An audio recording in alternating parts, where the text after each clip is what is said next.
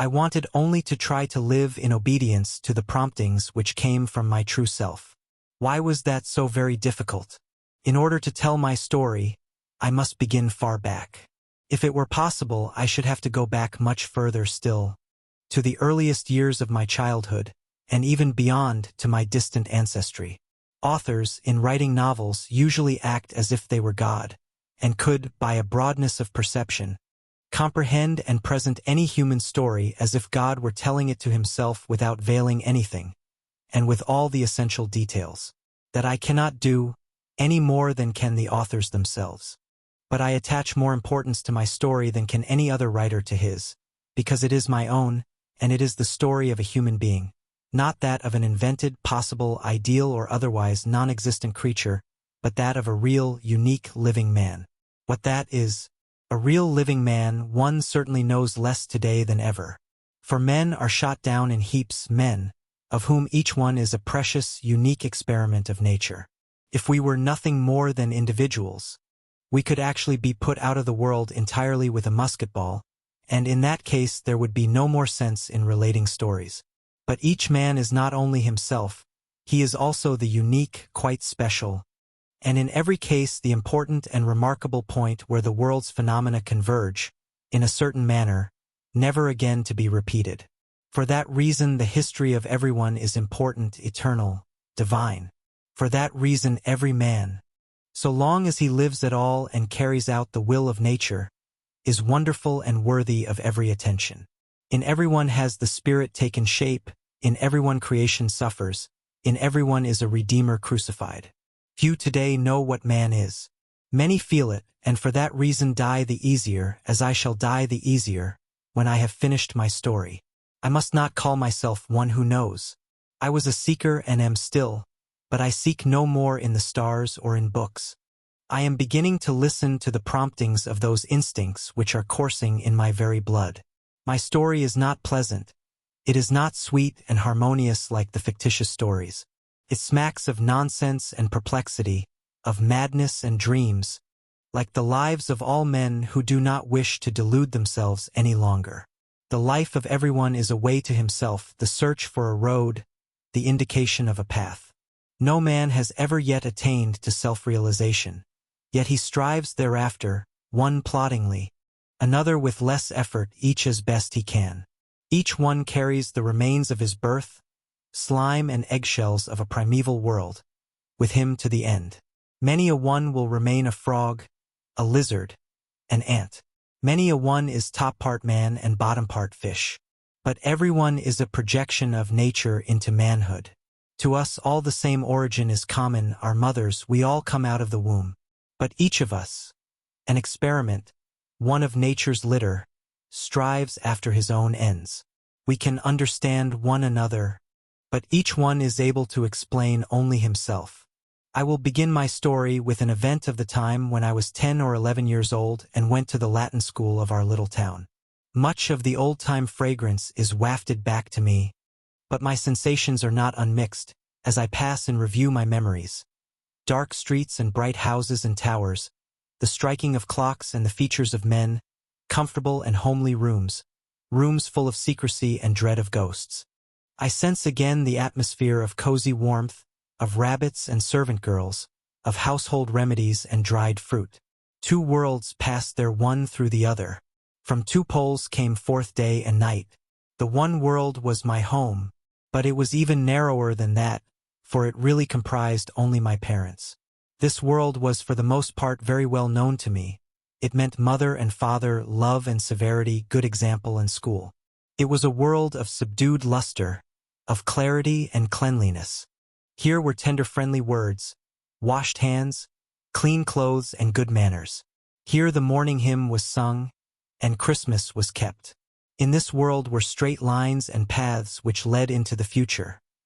Here were duty and guilt, evil conscience and confession, pardon and good resolutions, love and adoration, Bible texts and wisdom. To this world our future had to belong. It had to be crystal pure, beautiful and well-ordered. The other world, however, began right in the midst of our own household, and was entirely different, had another odor, another manner of speech and made different promises and demands. In this second world were servant girls and workmen, ghost stories and breath of scandal. There was a gaily colored flood of monstrous, tempting, terrible, enigmatical goings-on. Things such as the slaughterhouse and prison, drunken men and scolding women, cows in birth throes, plunging horses, tales of burglaries, murders, suicides. All these beautiful and dreadful, wild and cruel things were round about, in the next street, in the next house. Policemen and tramps passed to and fro. Drunken men beat their wives. Crowds of young girls flowed out of factories in the evening. Old women were able to bewitch you and make you ill. Robbers dwelt in the wood. Incendiaries were rounded up by mounted policemen. Everywhere seethed and reeked this second, passionate world, everywhere except in our rooms where mother and father were. And that was a good thing. It was wonderful that here in our house there were peace, order and repose, duty and a good conscience, pardon and love, and wonderful that there were also all the other things, all that was loud and shrill, sinister and violent, yet from which one could escape with one bound to mother. And the oddest thing was how closely the two worlds bordered each other, how near they both were. For instance, our servant Lena, as she sat by the sitting-room door at evening prayers, and sang the hymn with her bright voice, her freshly washed hands laid on her smoothed-out apron, belonged absolutely to father and mother, to us, to what was bright and proper. Immediately after, in the kitchen or in the woodshed, when she was telling me the tale of the headless dwarf, or when she quarreled with the women of the neighborhood in the little butcher's shop, then she was another person, belonged to the other world, and was enveloped in mystery. It was the same with everything and everyone, especially with myself. To be sure, I belonged to the bright, respectable world. I was my parents' child, but the other world was present in everything I saw and heard, and I also lived in it, although it was often strange and foreign to me, although one had there regularly a bad conscience and anxiety. Sometimes I even liked to live in the forbidden world best. And often the homecoming into the brightness, however necessary and good it might be, seemed almost like a return to something less beautiful, to something more uninteresting and desolate. At times I realized this. My aim in life was to grow up like my father and mother, as bright and pure, as systematic and superior. But the road to attainment was long. You had to go to school and study and pass tests and examinations. The road led past the other dark world and through it, and it was not improbable that you would remain there and be buried in it. There were stories of prodigal sons to whom that had happened. I was passionately fond of reading them. There the return home to father and to the respectable world was always so liberating and so sublime. I quite felt that this alone was right and good and desirable. But still that part of the stories which dealt with the wicked and profligate was by far the most alluring, and if one had been allowed to acknowledge it openly, it was really often a great pity that the prodigal repented and was redeemed. But one did not say that, nor did one actually think it. It was only present somehow or other as a presentiment or a possibility, deep down in one's feelings.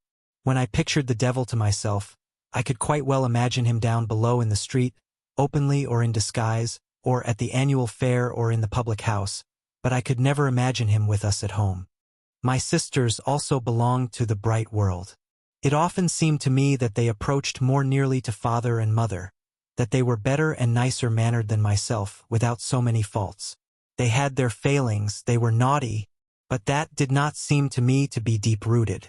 It was not the same as for me, for whom the contact with evil was strong and painful, and the dark world so much nearer. My sisters, like my parents, were to be treated with regard and respect. If you had had a quarrel with them, your own conscience accused you afterwards as the wrongdoer and the cause of the squabble, as the one who had to beg pardon. For in opposing my sisters I offended my parents, the representatives of goodness and law. There were secrets which I would much sooner have shared with the most depraved street urchins than with my sisters. On good, bright days when I had a good conscience, it was often delightful to play with my sisters, to be gentle and nice to them, and to see myself under a halo of goodness. That was how it must be if you were an angel. That was the most sublime thing we knew. To be an angel, surrounded by sweet sounds and fragrance like Christmas and happiness. But, oh, how seldom were such days and hours perfect.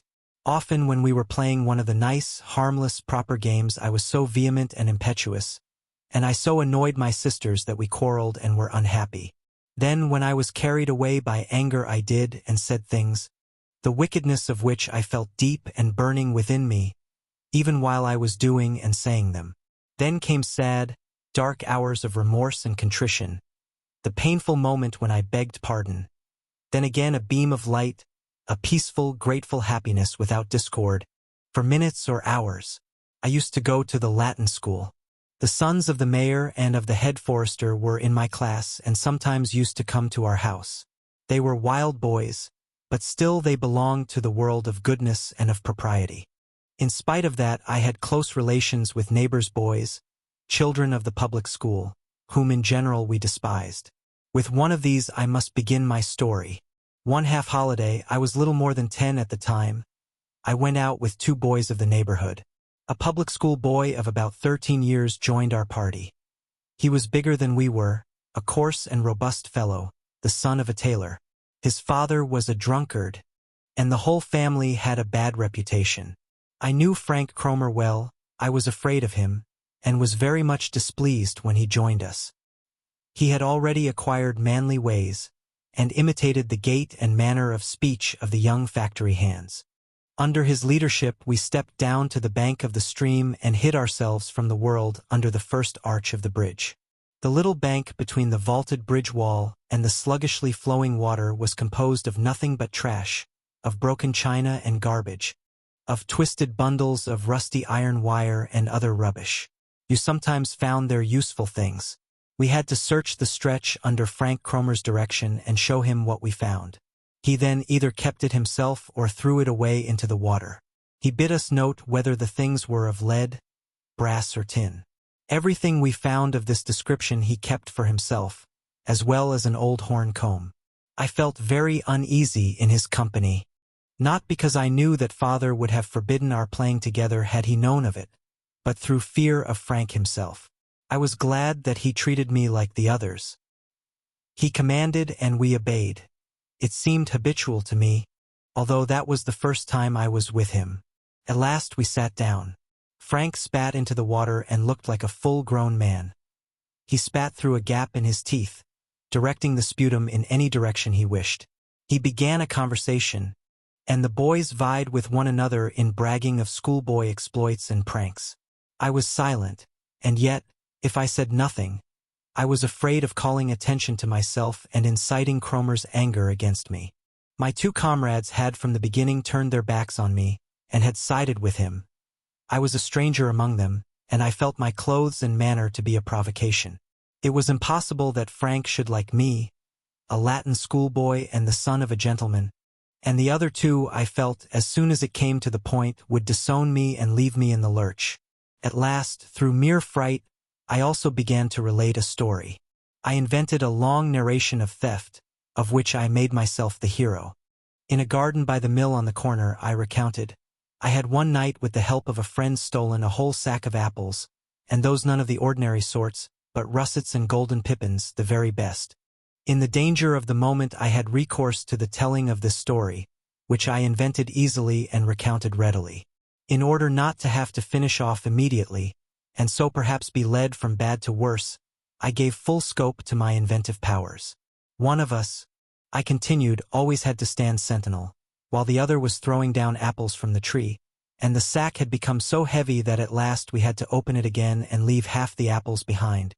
But we returned at the end of half an hour and took the rest away with us.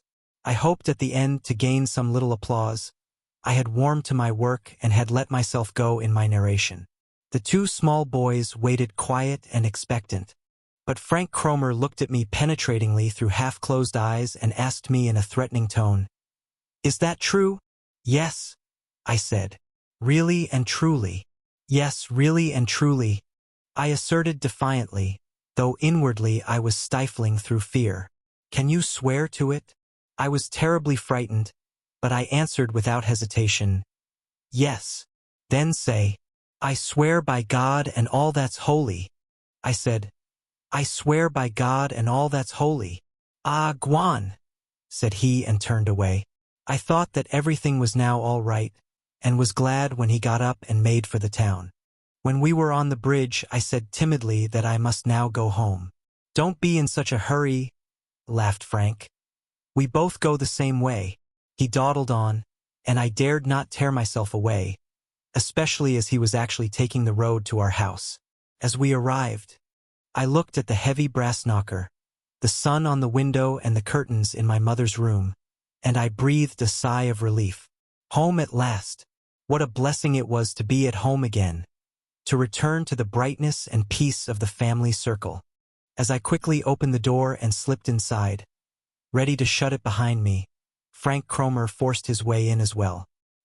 He stood beside me in the cool, dark stone corridor which was only lighted from the courtyard, held me by the arm and said softly, "Not so fast, you." Terrified, I looked at him. His grip on my arm was one of iron. I tried to think what he had in his mind, whether he was going to maltreat me. I wondered, if I should scream, whether anyone would come down quickly enough to save me. But I gave up the idea. "What's the matter?" I asked. "What d'you want?" "Nothing much. I only want to ask you something. Something the others needn't hear." "Well, what do you want me to tell you?" "I must go upstairs, you know." "You know, don't you, whose orchard that is by the mill on the corner?" said Frank softly. "No, I don't know. I think it's the miller's." Frank had wound his arm round me, and he drew me quite close to him, so that I had to look up directly into his face. His look boded ill. He smiled maliciously, and his face was full of cruelty and power. "Now, kid, I can tell you whose the garden is. I have known for a long time that the apples had been stolen, and I also know that the man said he would give 2 marks to anyone who would tell him who stole the fruit." "Good heavens!" I exclaimed. "But you won't tell him anything?" I felt it was useless to appeal to his sense of honor. He came from the other world. For him betrayal was no crime. I felt that for a certainty. In these matters people from the other world were not like us. "Say nothing?" laughed Kromer. "Look here, my friend. Do you think I am minting money and can make 2-shilling pieces myself? I'm a poor chap, and I haven't got a rich father like yours, and when I get the chance of earning 2 shillings I must take it. He might even give me more." Suddenly he let me go free.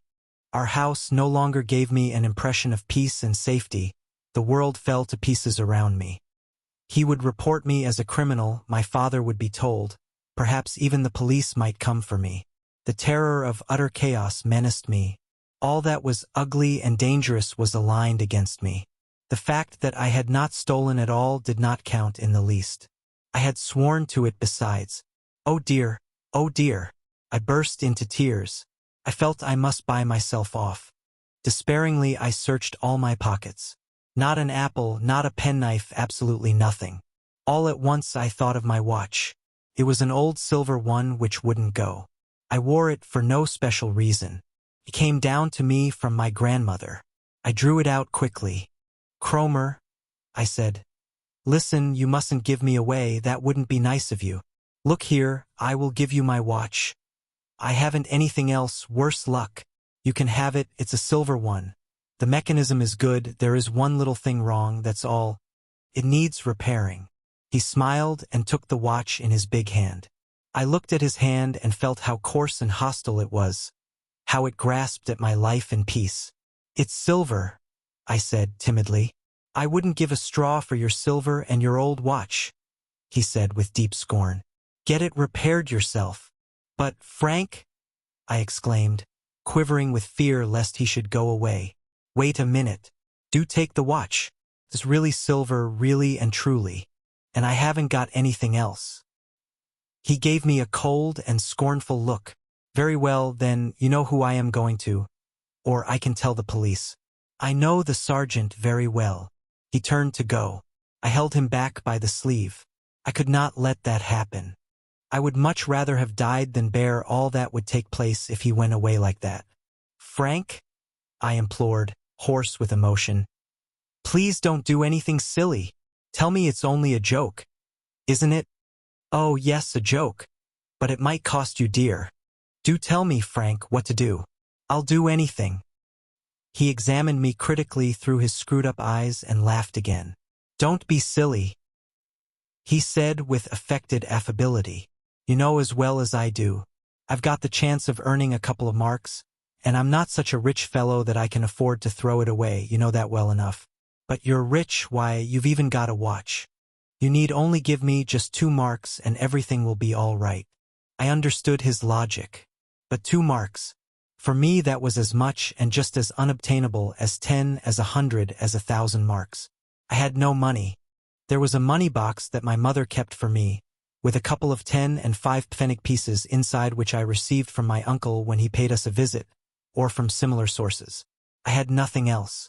At that age I received no pocket money at all. "I have nothing," I said sadly. "I have no money at all. But I'll give you everything I have. I've got a book about Red Indians and also soldiers and a compass. I'll get that for you." But Kromer only screwed up his evil mouth and spat on the ground. "Quit your jawing," he said commandingly. "You can keep your old trash yourself. A compass. Don't make me angry, d'you hear? And hand over the money." "But I haven't any. I never get money. I can't help it." "Very well, then you'll bring me the 2 marks in the morning. I shall wait for you in the market after school. That's all. If you don't bring any money, look out." "Yes. But where shall I get it, then? Good Lord.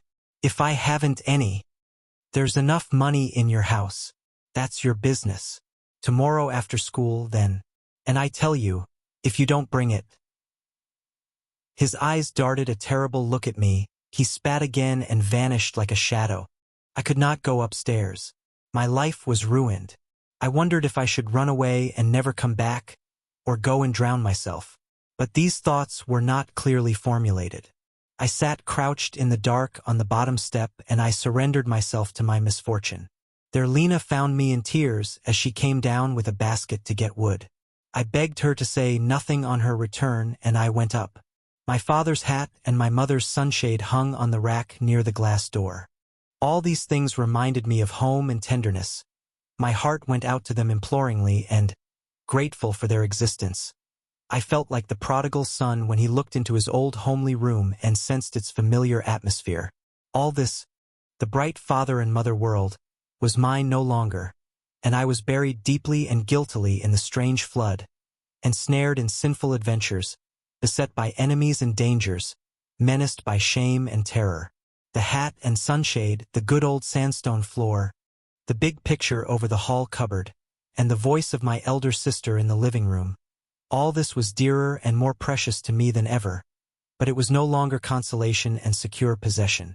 All of it was now a reproach. All this belonged to me no more. I could share no more in its cheerfulness and peace. I carried mud on my shoes that I could not wipe off on the mat. I brought shadows in with me, of which the home world had no knowledge. How many secrets had I already had? How many cares, but that was play, a mere nothing compared with what I was bringing in with me that day. Fate was overtaking me. Hands were stretched out after me, from which even my mother could not protect me, of which she was to be allowed no knowledge. It was all the same, whether my offense was thieving or a lie, had I not taken a false oath by God. My sin was not this or that. I had tendered my hand to the devil. Why did I follow him? Why had I obeyed Kromer more than ever I did my father? Why had I falsely invented the story of the theft? Why had I plumed myself on having committed a crime, as if it had been a deed of heroism? Now the devil had me by the hand. Now the evil one was pursuing me. For a moment I felt no further dread of the morrow, but I had the terrible certainty that my way was leading me further and further downhill and into the darkness. I realized clearly that from my wrongdoing other wrongdoings must result, that the greetings and kisses I gave to my parents would be a lie, that a secret destiny I should have to conceal hung over me. For an instant confidence and hope came to me like a lightning flash as I gazed at my father's hat. I would tell him everything, would accept his judgment and the punishment he might mete out. He would be my confidant and would save me. Confession was all that would be necessary, as I had made so many confessions before. A difficult, bitter hour, a serious, remorseful plea for forgiveness. How sweetly that sounded. How tempting that was. But nothing came of it. I knew that I should not do it. I knew that I had now a secret, that I was burdened with guilt for which I myself would have to bear the responsibility alone. Perhaps I was at this very moment at the crossroads. Perhaps from this hour henceforth I should have to belong to the wicked, forever share secrets with the bad, depend on them, obey them, and become as one of themselves. I had pretended to be a man and a hero. Now I had to take the consequences. I was glad that my father, as he entered, found fault with my wet boots. It diverted his attention from something worse, and I allowed myself to suffer his reproach, secretly thinking of the other. That gave birth to a peculiar new feeling in me, an evil cutting feeling like a barbed hook. I felt superior to my father. I felt, for an instant's duration, a certain scorn of his ignorance. His scolding over the wet boots seemed to me petty. If you only knew, I thought, and looked upon myself as a criminal who is being tried for having stolen a loaf of bread, while he ought to confess to having committed murder. It was an ugly and repugnant feeling, yet strong and not without a certain charm, and it chained me to my secret and my guilt more securely than anything else. Perhaps Kromer has already gone to the police and given me away, I thought, and a storm is threatening to break over my head, while here I am looked upon as a mere child. This was the important and permanent element of the whole event up to this point of my narration. It was the first cleft in the sacredness of parenthood. It was the first split in the pillar on which my childhood had reposed, and which everyone must overthrow, before he can attain to self-realization. The inward, fundamental basis of our destiny is built up from these events, which no outsider observes. Such a split or cleft grows together again, heals up and is forgotten, but in the most secret chamber of the soul it continues to live and bleed. I myself felt immediate terror in the presence of this new feeling. I would have liked to embrace my father's feet there and then, to beg his forgiveness. But one cannot beg pardon for something fundamental, and a child knows and feels that as well and as deeply as any adult. I felt the need to think over the affair and to consider ways and means for the morrow, but I did not get around to it. My whole evening was taken up solely in accustoming myself to the changed atmosphere of our living room. Clock and table, Bible and looking-glass, bookcase and pictures seemed all to be saying goodbye to me. With freezing heart I had to stand by and watch my world, the good happy time of my life, sever itself from me, to be relegated to the past. I was forced to realize that I was being held fast to new sucking roots in the darkness of the unfamiliar world outside. For the first time I tasted death, and death tasted bitter, for it is birth with the terror and fear of a formidable renewal. I was glad to be lying at last in bed. But first I had passed through purgatory in the form of evening prayers, and we had sung a hymn, one of my favorite ones. Alas, I did not join in, and each note was gall and poison for me. I did not join in the common prayer, either, when my father gave the blessing, and when he finished, "Be with us all," I tore myself convulsively from the circle. The grace of God was with them all, but with me no longer. Cold and very tired, I went away. After I had lain a while in bed, wrapped around in warmth and safety, my troubled heart strayed back once again, and fluttered uneasily in the past. Mother had wished me good night, as she always did. Her step sounded yet in the room. The light of her candle gleamed through the crack in the door.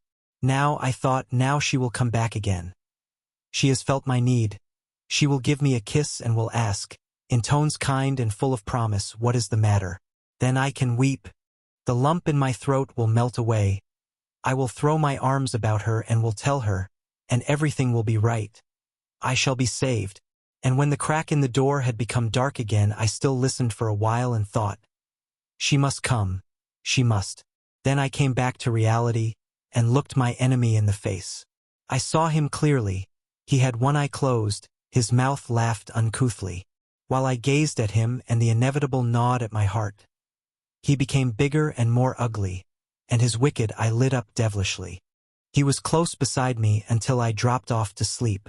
But I did not dream of him, nor of the day's events. I dreamed instead that we were in a boat, my parents, my sisters and I, lapped in peace and the brightness of a holiday. I woke up in the middle of the night, with the aftertaste of bliss. I still saw the white summer dresses of my sisters glistening in the sun, and then fell from my paradise back to reality, and the enemy with the wicked eye stood opposite me. I looked ill when Mother came in quickly in the morning and told me how late it was and wanted to know why I was still in bed, and when she asked what was the matter with me, I vomited. But I seemed to have gained a point. I rather liked to be somewhat ill and to be allowed to spend the morning in bed drinking chamomile tea, to listen to Mother clearing up in the next room, and to hear Lena outside in the corridor opening the door to the butcher. To stay away from morning school was rather like a fairy story, and the sun which played in the room was not the same you saw through the green curtains at school. But today all this had lost its charm for me. It had a false ring about it. If I had died, but I was only slightly ill, as I had often been before, and nothing was gained by that. It prevented me from going to school, but it did not protect me in any way from Kromer, who would be waiting for me in the market at 11 o'clock.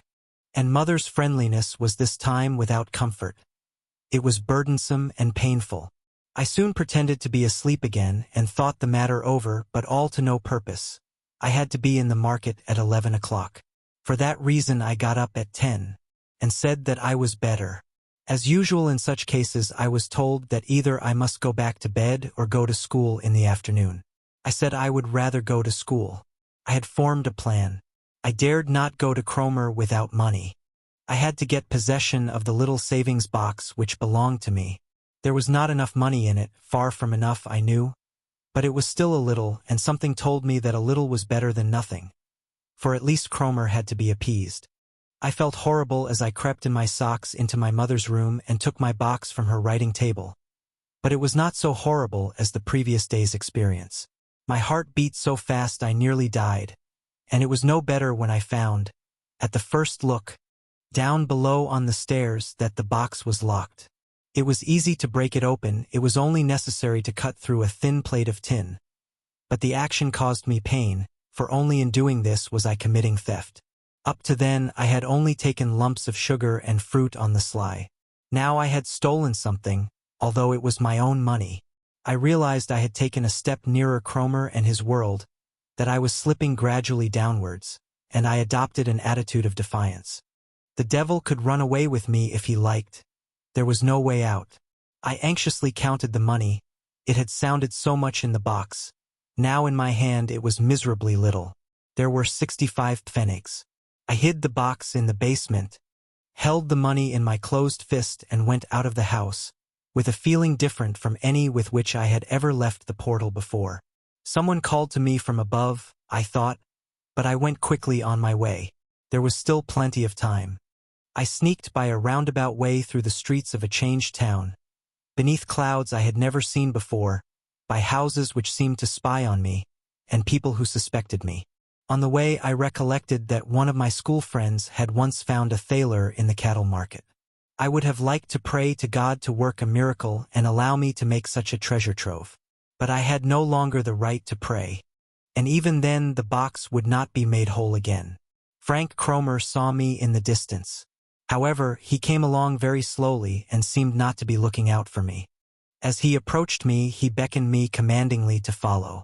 He passed on tranquilly, without once looking round, went down Straw Street and over the bridge, and stopped on the outskirts of the town in front of a new building. No one was working there. The walls stood bare, without doors or windows. Kromer looked round and then went through the doorway. I followed him. He stepped behind the wall, beckoned to me and stretched out his hand. "That makes 65 pfennigs," he said and looked at me. "Yes," I said timidly. "That's all I have. It's too little, I know, but it's all. I haven't any more." "I thought you were cleverer than that," he exclaimed, blaming me in what were almost mild terms. "Between men of honor there must be honest dealing. I will not take anything from you, except what is right. You know that. Take your pfennigs back. There, the other, you know who, doesn't try to beat me down. He pays. But I have absolutely nothing else. That was my money box. That's your affair. But I don't want to make you unhappy. You still owe me 1 mark 35 pfennig. When can I have it? Oh, you will soon have it, certainly, Kromer. I don't know yet. Perhaps tomorrow or the day after, I shall have some more. You understand that I can't tell my father, don't you? That's no concern of mine. I don't want to harm you. If I liked, I could get the money before noon, you see. And I'm poor. You wear nice clothes and you get something better to eat for dinner than I do. But I won't say anything. I am willing to wait a few days. The day after tomorrow in the afternoon I will whistle for you, then you will bring it along. You can recognize my whistle? He gave me a whistle that I had often heard before. Yes, I said. I know it. He went away, as if I didn't belong to him. It had been only a transaction between us, nothing further. Even today, I believe, Kromer's whistle would terrify me if I heard it again suddenly. From then on I heard it often. It seemed I heard it continually and always. No place, no game, no work, no idea in which this whistle would not sound. I was dependent on it. It was now the messenger of my fate. On mild, glowing autumn afternoons I was often in our little flower garden, which I loved dearly. A peculiar impulse made me take up again boyish games which I had played formerly. I played, as it were, that I was a boy who was younger than I, who was still good and free, innocent and secure. But in the middle of the game, always expected and yet always terribly disturbing and surprising sounded Kromer's whistle, destroying the picture my imagination had painted. Then I had to go. I had to follow my tormentor to evil and ugly places, had to render an account and let myself be dunned. The whole business may have lasted a few weeks, but it seemed to me like a year or an eternity. I seldom had money. A 5 or 10 pfennig piece stolen from the kitchen table when Lena left the market basket standing there. Each time I was blamed by Kromer and heaped with abuse. It was I who deceived him and kept back what was his due. It was I who robbed him and made him unhappy. Seldom in life has need so oppressed me. Seldom have I felt a greater helplessness, a greater dependence. I had filled up the savings box with toy money. No one made any inquiries. But that as well could be discovered any day. I was even more afraid of Mother than of Kromer's harsh whistle, especially when she stepped up to me softly. Was she not going to ask me about the money box? As I presented myself to my evil genius several times without money, he began to torment and to make use of me after a different fashion. I had to work for him. He had to see to various things for his father. I did that for him, or he made me do something more difficult.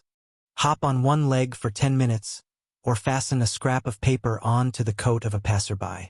Many nights these torments realized themselves in my dreams, and I wept and broke out in a cold sweat in my nightmare. For a time I was ill. I often vomited and felt cold, but at night I lay in a fever, bathed in perspiration. Mother felt that something was wrong and displayed much sympathy on my behalf, but this tortured me because I could not respond by confiding in her. One evening, after I had already gone to bed, she brought me a piece of chocolate. This action was a souvenir of former years when, if I had been good, I was often rewarded in this way before going off to sleep. Now she stood there and held the piece of chocolate out to me. This so pained me that I could do nothing but shake my head.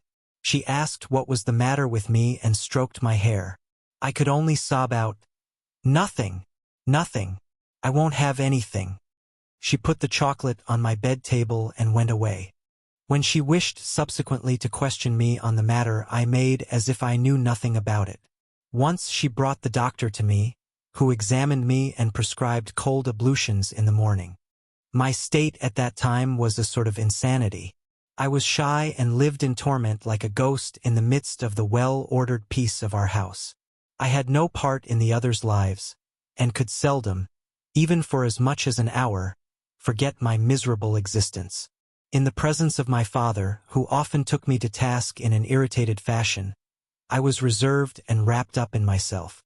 Deliverance from my troubles came from quite an unexpected quarter, and with it something new entered into my life, which has up to the present day exercised a strong influence. A short time before we had had a new boy at our Latin school. He was the son of a well-to-do widow who had moved to our town. He was in mourning and wore a crape band round his sleeve. His form was above mine, and he was several years older, but I soon began to take notice of him, as did all of us. This remarkable boy impressed one as being much older than he looked. He made on no one the impression of being a mere schoolboy. With us childish youngsters he was as distant and as mature as a man, or rather as a gentleman. He was by no means popular, he took no part in the games, much less in the fooling. It was only the self-conscious and decided tone which he adopted towards the masters that pleased the others. His name was Max Demian. One day it happened, as it occasionally did in our school, that for some cause or other, another class was sent into our large schoolroom. It was Demian's form.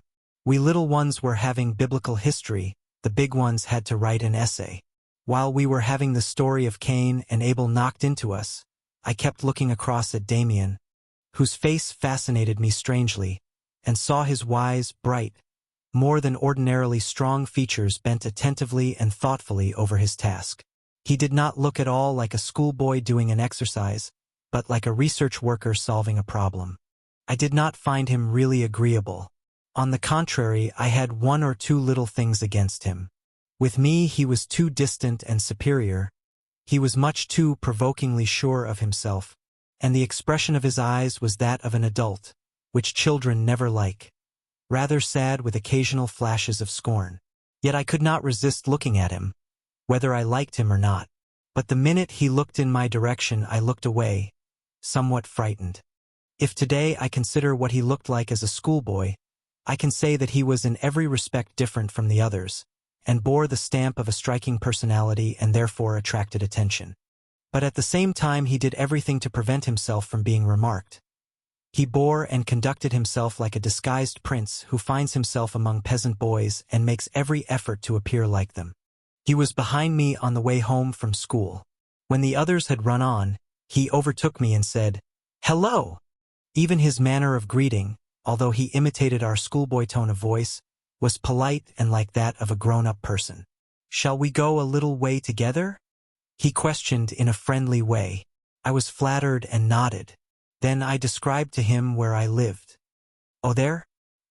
he said laughingly. "I know the house already. There is a remarkable work of art over your door," which interested me at once. I did not guess immediately to what he was referring, and was astonished that he seemed to know our house better than I did. There was indeed a sort of crest which served as a keystone over the arch of the door, but in course of time it had become faint and had often been painted over. As far as I knew, it had nothing to do with us or with our family. "I don't know anything about it," I said timidly. "It's a bird or something like it. It must be very old. They say that the house at one time belonged to the abbey." "Very likely," he nodded. "We'll have another good look at it. Such things are often interesting. It is a hawk, I think." We continued our way. I was considerably embarrassed. Suddenly Demian laughed, as if something funny had struck him. "Oh, I was present at your lesson," he said with animation. "The story of Cain who carried the mark on his forehead. Was it not? Do you like it?" Generally I used not to like anything of all the things we had to learn. But I did not dare to say so. It was as though a grown-up person were talking to me. I said I liked the story very much.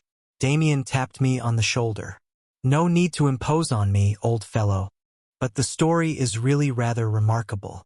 I think it is much more remarkable than most of the others we get at school. The master didn't say very much about it, only the usual things about God and sin, etc. But I believe," he broke off, smiled, and questioned, "But does it interest you?" "Well," he continued, "I think one can conceive the story of Cain quite differently. Most things we are taught are certainly quite true and right, but one can consider them all from a different standpoint from the masters, and most of them have a much better meaning then.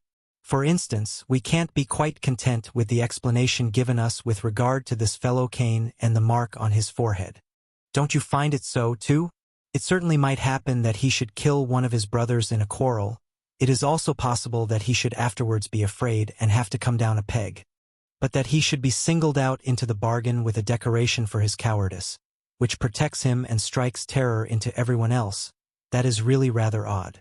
"Certainly," I said, interested, The case began to interest me. But how else should one explain the story? He clapped me on the shoulder. Quite simply, the essential fact and the point of departure of the story was the sign. Here was a man who had something in his face which terrified other people. They did not dare to molest him. He made a big impression on them, he and his children. Perhaps, or rather certainly, it was not really a sign on his forehead like an office stamp. Things are not as simple as that in real life. I would sooner think it was something scarcely perceptible of a peculiar nature, a little more intelligence and boldness in his look than people were accustomed to. This man had power, other people shrank from him. He had a sign. One could explain that as one wished. And one always wishes what is convenient and agrees with one's opinions. People were afraid of Cain's children. They had a sign. And so they explained the sign not as it really was, a distinction, but as the contrary. The fellows with this sign were said to be peculiar, and they were courageous as well. People with courage and character are always called peculiar by other people. That a race of fearless and peculiar men should rove about was very embarrassing. And so people attached a surname and a story to this race, in order to revenge themselves on it, in order to compensate themselves more or less for all the terror with which it had inspired them. Do you understand? Yes, that means to say, then, that Cain was not at all wicked? And the whole story in the Bible isn't really true. Yes and no. Such ancient, primitive stories are always true, but they have not always been recorded and explained in the proper manner. In short, that Cain was a thundering good fellow, and this story got attached to his name simply because people were afraid of him. The story was merely a report, something people might have set going in a gossiping way, and it was true insofar as Cain and his children did actually wear a sort of sign and were different from most people. I was much astonished. And do you believe, then, that the affair of the murder is absolutely untrue?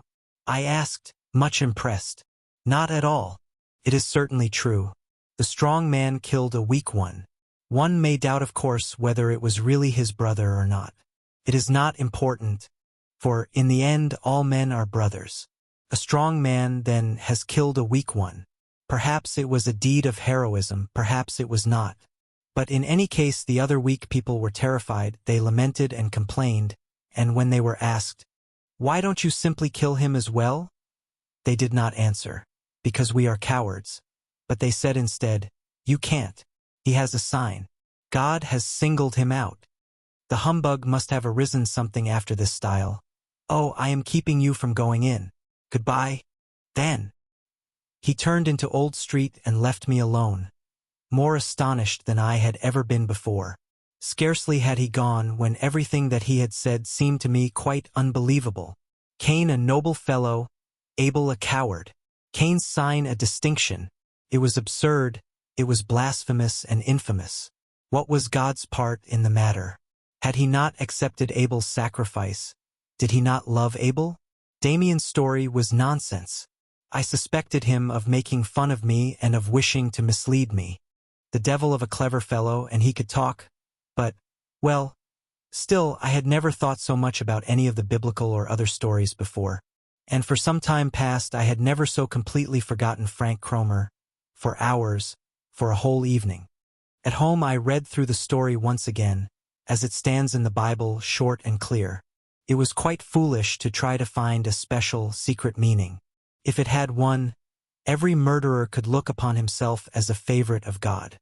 No, it was nonsense. But Demian had a nice way of saying such things, so easily and pleasantly, as if everything were self-evident. And then his eyes. My ideas were certainly a little upset, or rather they were very much confused. I had lived in a bright, clean world. I myself had been a sort of Abel, and now I was so firmly fixed in the other and had sunk so deeply. But really, what could I do to help it? What was my position now? A reminiscence glowed in me which for the moment almost took away my breath. I remembered that wretched evening, from which my present misery dated, when I looked for an instant into the heart of my father's bright world and despised his wisdom. Then I was Cain and bore the sign. I imagined that it was in no way shameful, but a distinction, and in my wickedness and unhappiness I stood on a higher level than my father, higher than good and pious people. It was not in such a clear-thinking way that my experience then presented itself to me, but all this was contained therein. It was only a flaming up of feeling, of strange emotions which caused me pain and yet filled me with pride. When I considered the matter, I saw how strangely Demian had spoken of the fearless and the cowards, how curiously he had explained the mark on Cain's forehead, how singularly his eyes had lit up, those peculiar eyes of a grown person, and indistinctly it shot through my brain. Is not he himself, this Demian, a sort of Cain? Why did he defend him if he did not feel like him? Why had he this force in his gaze?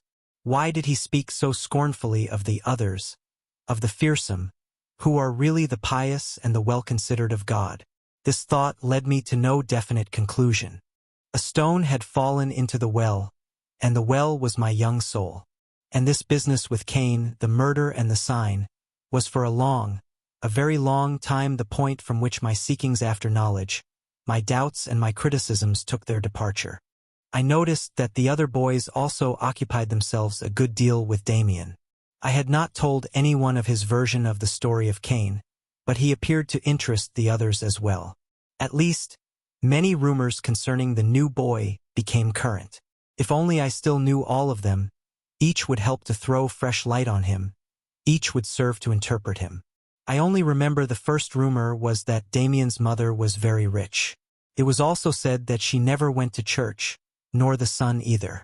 Another rumor had it that they were Jews, but they could just as easily have been, in secret, Mohammedans. Furthermore, tales were told of Max Damian's strength. So much was certain that the strongest boy in his form, who challenged him to a fight, and who at his refusal branded him coward, suffered a terrible humiliation at his hands. Those who were there said that Demian had simply taken him by the nape of the neck with one hand and had brought such a pressure to bear that the boy went white and afterwards crawled away, and that for several days he was unable to use his arm. For a whole evening a rumor even ran that he was dead. For a time everything was asserted and believed, everything that was exciting and wonderful. Then there was a satiety of rumors for a while. A little later new ones circulated, which asserted that Demian had intimate relations with girls and knew everything. Meanwhile my affair with Frank Kromer took its inevitable course. I could not get away from him, for although he left me in peace for days together, I was still bound to him. In my dreams he lived as my shadow, and thus my fantasy credited him with actions which he did not, in reality, do, so that in dreams I was absolutely his slave. I lived in these dreams. I was always a deep dreamer, more than in reality. These shadowy conceptions wasted my strength and my life force. I often dreamed, among other things, that Kromer ill-treated me, that he spat on me and knelt on me, and, what was worse, that he led me to commit grave crimes, or rather I was not led but simply forced, through his powerful influence. The most terrible of these dreams, from which I woke up half-mad, presented itself as a murderous attack on my father. Kromer whetted a knife and put it in my hand, as we were standing behind the trees of a lane, and lying in wait for someone, whom I knew not. But when someone came along and Kromer, through a pressure of the arm, informed me that this was the man, whom I was to stab, it turned out to be my father. Then I woke up. With all these troubles, I still thought a great deal about Cain and Abel, but much less about Demian. It was, strangely enough, in a dream that he first came in contact with me again. I dreamed once more of assault and ill treatment which I suffered, but instead of Kromer, this time it was Demian who knelt upon me. And, what was quite new and profoundly impressive, everything that I suffered resistingly and in torment at the hands of Kromer, I suffered willingly from Demian, with a feeling which was composed as much of joy as of fear. I had this dream twice. Then Kromer occupied his old position in my thoughts. For a long time I have not been able to separate what I experienced in these dreams from what I underwent in reality. But in any case my evil relation with Kromer took its course, and was by no means at an end, when I had at last, by petty thefts, paid the boy the sum owed. No, for now he knew of these thefts, as he always asked me where the money came from, and I was more in his hands than ever. He frequently threatened to tell my father everything, and my terror then was scarcely as great as the profound regret that I had not myself done that in the beginning. However, miserable as I was, I did not repent of everything, at least not always, and sometimes I thought that things could not have helped being as they were. The hand of fate was upon me, and it was useless to want to break away. I conjecture that my parents suffered not a little in these circumstances. A strange spirit had come over me. I no longer fitted into our community which had been so intimate, and for which I often felt a maddening homesickness, as for a lost paradise. I was treated, particularly by mother, more like a sick person than like a miserable wretch. But the actual state of affairs I was able to observe best in the conduct of my two sisters. It was quite evident from their behavior, which was very considerate and which yet caused me endless pain, that I was a sort of person possessed, who was more to be pitied than blamed for his condition, but yet in whom evil had taken up residence. I felt that I was being prayed for in a different way from formerly, and realized the fruitlessness of these prayers. I often felt burning within me an intense longing for relief, an ardent desire for a full confession, and yet I realized in advance that I should not be able to tell everything to father and mother properly, in explanation of my conduct. I knew that I should be received in a friendly way, that much consideration and compassion would be shown me, but that I should not be completely understood. The whole affair would have been looked upon as a sort of backsliding, whereas it was really the work of destiny.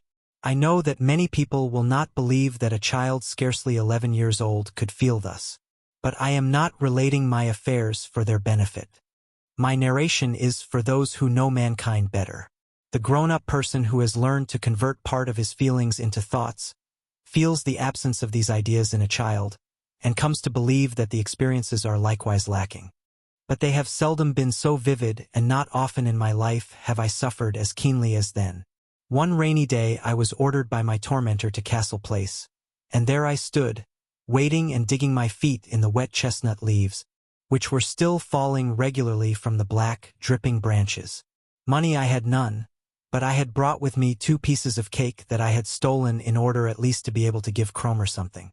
I had long since been accustomed to stand about in any odd corner waiting for him, often for a very long time, and I put up with the unalterable. Kromer came at last. That day he did not stay long.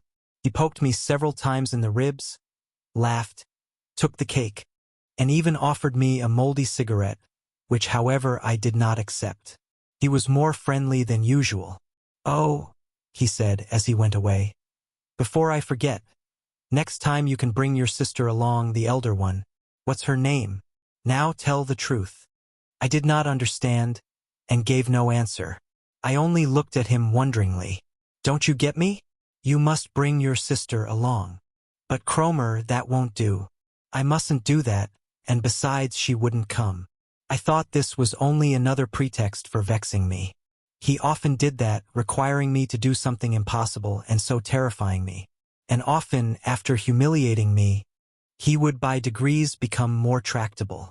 I then had to buy myself off with money or with some other gift. This time he was quite different. He was really not at all angry at my refusal. "Well," he said airily, "you'll think about it, won't you? I should like to make your sister's acquaintance. It will not be so difficult. You simply take her out for a walk, and then I come along. Tomorrow I'll whistle for you, and then we can talk more about it." When he had gone, a glimpse of the meaning of his request dawned on me. I was still quite a child, but I knew by hearsay that boys and girls, when they were somewhat older, did things which were forbidden, things of a secret and scandalous nature. And now I should also have to. It was suddenly quite clear to me how monstrous it was. I immediately resolved never to do that. But I scarcely dared think of what would happen in that case and how Kromer would revenge himself on me. A new torment began. I had not yet been tortured enough. I walked disconsolately across the empty square, my hands in my pockets. Fresh torments, a new servitude. Suddenly a fresh, deep voice called to me. I was terrified and began to run on. Someone ran after me. A hand gripped me from behind. It was Max Demian. I let myself be taken prisoner. I surrendered. "It's you," I said uncertainly. You frightened me so. He looked at me, and never had his glance been more like that of an adult, of a superior and penetrating person. For a long time past we had not spoken with one another. I am sorry, he said in his courteous and at the same time very determined manner. But listen, you mustn't let yourself be frightened like that. Oh, that can happen sometimes. So it appears. But look here. If you shrink like that from someone who hasn't hurt you, then this someone begins to think. It makes him curious. He wonders what can be the matter. This somebody thinks to himself, how awfully frightened you are, and he thinks further. One is only like that when one is terrified. Cowards are always frightened. But I believe you aren't really a coward. Am I right? Of course, you aren't a hero either. There are things of which you are afraid. There are also people of whom you are afraid. And that should never be. No one should ever be afraid of other people. You aren't afraid of me? Or are you, perhaps? Oh no, of course not. There, you see. But there are people you are afraid of. I don't know. Let me go, what do you want of me? He kept pace with me. I was going quicker with the idea of escaping. I felt his look directed on me from the side. Just assume, he began again, that I mean well with you. In any case, you needn't be afraid of me. I would very much like to try an experiment with you, it's funny, and you can learn something that's very useful. Listen, I often practice an art which is called mind reading. There's no witchcraft in it, but it seems very peculiar if one doesn't know how to do it. You can surprise people very much with it. Well, let us try it. I like you, or I interest myself in you, and I would like to find out what your real feelings are. I have already made the first step towards doing that. I have frightened you, you are, then, easily frightened. There are things and people of which and of whom you are afraid. Why is it? One need be afraid of no one. If you fear somebody, then it is due to the fact that he has power over you. For example, you have done something wrong, and the other person knows it, then he has power over you. Do you get me? It's clear, isn't it? I looked helplessly into his face, which was serious and prudent as always, and kind as well, but without any tenderness. His features were rather severe. Righteousness or something akin lay therein. I was not conscious of what was happening. He stood like a magician before me. Have you understood? He questioned again. I nodded. I could not speak. I told you mind reading looked rather strange, but the process is quite natural. I could, for example, tell you more or less exactly what you thought about me when I once told you the story of Cain and Abel. But that has nothing to do with the matter in hand. I also think it possible that you have dreamed of me. But let's leave that out. You're a clever kid. Most of them are so stupid. I like talking now and then with a clever fellow whom I can trust. You have no objections, have you? Oh no. Only I don't understand. Let's keep to our old experiment. We have found that the boy is easily frightened. He is afraid of somebody. He apparently shares a secret with this other person, which causes him much disquietude. Is that about right? As in a dream, I lay under the influence of his voice, of his personality. I only nodded. Was not a voice talking there, which could only come from myself, which knew all in a better, clearer way than I myself. Demian gave me a powerful slap on the shoulder. That's right then. I thought so. Now just one question more. Do you know the name of the boy who has just gone away? I sank back. He had the key to my secret. This secret which twisted back inside me as if it did not want to see the light. What sort of a fellow? There was no one there except myself. He laughed. Don't be afraid to tell me, said he laughingly. What's his name? I whispered. Do you mean Frank Kromer? He nodded contentedly. Bravo. You're a smart chap, we shall be good friends yet. But now I must tell you something else. This Kromer, or whatever his name is a nasty fellow. His face tells me he's a rascal. What do you think? Oh yes, I sobbed out. He is nasty. He's a devil. But he mustn't know anything. For God's sake, he mustn't know anything. Do you know him? Does he know you? Don't worry. He's gone and he doesn't know me. Not yet. But I should like to make his acquaintance. He goes to the public school. Yes. In which standard? In the 5th. But don't say anything to him. Please, don't say anything to him. Don't worry. Nothing will happen to you. I suppose you wouldn't like to tell me a little more about this fellow Kromer. I can't. No, let me go. He was silent for a while. It's a pity, he said. We might have been able to carry the experiment still further. But I don't want to bother you. Don't you, that it is not right of you to be afraid of him? Such fear quite undermines us. You must get rid of it. You must get rid of it if you want to become a real man. You understand? Certainly you are quite right.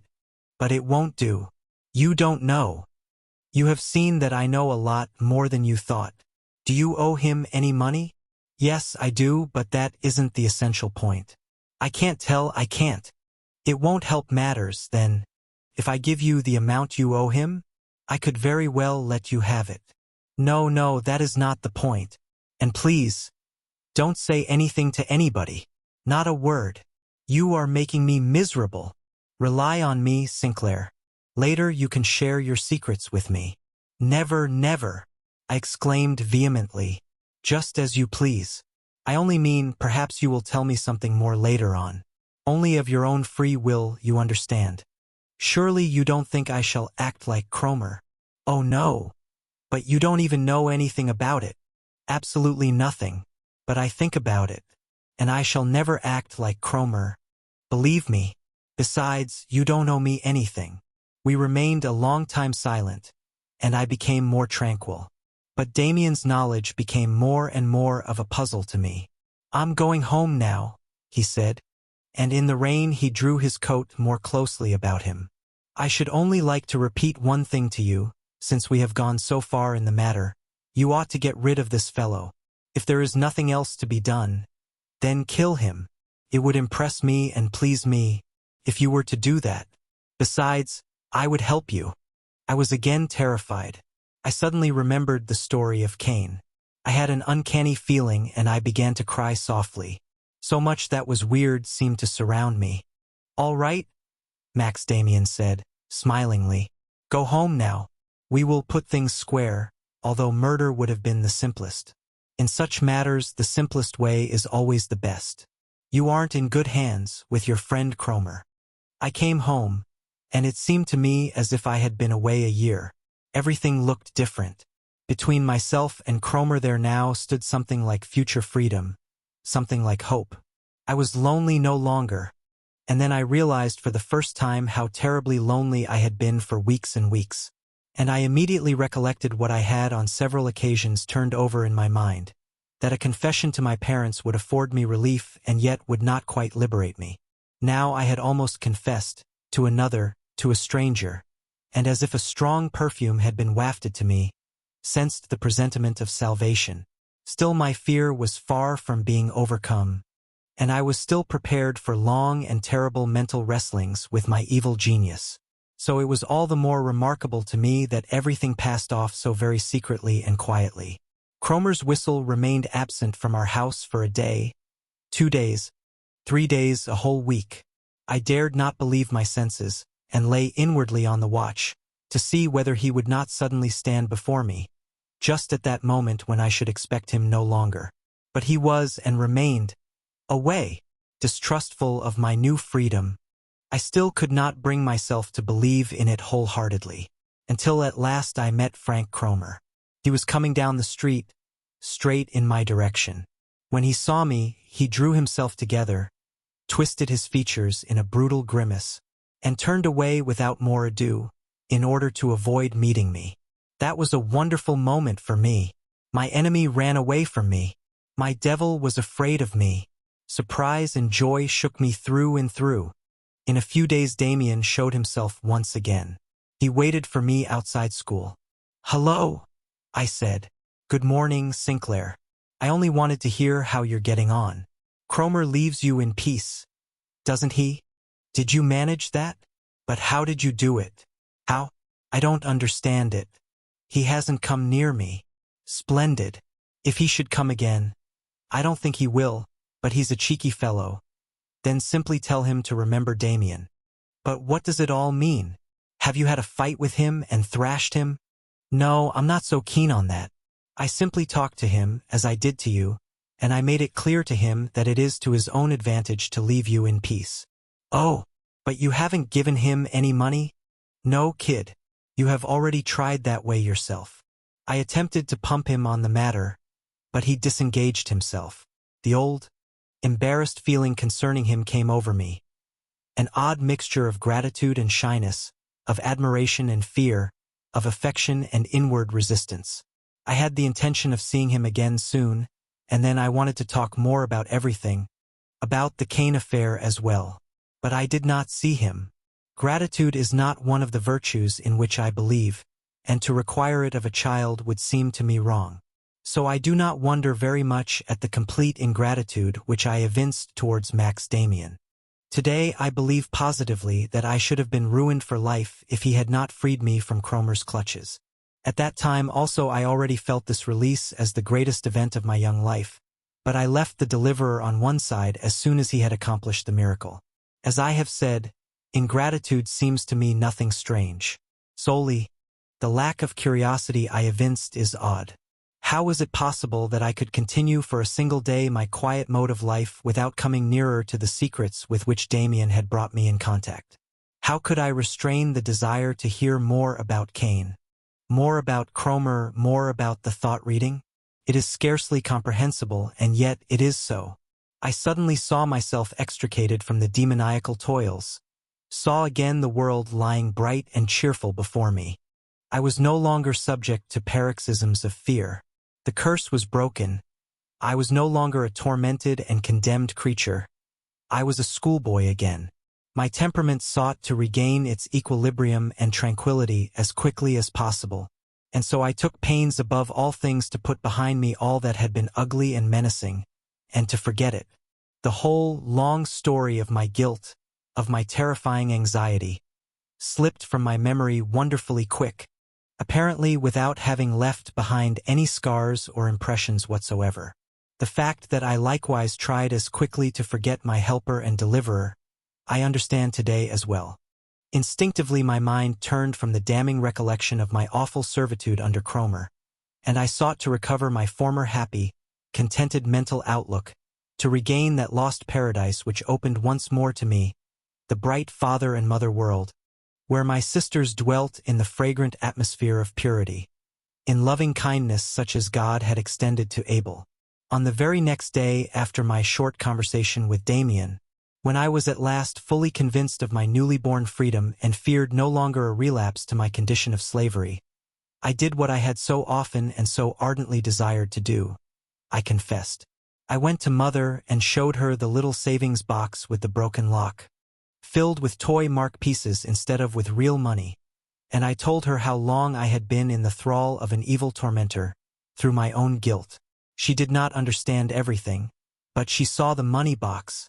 She saw my altered look and heard my changed voice. She felt that I was healed, that I had been restored to her. And then, with lofty feelings, I celebrated my readmission into the family. The prodigal son's return home. Mother took me to Father.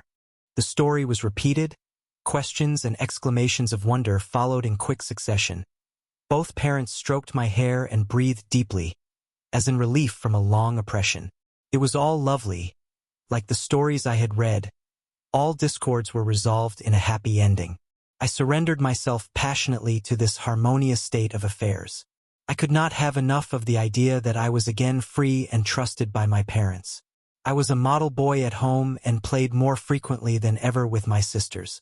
At prayers I sang the dear, old hymns with the blissful feeling of one converted and redeemed. Came straight from my heart. It was no lie this time, and yet it was not at all as it should have been. And this is the point which alone can truly explain my forgetfulness of Demian. I ought to have made a confession to him. The confession would have been less touching and less specious, but for me it would have borne more fruit. I was now clinging fast to my former paradisiacal world. I had returned home and had been received in grace. But Demian belonged in no wise to this world. He did not fit into it. He also, in a different way from Kromer, but nevertheless he also was a seducer. He too bound me to the second, evil, bad world, and of this world I never wanted to hear anything more. I could not now, and I did not wish to give up Abel and help to glorify Cain, now when I myself had again become an Abel. So much for the outward correlation of events. But inwardly it was like this. I had been freed from the hands of Kromer and the devil, but not through my own strength and effort.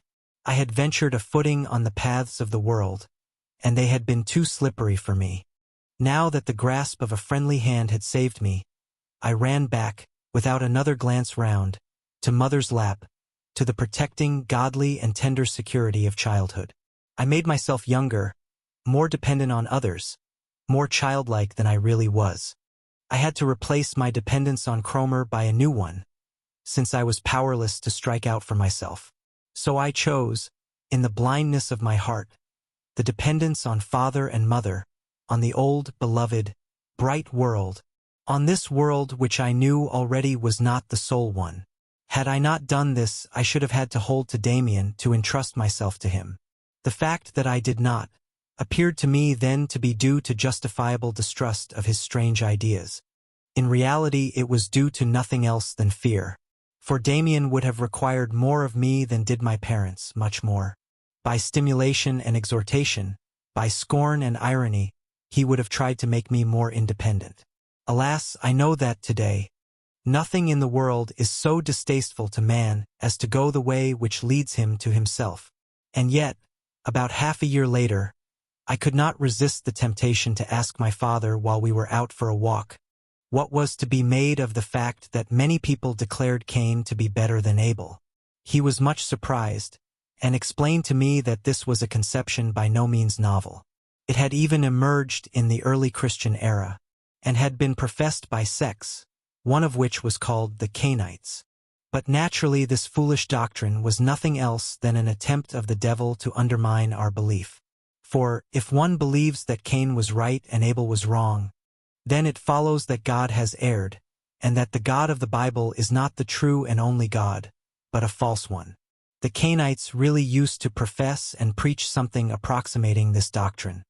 But this heresy vanished from among mankind a long time ago, and he wondered the more that a school friend had been able to learn something on the subject.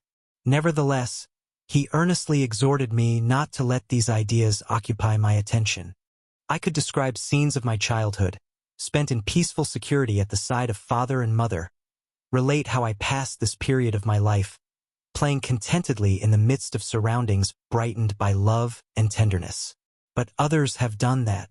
I am only interested in the steps I took in life, in order to attain self-realization. All the pretty resting places, happy isles and children's paradises, whose charm is not unknown to me, I leave lying behind me in the shimmer of a distant horizon, and I have no desire to set foot there again. For that reason I will speak, so far as I intend to dwell on the period of my childhood, only of new events which overtook me, of what impelled me forward, enabling me to throw off my shackles. These impulses always came from the other world. They always brought fear, coercion, and a bad conscience in their train. They were always of a revolutionary tendency and a danger to the peace in which I would willingly have been allowed to remain. There came the years in which I had to discover anew that there was within me an instinct which had to lie close and concealed in the bright world of moral sanction.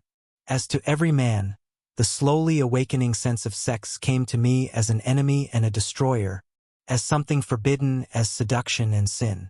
What my curiosity sought to know, what caused me dreams, desire, and fear, the great secret of puberty, that was not at all in keeping with the guarded happiness of my peaceful childhood. I did as everyone else. I led the double life of a child who is yet a child no longer. My conscious self lived under the conditions sanctioned at home.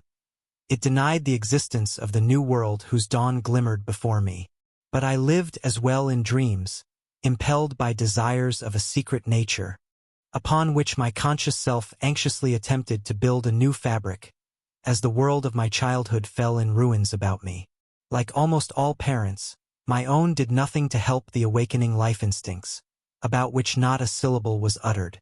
They only aided, with untiring care, my hopeless attempts to deny the reality, and to continue my existence in a childlike world which was ever becoming more unreal and more mendacious. I do not know whether parents can do much in such a case, and I make mine no reproach. It was my own affair to settle my difficulties and to find my way, and I carried through the business badly, like most of those who are well brought up. Every man passes through this difficulty. For the average person, this is the point in his life where the demands of his own life come most in conflict with his surroundings, where the road forward has to be attained through the bitterest fighting. For many people, this is the only time in their lives that they experience the sequence of death and rebirth that is our fate, when they become conscious of the slow process of the decay and breaking up of the world of their childhood, when everything beloved of us leaves us, and we suddenly feel the loneliness and deathly cold of the universe around us. And for very many this pitfall is fatal.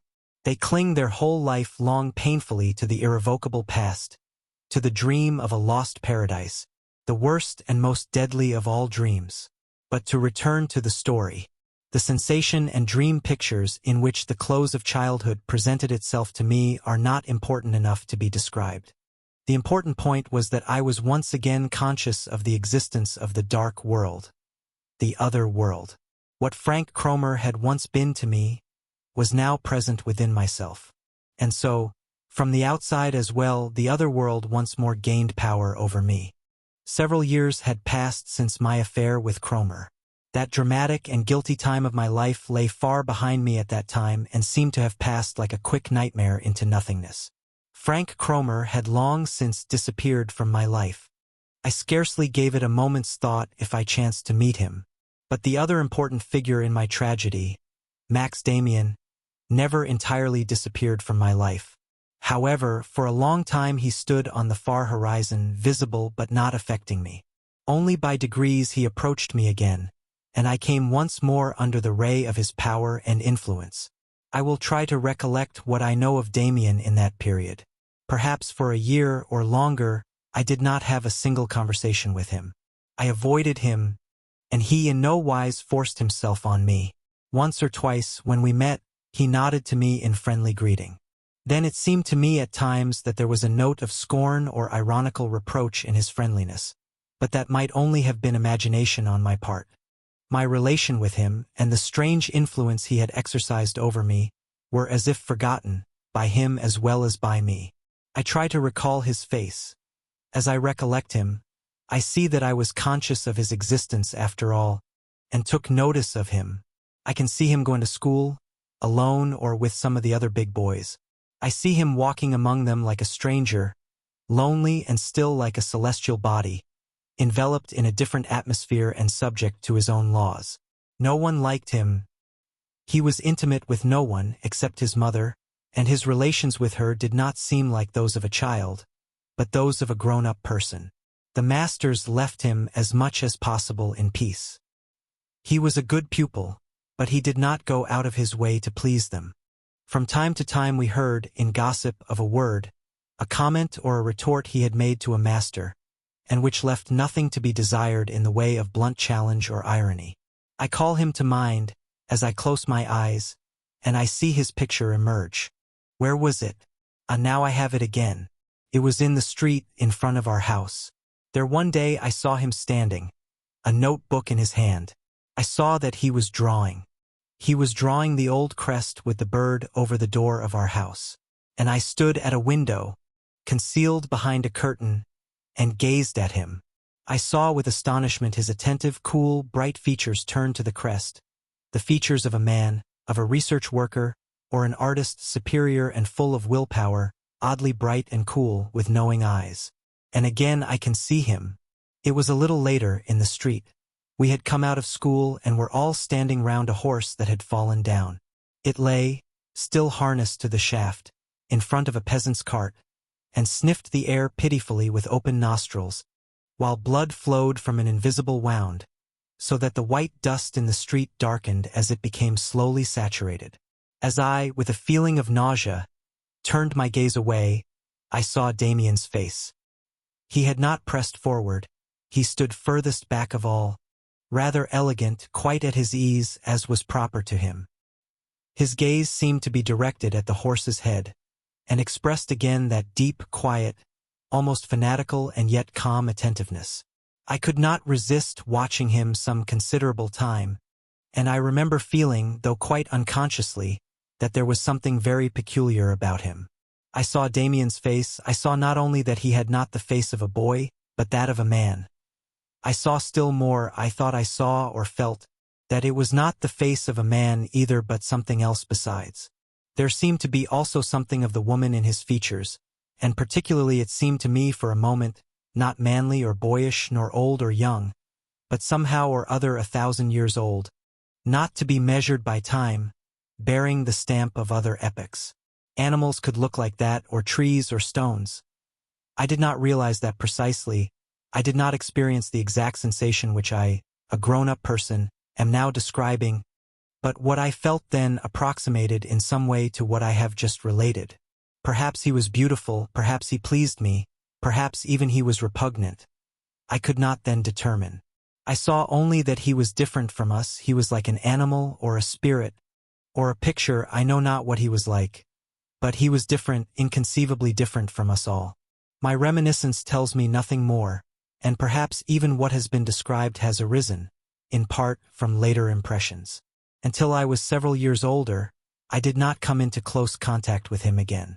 Contrary to custom, Demian had not been confirmed with the boys of his year, and in consequence fresh rumors concerning him were set afloat. In school they were again saying that he was really a Jew, or no, a heathen, and others pretended to know that he and his mother professed no religion, or that they belonged to a bad sect in mythology. In connection with this, I seem to remember that he was suspected of living with his mother as with a mistress. Presumably the facts were that he had been, up to that time, brought up without any denominational creed, and that it was now thought that this might be disadvantageous for his future career. In any case, his mother now decided after all to allow him to be prepared for confirmation, 2 years later than the boys of his own age. Hence it came about that for months he was my classmate in the confirmation class. For a time I kept out of his way. I did not want to have anything to do with him. Too many mysterious rumors had become attached to his name. But above all things I was worried by a sense of obligation, implanted in me since my affair with Kromer. And just at that time I had enough to do with my own secrets. For the confirmation class coincided with the period when I was definitively enlightened on matters of sex, and in spite of my good will, my interest in the pious instruction was on that account greatly diminished. The things of which the clergyman spoke lay far from me in a still, sacred unreality. They may have been quite beautiful and valuable, but in no way real and stirring, as were in the highest degree these other things. The more indifferent I became, under these conditions, to our spiritual instruction, the more was my interest drawn towards Max Demian again. Something or other seemed to unite us. As nearly as I remember it began in class early one morning, while the light was still burning in the schoolroom. The clergyman taking the confirmation class happened to be talking about Cain and Abel. I hardly paid any attention. I was sleepy and scarcely listened. Then with raised voice the clergyman began to speak fervently of Cain's sign. At this moment I felt a sort of contact or exhortation, and looking up I saw Demian's face turned toward me from a row of desks in front, with a bright speaking look, which could have expressed scorn as much as seriousness. He looked at me for a moment only, and suddenly I was listening intently to the clergyman's words. I heard him speak of Cain and the mark on his forehead, and suddenly I felt deep within me the knowledge that the story could have a different signification, that it could be looked at from another view, that it was possible to be critical. From that instant the bond of communication between Demian and myself was again established. And oddly enough, scarcely had this sense of a certain solidarity between us presented itself to my mind, than I saw it transferred as if by magic from the ideal world to the world of space. I did not know whether he had been able to arrange it himself, or whether it was pure chance. At that time I believed firmly in chance. But a few days after I noticed Demian had suddenly changed his place and was now sitting directly in front of me. I recollect still how pleasant it was, in the midst of the miserable workhouse atmosphere of the overcrowded schoolroom, to sense the delicate, fresh aroma of soap from his neck in the morning. A few days later he had changed again, and now sat next to me. And there he stayed, occupying the same place through the whole of that winter and spring. Morning lessons had quite changed. They were no longer sleepy and boring. I looked forward to them. Sometimes we both listened to the clergyman with the greatest attention. A glance from my neighbor would suffice, calling my attention to a strange story or a peculiar text. And another glance from him, a very decided one, acted on me as an admonition, arousing criticism and doubt. But very often we were bad pupils and heard nothing of the lesson. Demian was always courteous towards masters and schoolfellows. I never saw him commit a schoolboy prank, never heard him laugh out loud or talk in class. He never drew on himself the master's blame.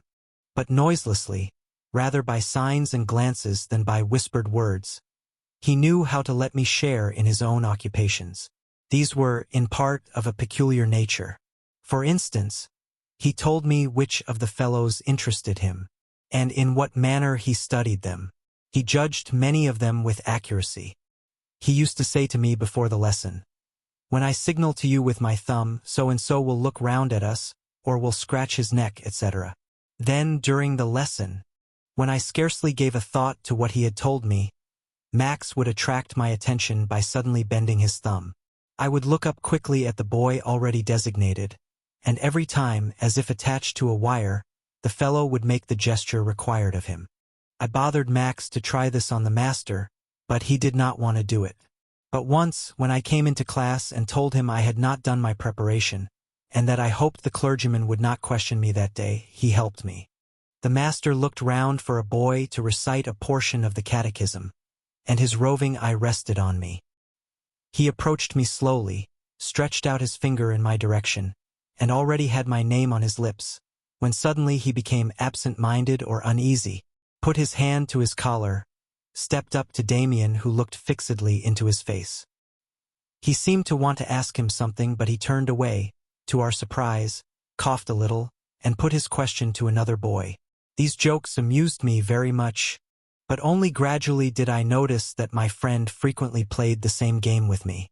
It would happen that on my way home from school I had suddenly the feeling Demian was a little way behind me, and when I turned round, there he was, sure enough. "Can you really make another person think what you want him to?" I asked him. He gave me information on the subject readily enough, quietly and pertinently, in his grown-up manner. "No," he said, "that can't be done. That is to say, one hasn't a free will even if the person acts that way. Neither can the other person think as he will, nor can I make him think what I want him to. But you can observe someone well, and then you can say fairly exactly what he thinks or feels. In this way you can generally predict what he will do the moment after. It's quite simple, but people merely do not know it. Naturally, it requires practice. To take an example from the butterfly world, there is a certain species of moth, of which the female is much rarer than the male. The moths reproduce like other animals.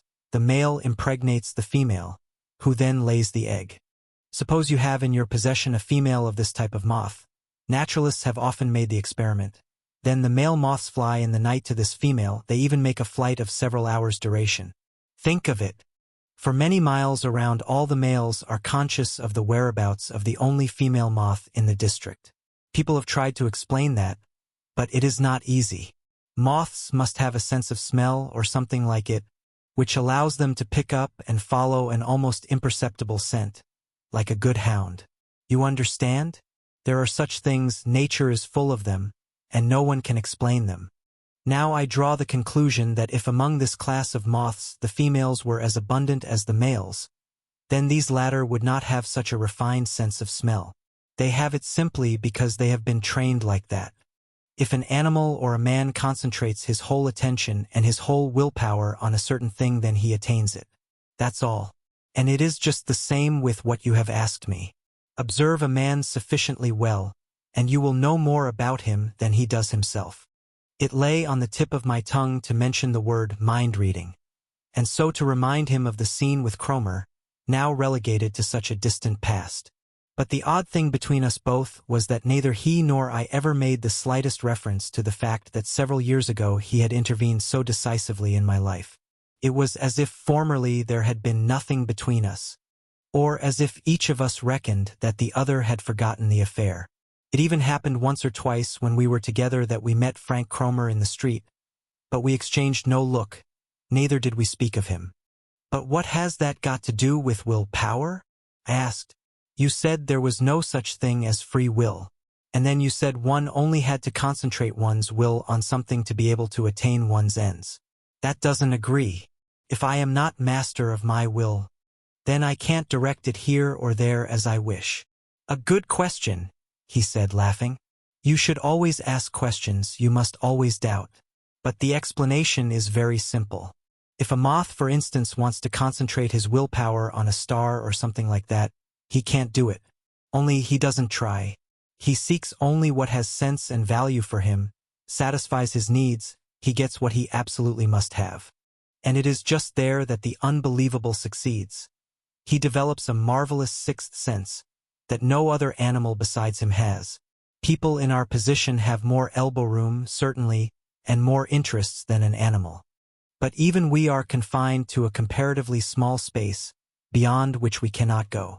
To be sure, I can imagine this or that, or make myself believe that I absolutely want to get to the North Pole or somewhere, but I can only carry that out and wish it strongly enough when the desire lies right in myself, when my whole being is really filled with it. As soon as that is the case, as soon as you try to carry out an inward command, then you succeed. Then you can harness your will as you would a good nag. If, for instance, I resolved that our good Mr. Parson shall not wear his spectacles for the future, then that wouldn't work. That is merely play. But when last autumn I had the fixed intention of getting myself moved to another desk, I succeeded. Someone suddenly arrived who came before me in the alphabet and who up to then had been ill. Because someone had to make room for him, it was naturally I who did it. Because my willing it had made me ready to seize the opportunity. Yes, I said. That seemed to me very strange at the time. From the moment we began to get interested in one another, you managed to get nearer and nearer to me. But how was that? You did not immediately take a place next to me. For a few lessons at first you were sitting in the row of desks in front of me, weren't you? How did that come about? It was like this. I wasn't quite certain where I wanted to go when I wished to move from my first place. I only knew that I wanted to sit further back. It was my wish to move towards you, but I was not conscious of this at the time. Simultaneously, your own will was working with mine and helped me. It was only when I sat in front of you that I realized my wish was only half fulfilled. I noticed that really I had desired nothing else than to sit next to you. But on that occasion no newcomer arrived.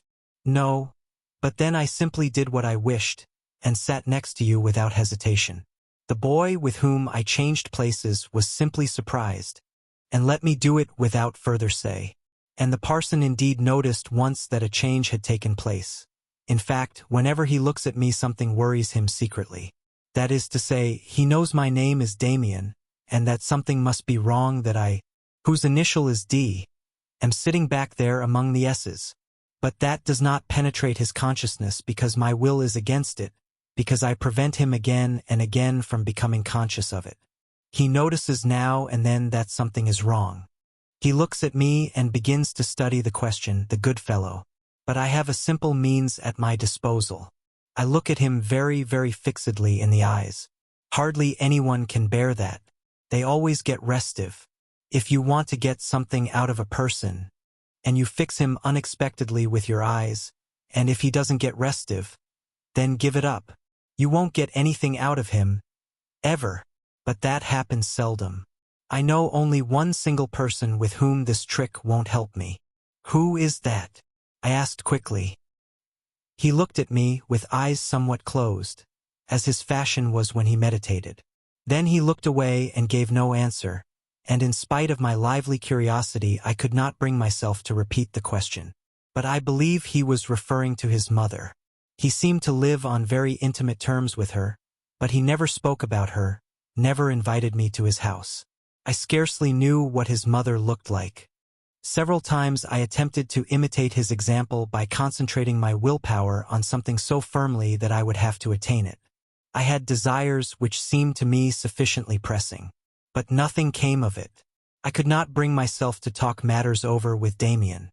I should not have been able to make him understand what I wanted. He did not ask either. My faith in matters of religion had meanwhile suffered many a breach. Yet, in my manner of thinking, which was entirely under the influence of Demian, I was to be distinguished from those of my schoolfellows who professed an entire disbelief. There were a few such who let occasional phrases be overheard, to the effect that it was laughable and unworthy of man's dignity to believe in a God, and that stories such as those of the Trinity and the Immaculate Conception of the Virgin Mary were simply a joke. It was disgraceful, they said, that such rubbish was peddled about today. This was by no means my way of thinking, even where I had doubts. The whole experience of my childhood taught me to believe in the efficacy of a godly life such as that led by my parents, which I knew to be neither contemptible nor hypocritical. On the contrary, now as before, I had the greatest reverence for the spirit of religion. Only Demian had accustomed me to consider and explain the stories and articles of belief from a more liberal and more personal point of view, a point of view in which fantasy and imagination had their share. At least, I always took great pleasure and enjoyment in the interpretations he suggested to me. To be sure, much seemed to me too crude, such as the affair of Cain. And once, during the preparation for confirmation, I was terrified by a conception, which, if that were possible, seemed to me even still more daring. The Master had been speaking of Golgotha. The biblical account of the passion and death of Christ had, from my earliest years, made a deep impression on me. As a little boy, on such days as Good Friday, after my father had read out to us the story of the Passion, I had lived in imagination and with much emotion in Gethsemane and on Golgotha, in that world so poignantly beautiful, pale and ghost-like, and yet so terribly alive. And when I listened to the Passion according to St. Matthew by Bach, I felt the mystical thrills of this dark, powerful, mysterious world of passion and suffering. I find in this music, even today and in the Actus Tragicus, the essence of all poetry and of all artistic expression. At the conclusion of the lesson, Demian said to me contemplatively, "There's something in this, Sinclair, which I don't like. Read through the story, consider it, there's something there which sounds insipid. I mean this business of the two thieves. It's sublime, the three crosses standing side by side on the hill, but what about this sentimental story of the honest thief, which reads more like a tract? First he was a criminal who had perpetrated crimes, and God knows what, and now he breaks out in tears and is consumed by feelings of contrition and repentance. I ask you, what's the sense of such a repentance 2 steps from the grave? It's nothing but a real parson's story, mawkish and mendacious, larded with emotion, and having a most edifying background. If today you had to choose one of the two thieves as your friend, or if you consider which of the two you would the sooner have trusted, it would most certainly not be this weeping convert. No, it's the other, who's a real fellow with plenty of character. He doesn't care a straw about conversion, which in his case can mean simply nothing more than pretty speeches. He goes his way bravely to the end, without being such a coward as to renounce the devil in the last moment, who up to that point has had to help him. He is a character, and in biblical history people of character always come off second best. Perhaps he's a descendant of Cain. Don't you think so? I was dismayed. I had believed myself to be quite familiar with the story of the crucifixion, and now I saw for the first time what little personal judgment I had brought to bear on it, with what little force of imagination and of fantasy I had listened to it and read it. Demian's new ideas, therefore, were quite annoying, threatening to overthrow conceptions, the stability of which I had believed it necessary to maintain. No, one could not deal with anything and everything like that, certainly not with the All-Holiest. As always, he noticed my opposition immediately, even before I had spoken a word.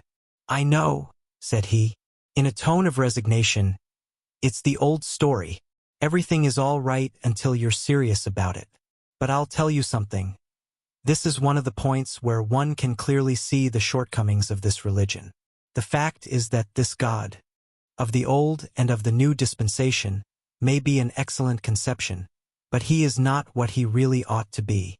He is everything that is good, noble, fatherly, beautiful, sublime and sentimental certainly, but the world consists of other things which are simply ascribed to the devil.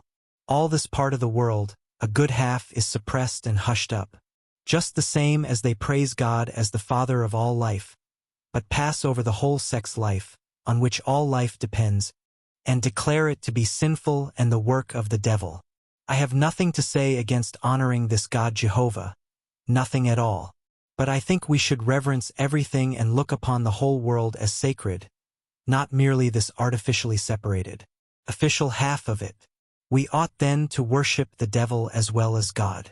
I should find that quite right.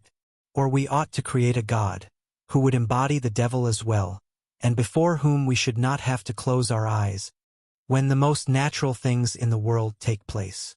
Contrary to his custom, he had become almost vehement, but he smiled again immediately and pressed me no further. But in me these words encountered the riddle of my whole boyhood, which I had hourly carried with me, but of which I had never spoken to anyone. What Demian had said about God and the devil, about the official godly world and the suppressed devil's world, that was exactly my own idea, my own myth, the idea of the two worlds or two halves of the world, the light and the dark.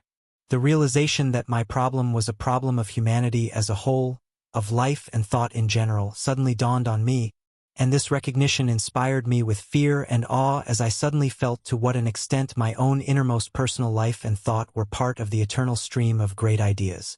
The realization was not joyful, although it confirmed my mode of thought and made me happy to a certain extent. It was hard and tasted raw, because a hint of responsibility lay therein, telling me to put away childish things and to stand alone. I told my friend, the first time in my life I had revealed so deep a secret, of my conception of the two worlds, a conception which had been formed since the earliest years of my childhood. He at once saw that I was in thorough agreement with him. But he was not the kind to make the most of this. He listened with greater attention than he had ever given me, and looked me in the eyes until I had to turn away. I again noticed in his look this odd, animal-like timelessness, this inconceivably old age. "We will talk more about that another time," he said considerately. "I see that you think more than you can express, but if that is so, then you also know that you have never lived in experience all that you have thought, and that is not good. Only the thought that we live through in experience has any value. You knew that your world of sanction was simply one half of the world, and yet you tried to suppress the other half in you, as do the parsons and teachers. You will not succeed. No one succeeds who has once began to think." This impressed me deeply. "But," I almost shouted, "there are horrible things which are really and actually forbidden, you can't deny that fact. And they are forbidden once for all, and so we must renounce them. I know of course that there are such things as murder, and all possible kinds of vice, but shall I then, simply because such things exist, go and become a criminal?" "We shan't be able to finish our discussion today," said Max, in a milder tone. "You must certainly not commit murder or rape, no. But you haven't yet reached that point where one can see what is permitted and what is really taboo. You have realized only a part of the truth. The remainder will come after, rely on it. For instance, for the past year or so you have had in you an instinct which is stronger than all the others, and which is held to be taboo. The Greeks and many other people, on the contrary, made a sort of divinity out of this instinct, and honored it by great celebrations. What is now taboo is therefore not eternally so, it can change. Today everyone is permitted to sleep with a woman as soon as he has been with her to a parson and has gone through the ceremony of marriage. With other races it is different, even today. For that reason each one of us must find out for himself what is permitted and what is forbidden. Forbidden, that is, to himself. You need never do anything that is forbidden and yet be a thorough rascal. And vice versa. It is really merely a question of convenience. Whoever is too lazy to think for himself and to constitute himself his own judge simply conforms to the taboos, whatever they happen to be. He has an easy time of it. Others realize they carry laws in themselves. For them things are forbidden which every man of honor does daily. On the other hand things are permitted them which are otherwise taboo. Everyone must stand up for himself. Suddenly he seemed to regret having said so much, and broke off. I felt I could understand to a certain extent what his sentiment was. That is to say, however agreeably he used to present his ideas, apparently in a cursory manner, he could on no account tolerate a conversation made simply for the sake of talking, as he once said. He realized in my case that, although my interest was genuine enough, I was too much inclined to look upon discussion as a game, too fond of clever talking. In short, I was lacking in perfect seriousness. As I read again the words I have just written, perfect seriousness. Another scene suddenly comes into my mind, the most impressive experience I lived through with Max Demian in those still half-childlike times. Our confirmation classes were drawing to an end, and the closing lessons were devoted to the Last Supper. The clergyman thought this very important, and he took pains to make us feel something of the inspiration and sacred character of his teaching. However, precisely in those last few lessons, thoughts were diverted to another object, to the person of my friend. Looking forward to my confirmation, which was explained to us as being our solemn admission into the community of the Church, the thought presented itself imperatively to me that the value of this half-year's religious instruction did not lie for me in what I had learned in class, but rather in Demian's presence and influence.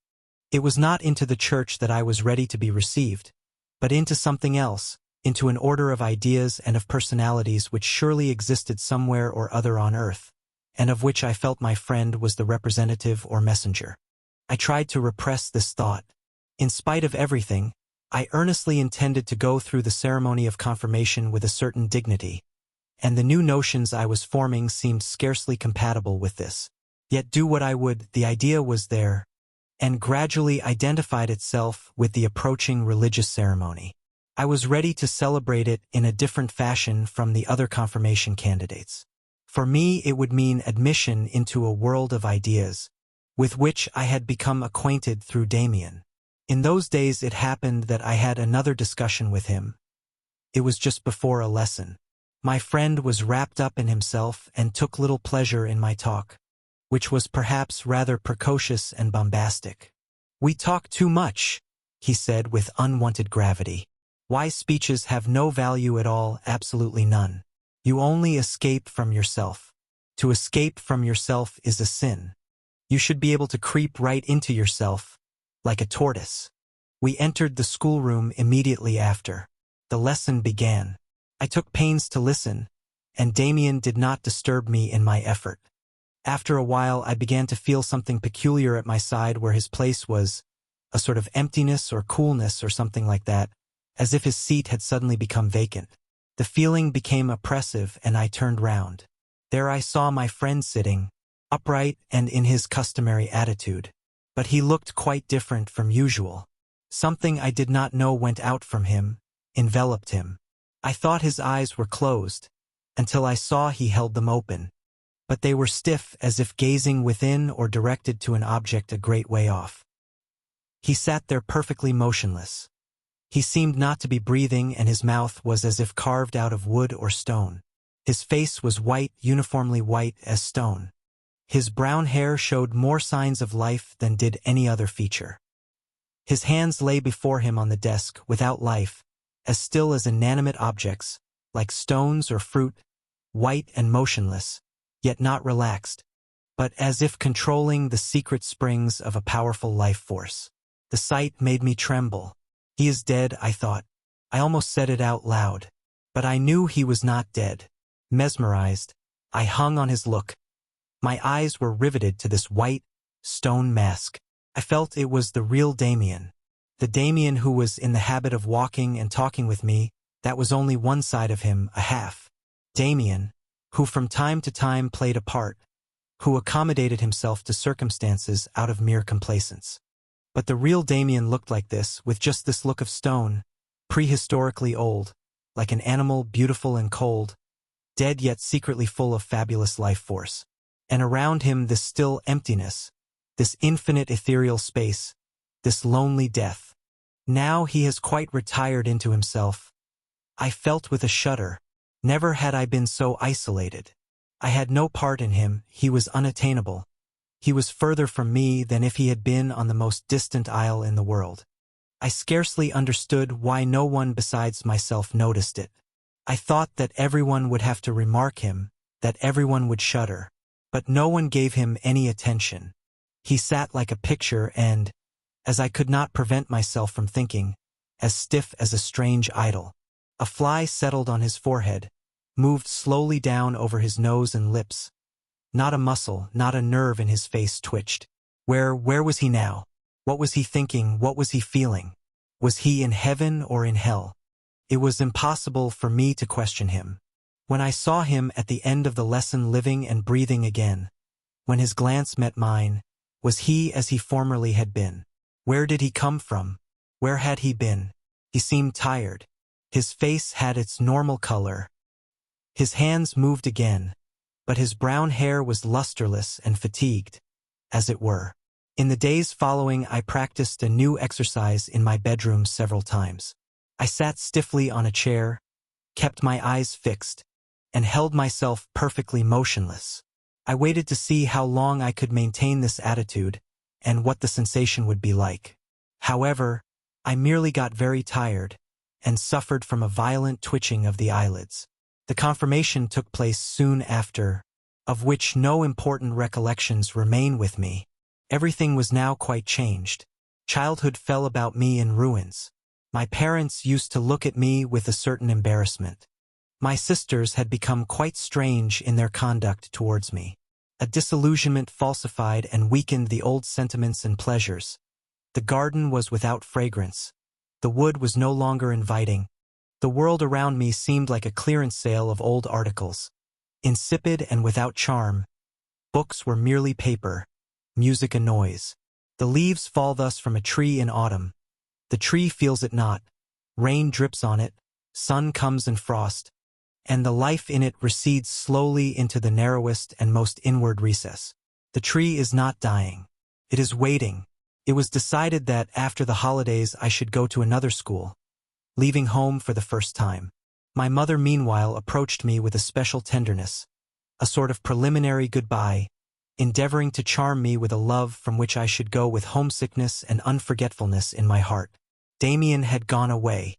I was alone. Without having seen my friend again, I traveled at the end of the holidays to St. Both my parents came with me, and handed me over with all possible care to the protection of a master of the school, in whose house I was to board.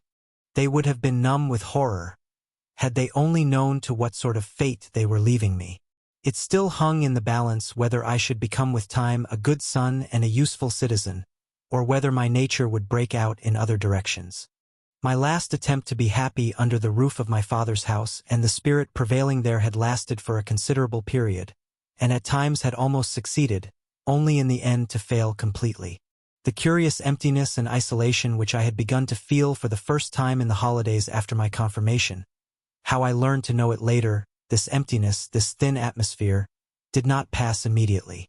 The parting from home was for me peculiarly easy. I was really rather ashamed of not being sadder. My sisters wept without reason. I could not.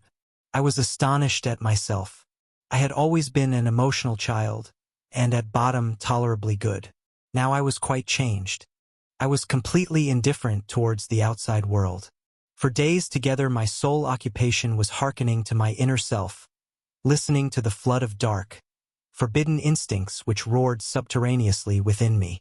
I had grown very quickly in that last half-year, and appeared lanky, thin, and immature. The amiability of boyhood had completely disappeared from my character. I realized myself that it was impossible to like me thus, and I by no means loved myself. I had often a great longing for Max Demian. On the other hand, I hated him not seldom, and looked upon him as responsible for the moral impoverishment of my life, to which I resigned myself as to a sort of nasty disease. In the beginning I was neither liked nor respected in our school boarding house. First they ragged me, then kept out of my way, looking upon me as a rotter and an eccentric character. I was pleased with myself, and I even overplayed my part, withdrawing into my solitary self, growling occasional cynicisms. Superficially I appeared to despise the world in most manly fashion, whereas in reality I was secretly consumed by melancholy and despair. In school I could fall back on a knowledge amassed at home. The form I was in was not so advanced as the same form in the school I had just left, and so I acquired the habit of despising my school contemporaries, regarding them as mere children. This attitude lasted a year and longer. My first holiday visits at home brought no change. I went gladly away again. It was in the beginning of November. I had formed the habit of taking short, meditative walks in all kinds of weather, during which I often experienced a sort of joy, a joy full of melancholy, contempt of the world and contempt of self. I was sauntering thus one evening through the damp, foggy twilight in a suburb of the town. The broad drive of a public park stood completely deserted, inviting me to enter. The road lay thick with fallen leaves, into which I dug voluptuously with my feet. It smelt damp and bitter. In the distance the trees stood up tall and shadowy, ghost-like in the fog. At the end of the drive I stood still and undecided, staring into the black foliage, scenting eagerly the damp odor of decomposition and death, which seemed to be in harmony with my own mood. Oh, how insipid life tasted! A man, with the collar of his raincoat blowing about him, came out of a side path. I was just going on when he called to me. "Hello, Sinclair." It happened to be Alphonse Beck, the senior boy of the house. I was always glad to see him and had nothing against him, except that he always treated me as he did all the younger boys, in an ironical and grandfatherly manner. He passed for being as strong as a bear, was said to have great influence on the housemaster, and was the hero of many school stories. "What are you doing here?" he asked affably, in the tone the seniors always used when they condescended on occasion to talk to us.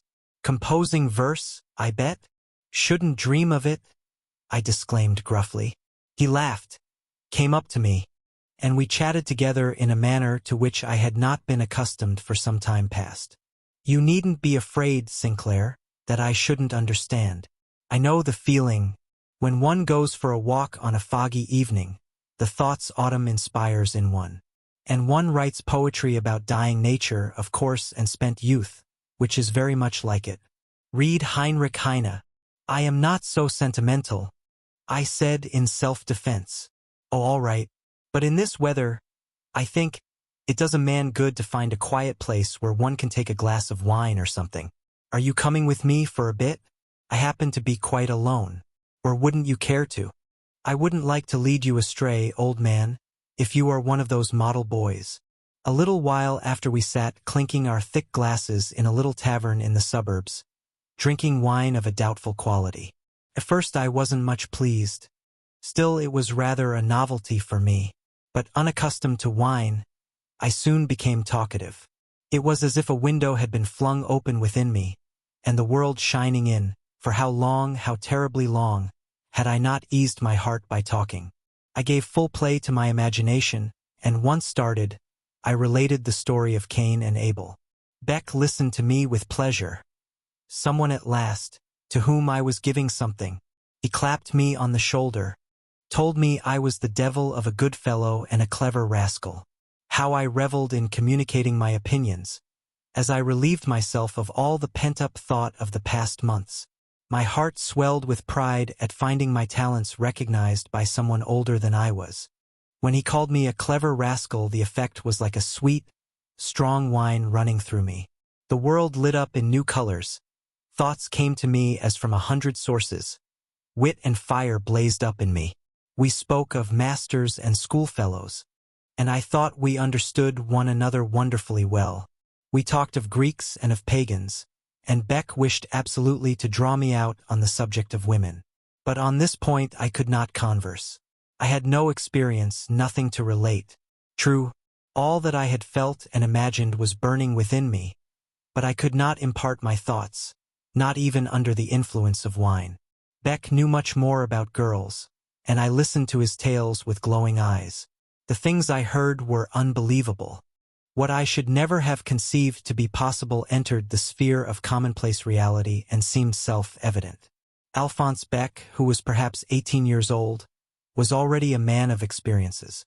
Among other things, he told me that girls liked boys to play the gallant with them, but in general were too frightened to go any further.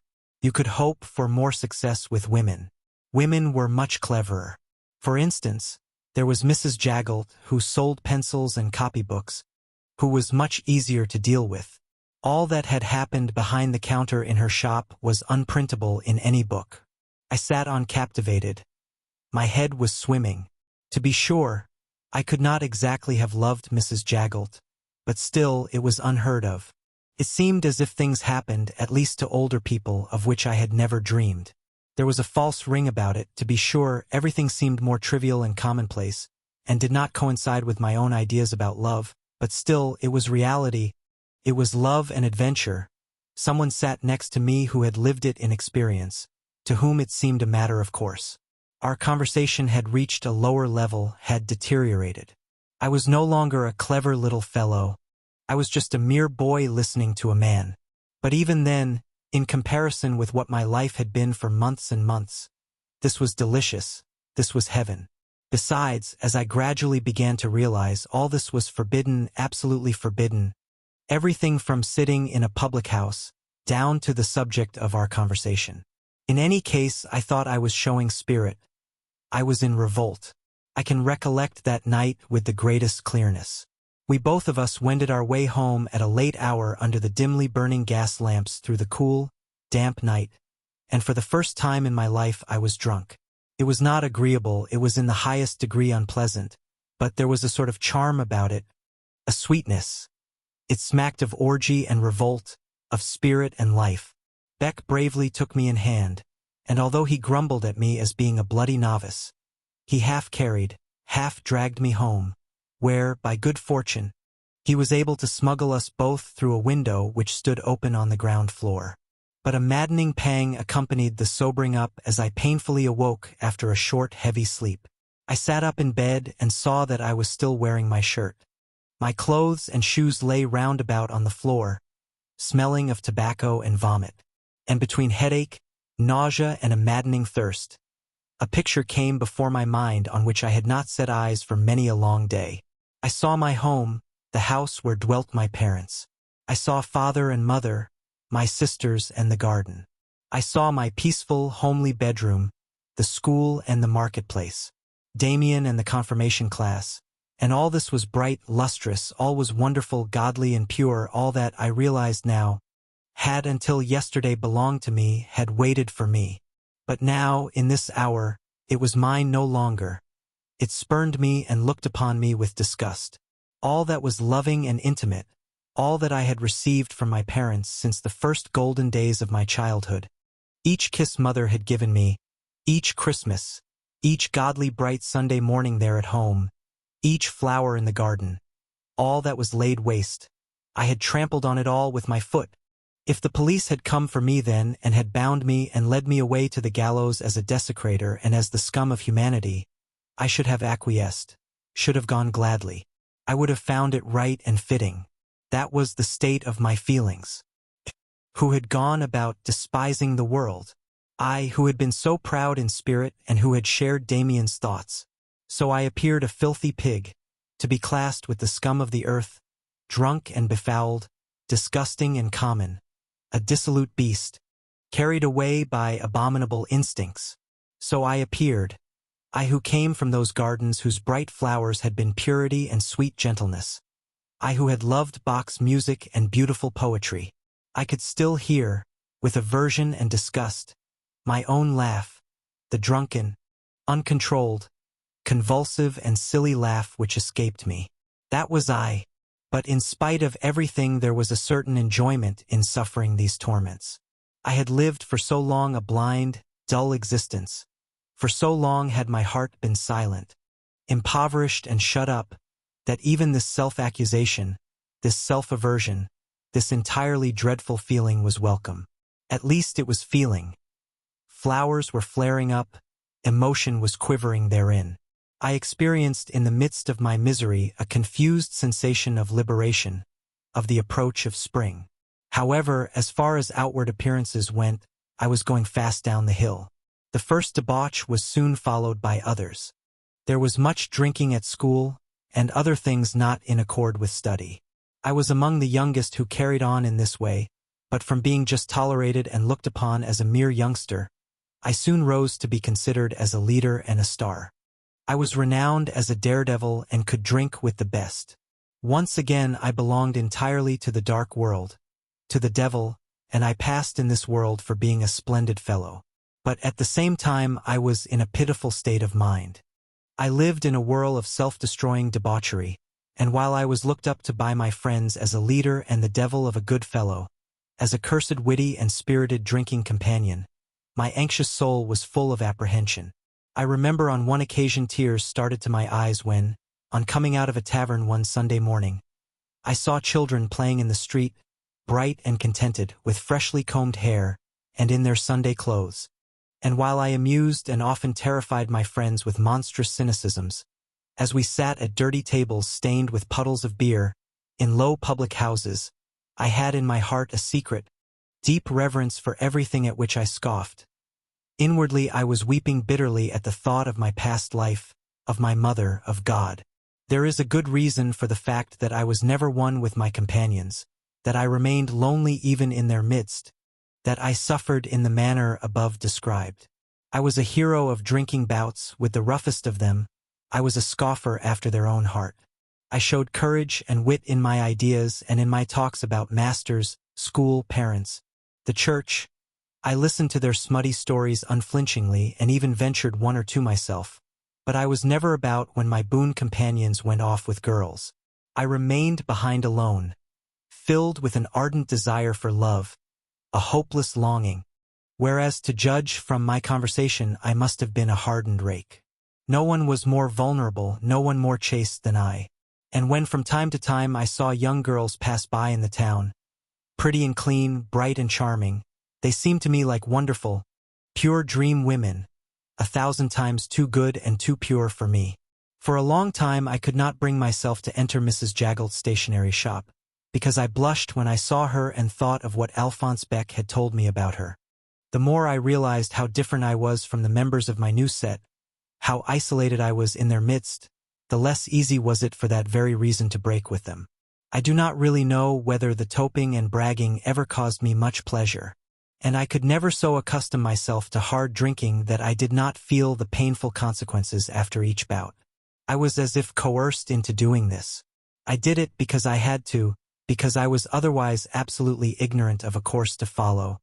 I knew not where to begin. I was afraid of being long alone. I was frightened of the many tender, chaste, intimate moods to which I constantly felt myself inclined. I was afraid of the tender notions of love which so often came to me. One thing I lacked most of all, a friend. There were 2 or 3 schoolfellows whom I liked very much, but they belonged to the good set, and my vices had for a long time been a secret to no one. They avoided me.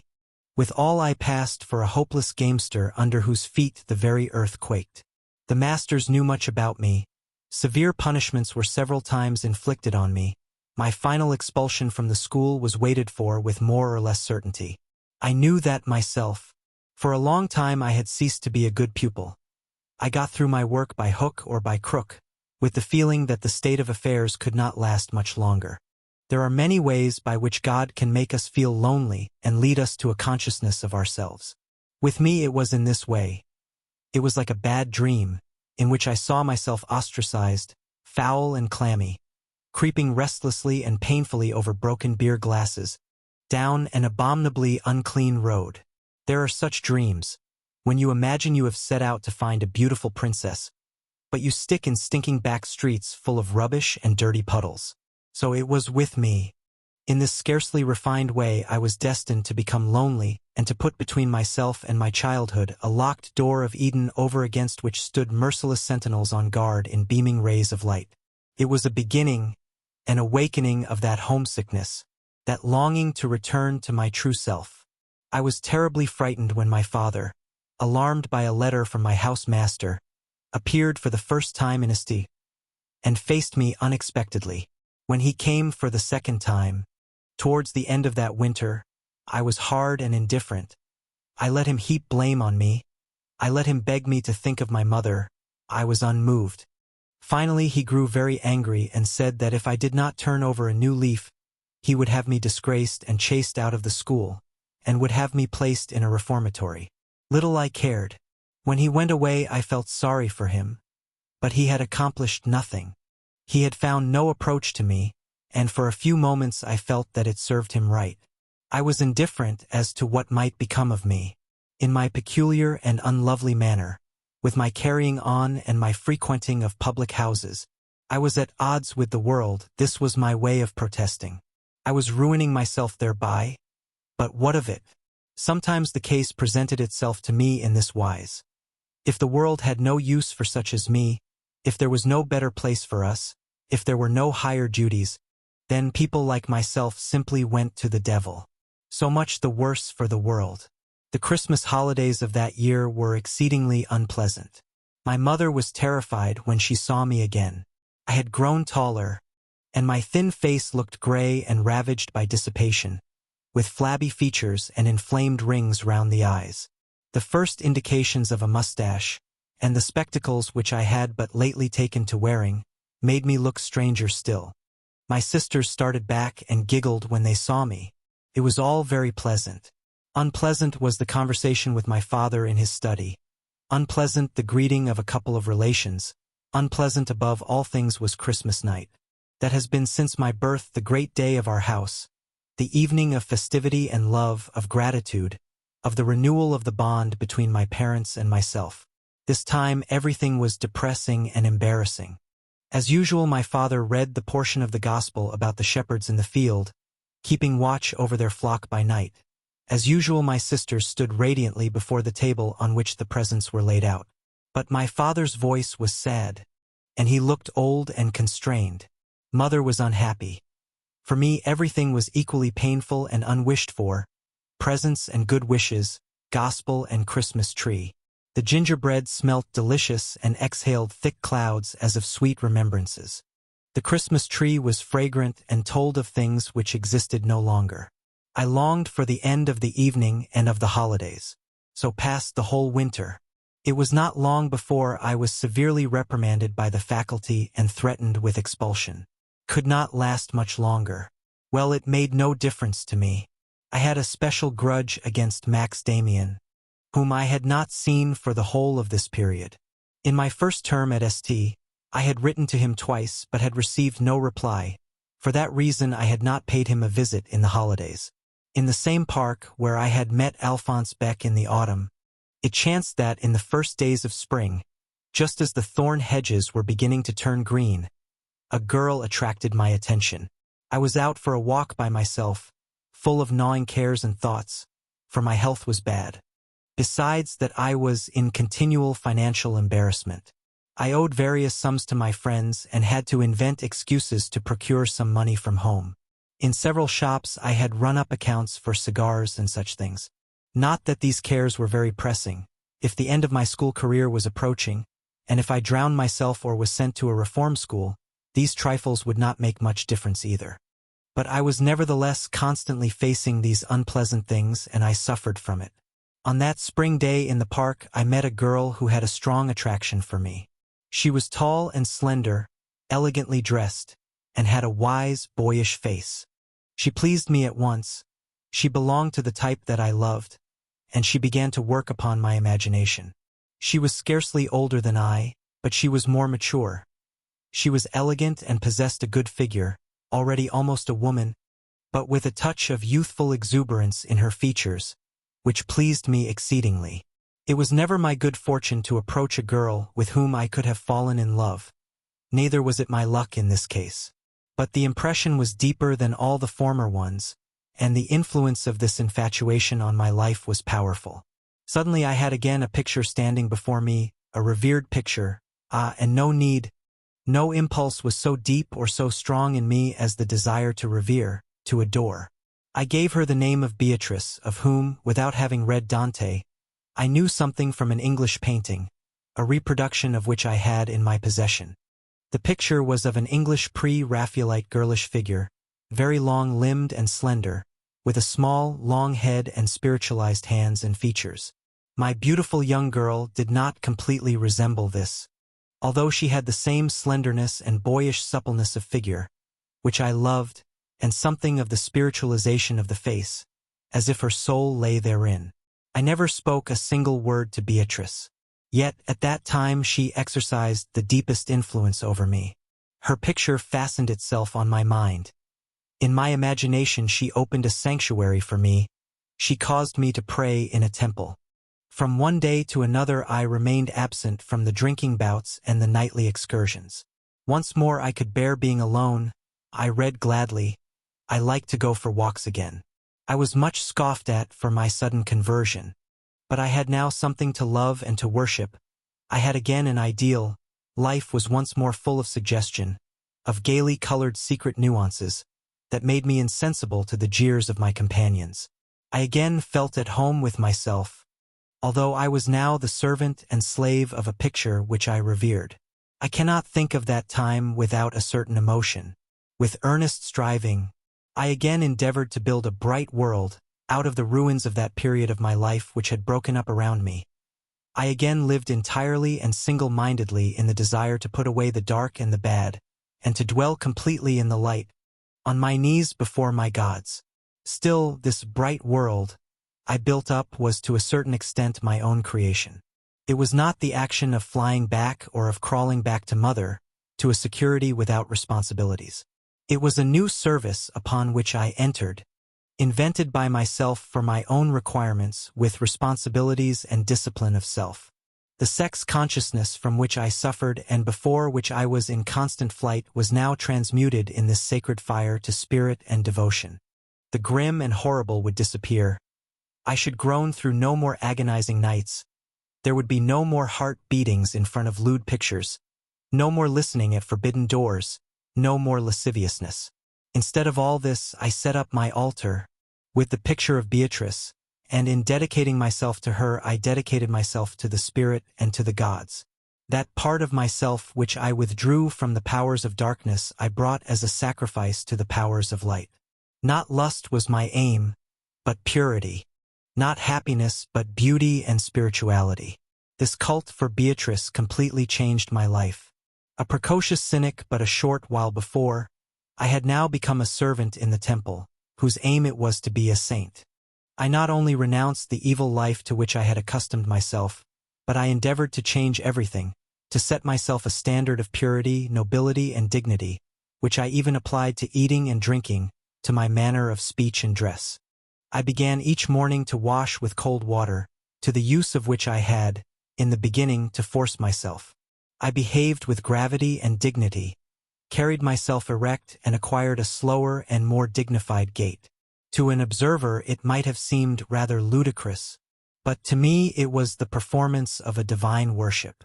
Of all the ways in which I sought to find expression for my new faith, one bore fruit. I began to paint.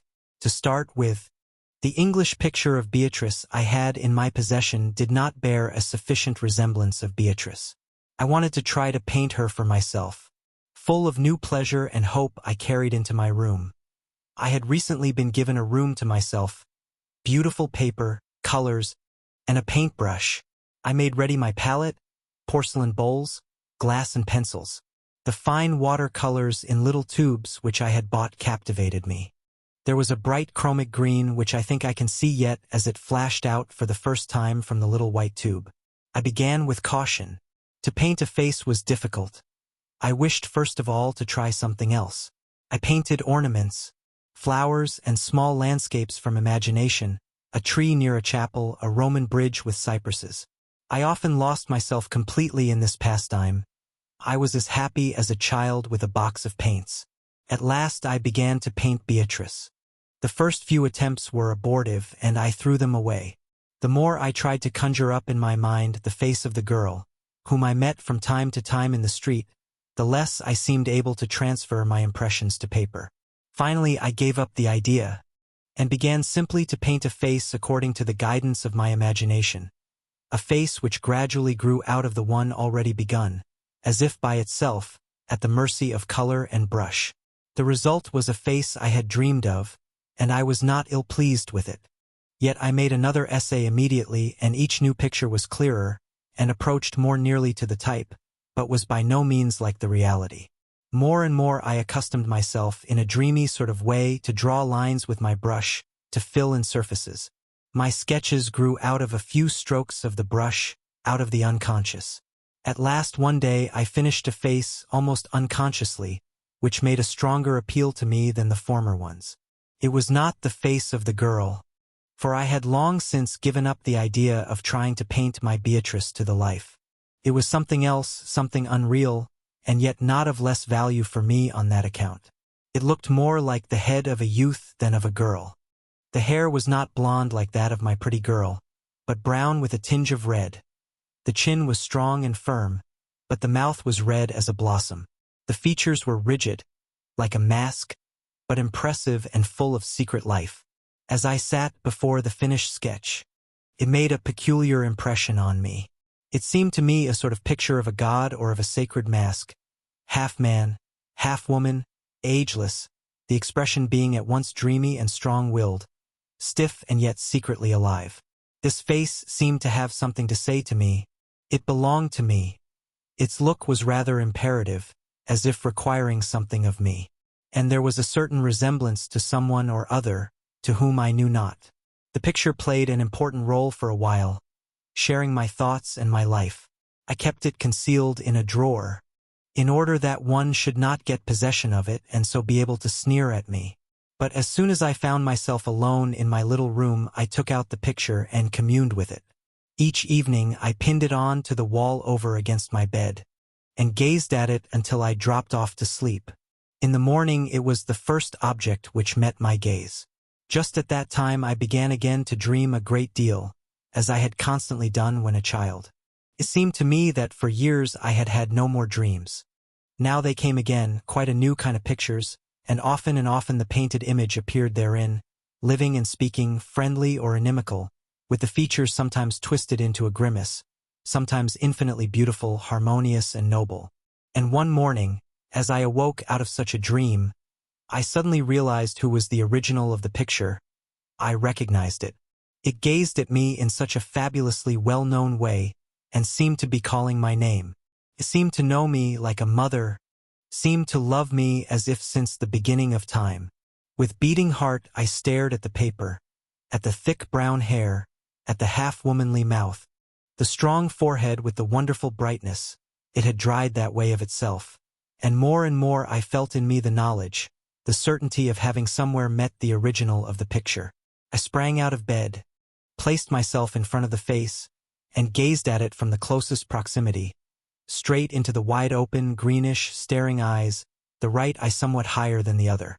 And all at once this right eye twitched perceptibly, but still decidedly, and from this twitching I recognized the picture. How was it that I had found it out so late? It was Demian's face. Later I often compared the picture with Demian's real features, as they had remained in my memory. They were not quite the same, although there was a resemblance. But it was Demian, nevertheless. Once, on an evening in early summer, the red sun shone obliquely through my window, which looked towards the west. In the room the dusk was gathering. I suddenly had the idea of pinning the picture of Beatrice, or of Demian, to the crossbar of the window and of gazing at it, while the evening sun was shining through. The whole outline of the face disappeared, but the reddish ringed eyes, the brightness of the forehead, and the strong red mouth glowed deeply and wildly from the surface of the paper. I sat opposite it for a long time, even after the light had died away. And by degrees the feeling came to me that this was not Beatrice or Demian, but myself. The picture did not resemble me. It was not meant to, I felt, but there was that in it which seemed to be made up of my life, something of my inner self, of my fate or of my demon. My friend would look like that if I ever found another. My mistress would look like that if ever I had one. My life and death would be like that. It had the ring and rhythm of my fate. In those weeks I had begun to read a book which made a deeper impression on me than anything I had read before. Even in later years I have seldom chanced upon books which have made such a strong appeal to me, except perhaps those of Nietzsche. It was a volume of Novalis, containing letters and apothegms. There was much that I did not understand. But the book captivated me and occupied my thoughts to an extraordinary degree. One of the aphorisms now occurred to me. I wrote it with a pen under the picture. Fate and soul are the terms of one conception, that I now understood. I frequently used to meet the girl I called Beatrice. I felt no emotion on seeing her, but I was often sensible of a harmony of sentiment, which seemed to say, we are connected, or rather, not you and I, but your picture and I, you are a part of my destiny. My longing for Max Demian was again eager. I had had no news of him for several years. On one occasion only I had met him in the holidays. I see now that I have failed to mention this short meeting in my narrative, and I see that this was owing to shame and self-conceit on my part. I must make up for it now. So then, once in the holidays, I was parading my somewhat tired, blasé self through the town. As I was sauntering along, swinging my stick and examining the old, unchanged features of the bourgeois Philistines whom I despised, I met my one-time friend. Scarcely had I caught sight of him when I started involuntarily. With lightning rapidity my thoughts were carried back to Frank Kromer.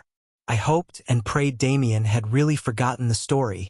It was so disagreeable to be under this obligation to him, simply owing to a silly, childish affair. Still, I was under an obligation. He seemed to be waiting to see whether I would greet him.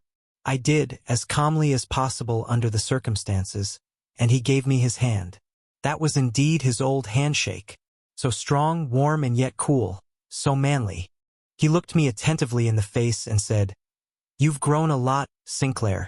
He himself seemed quite unchanged, just as old, just as young as ever. He proposed we should go for a walk, and we talked of secondary matters, not of the past. I remembered that I had written to him several times, without having received an answer.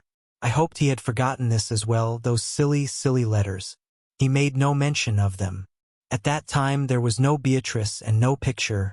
I was still in the period of my dissipation. Outside the town I invited him to come with me into an inn. He came. With much ostentation I ordered a bottle of wine and filled a couple of glasses. I clinked glasses with him, showing him how conversant I was with student drinking customs, and I emptied my first glass at a gulp. "Do you frequent public houses often?" he asked me. "Oh yes," I said with a drawl.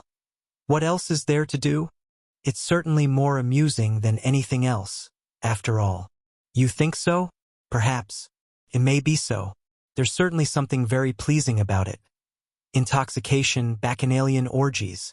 But I find, with most people who frequent public houses, this sense of abandon is lost. It seems to me there is something typically Philistine, bourgeois in the public house habit. Of course, for just one night with burning torches to have a proper orgy and drunken revel. But to do the same thing over and over again, drinking one glass after another, that's hardly the real thing.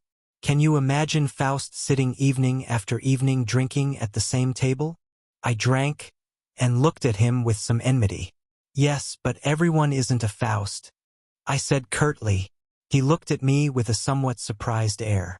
Then he laughed in his old superior way. "What's the good of quarreling about it? In any case the life of a toper, of a libertine, is, I imagine, more exciting than that of a blameless citizen. And then, I have read it somewhere, the life of a profligate is one of the best preparations for a mystic. There are always such people as St. Augustine, who become seers.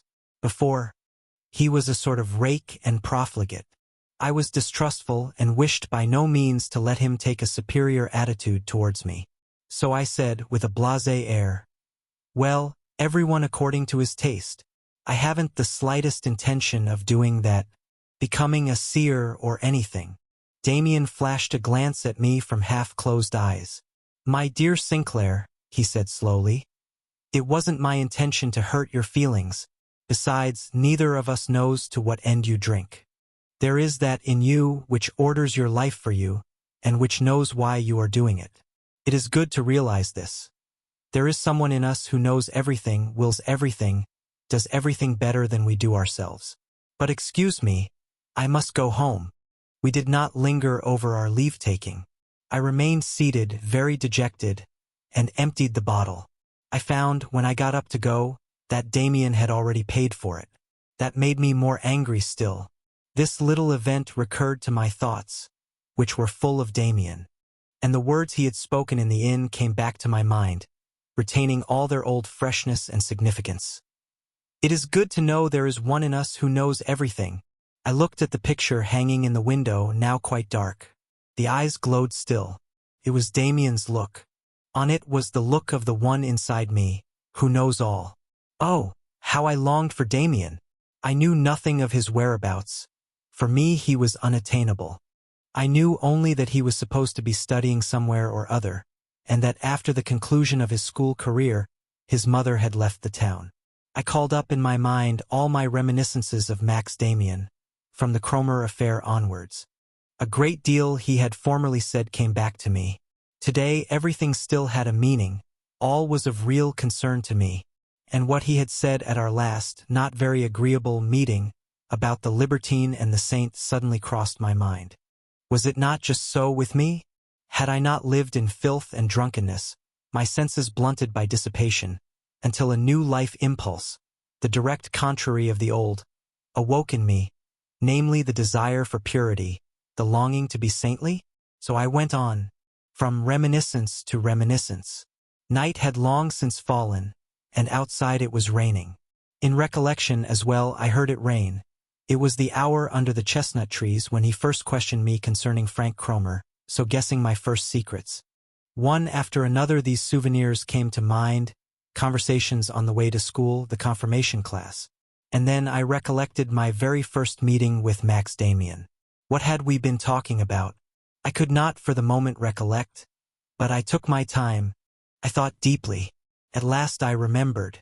We were standing in front of our house, after he had imparted to me his opinion about Cain. Then he spoke to me about the old, almost obliterated crest which stood over the door, in the keystone which widened as it got higher. He said it interested him, and that one ought not to let such things escape one's notice. That night I dreamt of Demian and of the crest. It changed perpetually. Now Demian held it in his hands, now it was small and gray, now very large and multicolored, but he explained to me that it was always one and the same. But at last he forced me to eat the crest. As I swallowed it, I felt with terror that the bird on the crest was alive inside me. My stomach was swollen and the bird was beginning to consume me. With the fear of death upon me, I commenced to struggle. Then I woke up. I felt relieved. It was the middle of the night, and I heard the rain blowing into the room. I got up to close the window, and in doing so trod on a bright object which lay on the floor. In the morning I found it was my painting. It was lying there in the wet and had rolled itself up. In order to dry it, I stretched it out between two sheets of blotting paper and placed it under a heavy book. When I looked at it the next day it was dry. But it had changed. The red mouth had paled and had become smaller. Now it was exactly Demian's mouth. I now began to paint a new picture, namely, that of the bird on the crest. I could not recollect any more what it really looked like. Neither could I form a clear image of the whole, as even if one stood directly in front of our door, the crest was scarcely recognizable. It was so old and had several times been painted over. The bird stood or sat on something, perhaps on a flower or on a basket or nest or on a treetop. I did not bother about that and began with the part one could picture clearly. In answer to a confused prompting, I began straight away with strong colors. On my paper the head of the bird was golden yellow. I continued my work at intervals when I was in the mood for it, and after a few days the thing was completed. Now it was a bird of prey with a sharp, bold hawk's head. The lower half of the body was fixed in a dark terrestrial globe, out of which it was working to escape, as if out of a giant egg. The background was sky blue. The longer I gazed at the sheet, the more it seemed to me this was the colored crest which I had visualized in my dream. It would not have been possible for me to have written a letter to Demian, even if I had known where to send it. But I decided, acting under a suggestion which came to me in a dreamy sort of way, as under all my promptings of that period, to send him the picture with the hawk, whether it would reach him or not. I wrote nothing thereon, not even my name. I carefully cut the border, bought a large paper cover and wrote on it my friend's former address. Then I sent it off. The approach of an examination caused me to work harder than usual in school. The masters had again received me into grace, since I had suddenly changed my vile conduct. I was not, even now, by any means a good pupil, but neither I nor anyone else seemed to remember that, Half a year before, my expulsion from the school had been imminent. My father now wrote to me as formerly, adopting his old cheerful tone, without reproaches or threats. Yet I had no impulse to explain to him or to anyone how the change was brought about. It was merely chance that this change coincided with the wishes of my parents and the masters. It did not bring me into closer contact with the others but isolated me still more. I myself was ignorant of the tendency of the change in me. It might be leading me to Demian, to a distant fate. It had begun with Beatrice, but for some time past I had been living in quite an unreal world with my paintings and my thoughts of Demian, so that she quite disappeared from my mind, as she did from my view. I should not have been able to say a word to any one of my dreams, of my expectations, of the inner change realized in me, not even if I had wished to do so. But I had not the faintest desire ever to broach the subject. My painted dream bird was on its way, searching out my friend. An answer came to me in the most curious manner. In my classroom in school I found at my desk, in the interval between 2 lessons, a piece of paper slipped between the pages of my book. It was folded in the manner we used for passing notes to one another in class. I wondered who could have sent me such a note, as I was not so intimate with any of the boys that one of them should wish to write to me. I thought it was a summons to participate in some school rag or other, in which however I should not have taken part, and I replaced the note unopened in my book. During the lesson it fell by chance into my hands again. I toyed with the paper, unfolded it without thinking, and discovered a few words written thereon. I threw a glance at the writing. One word riveted my attention. Terrified, I read on, while my heart seemed to become numb with a sense of destiny. The bird fights its way out of the egg. The egg is the world. Whoever will be born must destroy a world. The bird flies to God. The name of the God is Abraxas. I sank into deep meditation after I had read the words through several times. It admitted of no doubt. This was Demian's answer. None could know of the bird except our 2 selves. He had received my picture. He had understood and helped me to explain its significance. But where was the connection in all this? And what worried me above all, what did Abraxas mean? I had never read or heard of the word. The name of the god is Abraxas. The hour passed without my hearing anything of the lesson. The next lesson began, the last of the morning. It was taken by quite a young assistant master, fresh from the university, to whom we had already taken a liking, because he was young and pretended to no false dignity with us. We were reading Herodotus under Dr. Fallen's guidance. This was one of the few school subjects which interested me, but this time my attention wandered. I had mechanically flung open my book, but I did not follow the translation, and remained lost in thought. For the rest, I had already several times had the experience that what Demian had said to me in the confirmation class was right. If you willed a thing strongly enough, it happened. If during the lesson I was deeply immersed in thought, I need not fear that the master would disturb my peace. Certainly, if you were absent-minded or sleepy, then he stood suddenly there. That had already happened to me several times. But if you were really thinking, if you were genuinely sunk in thought, then you were safe. And I had already put to the test what he had said to me about fixing a person with one's eyes. When at school with Demian I had never been successful in this attempt, but now I often realized that you could accomplish much simply by a fixed look and deep thinking.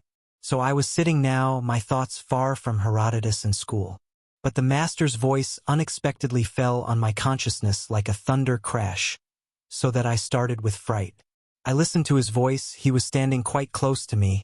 I thought he had already called me by name, but he did not look at me. I breathed a sigh of relief. Then I heard his voice again. Loudly the word Abraxas fell from his lips. Continuing his explanation, the beginning of which had escaped me, Dr. Fallen said, "We must not imagine the ideas of those sects and mystical corporations of antiquity to be as naive as they appear from the standpoint of a rationalistic outlook. Antiquity knew absolutely nothing of science in our sense of the word. On the other hand, more attention was paid to truths of a philosophical, mystical nature, which often attained to a very high stage of development. Magic in part arose therefrom and often led to fraud and crime. But none the less, Magic had a noble origin and was inspired by deep thought. So it was with the teaching of Abraxas which I have just cited as an example. This name is used in connection with Greek charm formulas. Many opinions coincide in thinking it is the name of some demon of magic, such as some savage people worship today. But it appears that Abraxas had a much wider significance. We can imagine the name to be that of a divinity on whom the symbolical task was imposed of uniting the divine and the diabolical. The learned little man continued his discourse with much seriousness.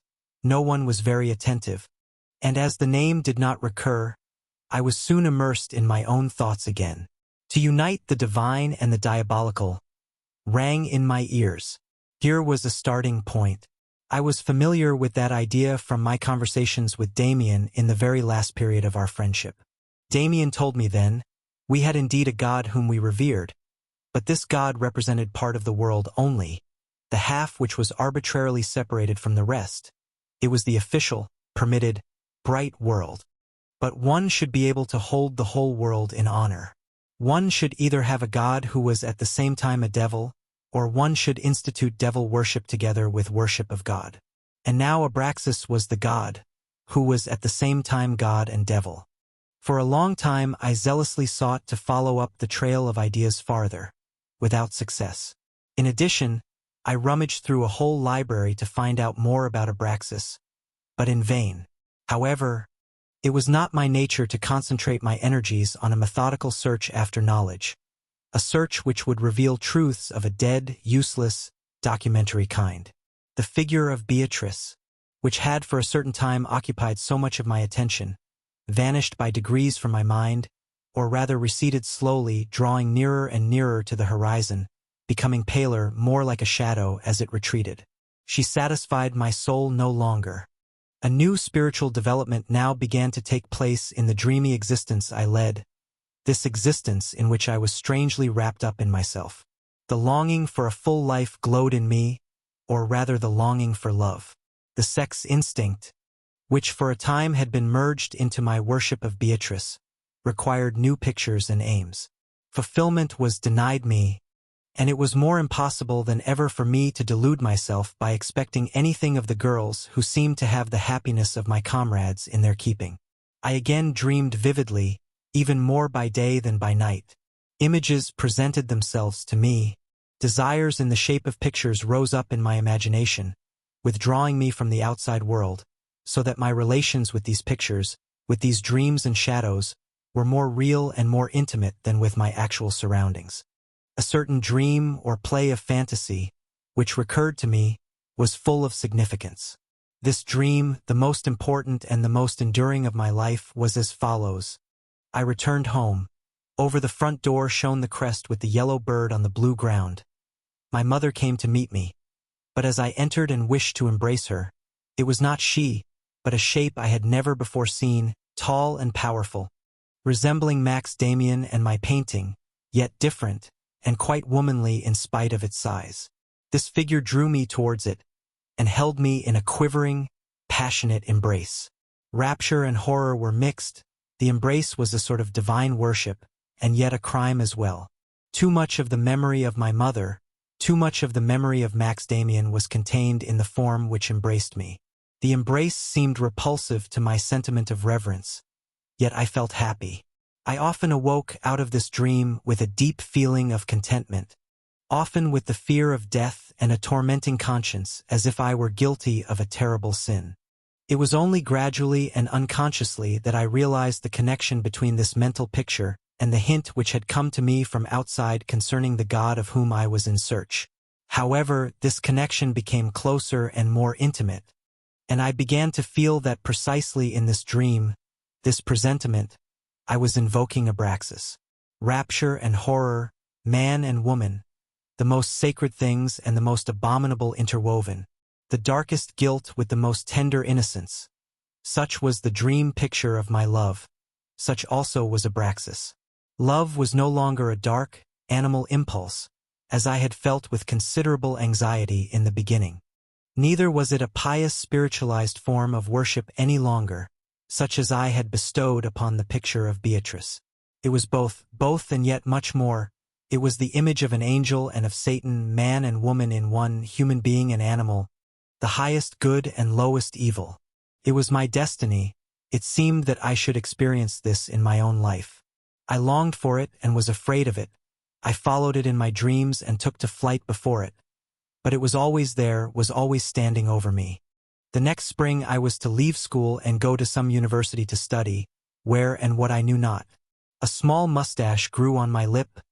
I was a grown man, and yet completely hopeless and aimless. Only one thing was firm. The voice in me, the dream picture. I felt it my duty to follow this guidance blindly. But it was difficult, and daily I was on the point of revolting. Perhaps I was mad, I often used to think. Perhaps I was not as other men? But I could do everything the others did. With a little pains and industry I could read Plato, I could solve a trigonometrical problem or work out a chemical analysis. Only one thing I could not do: discover the dark, concealed aim within me and make up my mind, as others did, others who knew well enough whether they wanted to be professors or judges, doctors or artists. They knew what career to follow and what advantages they would gain by it. But I was not like that. Perhaps I would be like them some day, but how was I to know? Perhaps I should have to seek and seek for years, and would make nothing of myself, would attain no end. Perhaps I should attain an end, but it might be wicked, dangerous, terrible. I wanted only to try to live in obedience to the promptings which came from my true self. Why was that so very difficult? I often made the attempt to paint the powerful love figure of my dream, but I never succeeded. If I had been successful, I would have sent the picture to Demian. Where was he? I knew not. I only knew there was a bond of union between us. When should I see him again? The pleasant tranquility of those weeks and months of the Beatrice period was long since gone. I thought at that time I had reached a haven and had found peace. But it was ever so. Scarcely did I begin to adapt myself to circumstances. Scarcely had a dream done me good, when it faded again. In vain to complain. I now lived in a fire of unstilled desires, of tense expectation, which often rendered me completely wild and mad.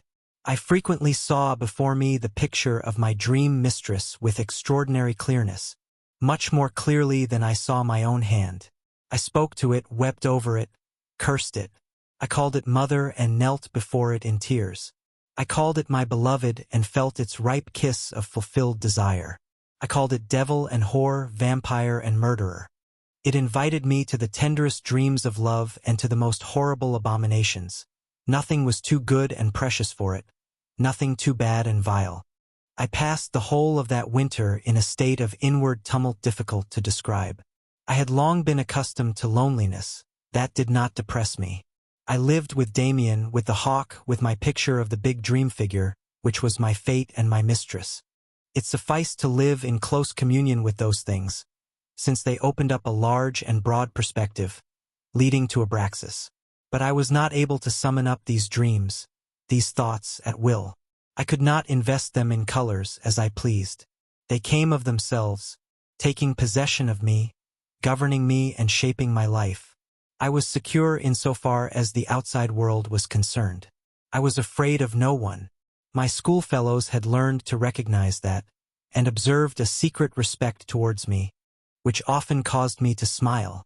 When I wished, I could penetrate most of them with a look, thereby surprising them occasionally. Only I seldom or never wanted to do this. It was my own self which occupied my attention, always myself. And yet I longed ardently to live a bit of real life, to give something of myself to the world, to enter into contact and battle with it.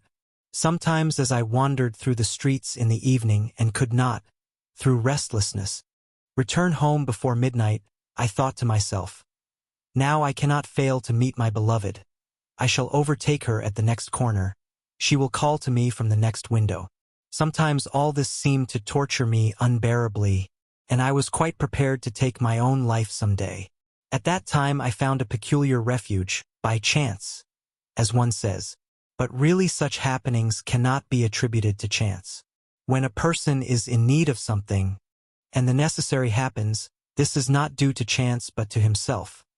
His own desire leads him compellingly to the object of which he stands in need. 2 or 3 times during my wanderings through the streets I had heard the strains of an organ coming from a little church in the suburbs, without, however, stopping to listen.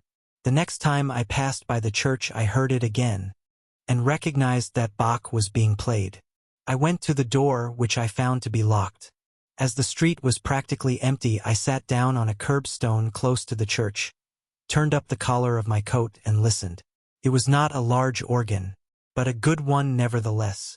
Whoever was playing played wonderfully well, almost like a virtuoso, but with a peculiar, highly personal expression of will and perseverance, which seemed to make the music ring out like a prayer. I had the feeling that the man who was playing knew a treasure was shut up in the music, and he struggled and tapped and knocked to get at the treasure, as if his life depended on his finding it.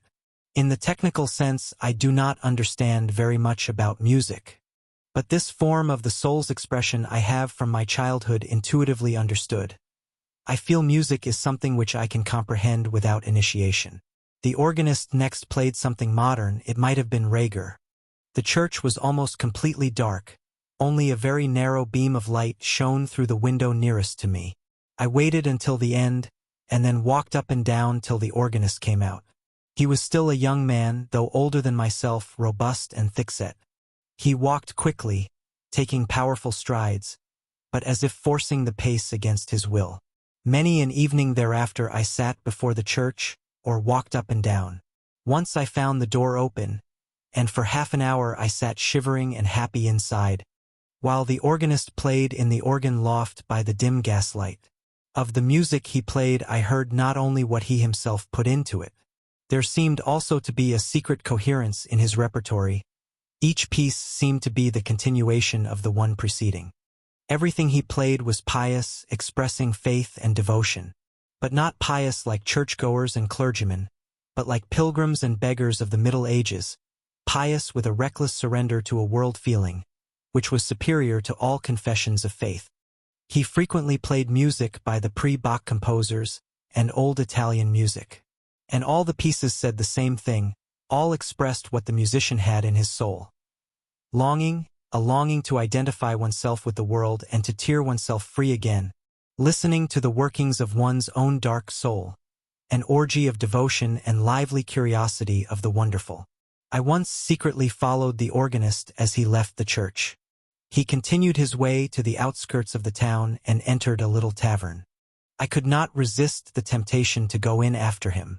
For the first time I had a clear view of him. He sat at the table in the corner of the little room, a black felt hat on his head, a measure of wine before him, and his face was just as I had expected it to be. It was ugly and somewhat uncouth, with the look of a seeker and of an eccentric, obstinate and strong-willed, with a soft and childish mouth. The expression of what was strong and manly lay in the eyes and forehead. On the lower half of the face sat a look of gentleness and immaturity, rather effeminate and showing a lack of self-mastery. The chin indicated a boyish indecision, as if in contradiction with the eyes and forehead. I liked the dark brown eyes, full of pride and hostility. Silently I took my place opposite him. There was no one else in the tavern. He glared at me, as if he wished to chase me away. Nevertheless I maintained my position, looking at him unflinchingly, until at last he growled testily. "What the deuce are you staring at me for? Do you want anything of me?" "I don't want anything," I said. "You have already given me much." He wrinkled his forehead. "Ah, you're a music enthusiast, are you? I think it's disgusting to go mad over music." I did not let myself be intimidated. "I have so often listened to your playing, there in the church," I said. "But I don't want to bother you. I thought perhaps I should discover something in you, something special, I don't know exactly what. But please don't mind me. I can listen to you in the church." "Why, I always lock the door. Just lately you forgot and I sat inside. Otherwise I stand outside or sit on the curbstone." "Is that so? Another time you can come inside, it's warmer. You've simply got to knock on the door. But loudly and not while I'm playing. Now, what did you want to say? But you're quite young, apparently a schoolboy or student. Are you a musician?" "No.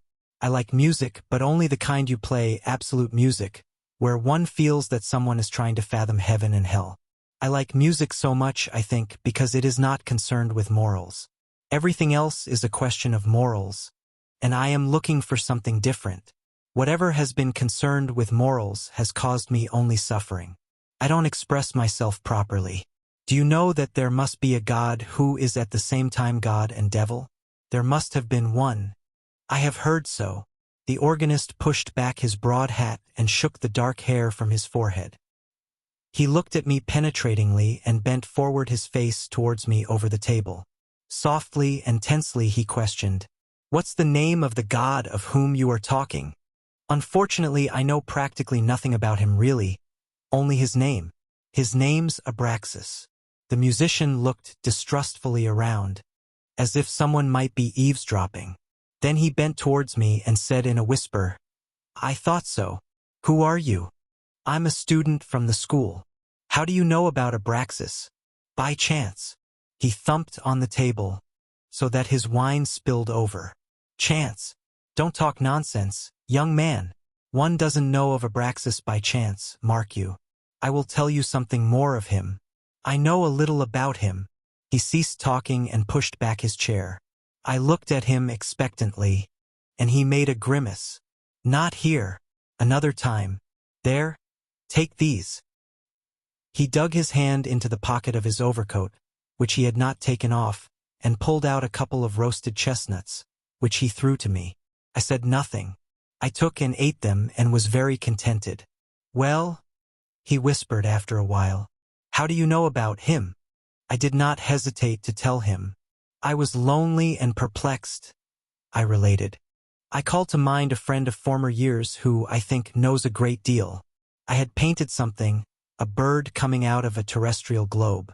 I sent this to him. After a time, when I had begun to lose hope of a reply, a piece of paper fell into my hands. On it was written, "The bird fights its way out of the egg. The egg is the world. Whoever will be born must destroy a world. The bird flies to God. The name of the God is Abraxas." He answered nothing. We peeled our chestnuts and ate them, and drank our wine. "Shall we have another drink?" he asked. "Thanks, no. I don't care much for drinking." He laughed, somewhat disappointedly. "As you wish. I am different. I am staying here. You can go now." The next time I saw him after the organ recital, he was not very communicative. He conducted me through an old street to an old, stately house and upstairs into a large, somewhat gloomy and untidy room where, besides a piano, there was nothing to indicate that its occupant was a musician. Instead, a huge bookcase and writing table gave the room a somewhat scholarly air. "What a lot of books you have," I said appreciatively. "A part of them belongs to the library of my father, with whom I live." "Yes, young man, I live with my father and mother, but I cannot introduce you to them, as I and my acquaintances meet with but scant respect at home. I am a prodigal son, you see. My father is very much looked up to. He is a well-known clergyman and preacher in this town.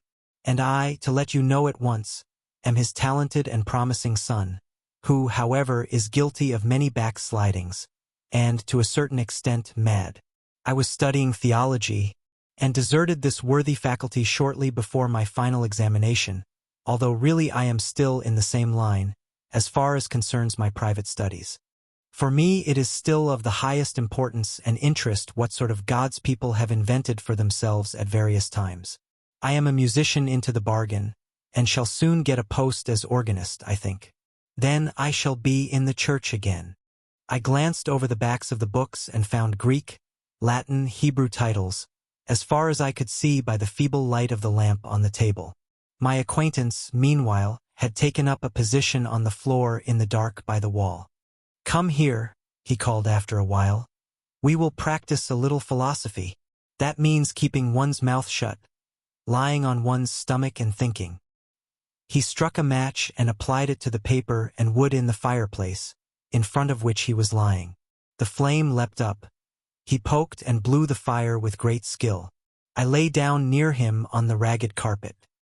He stared into the flames, which drew my attention as well, and we lay silent for perhaps a whole hour stretched out in front of the flaring wood fire. We watched it flame and roar, die down and flicker up again, until finally it settled down into a subdued glow. Fire worship was not by any means the silliest form of worship invented, he murmured without looking up. Those were the only words spoken. With staring eyes I gazed into the fire.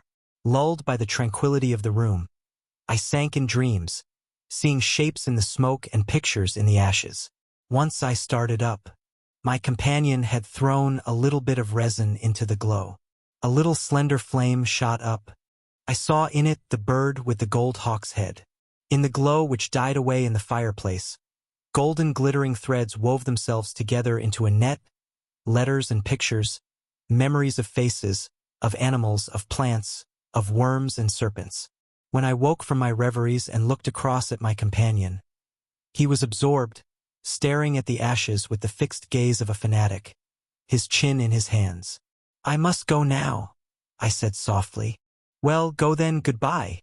He did not get up, and as the lamp had gone out, I had to feel my way across the dark room, through dark corridors and down the stairs, and so out of the enchanted old dwelling. Once in the street, I stopped and looked up at the house. In not one of the windows was a light burning. A little brass plate shone in the gleam of the gas lamp before the door. "Pistorius, Vicar," I read thereon. As I sat in my little room after supper, I remembered that I had learnt nothing about Abraxas, or anything else from Pistorius. We had scarcely exchanged 10 words.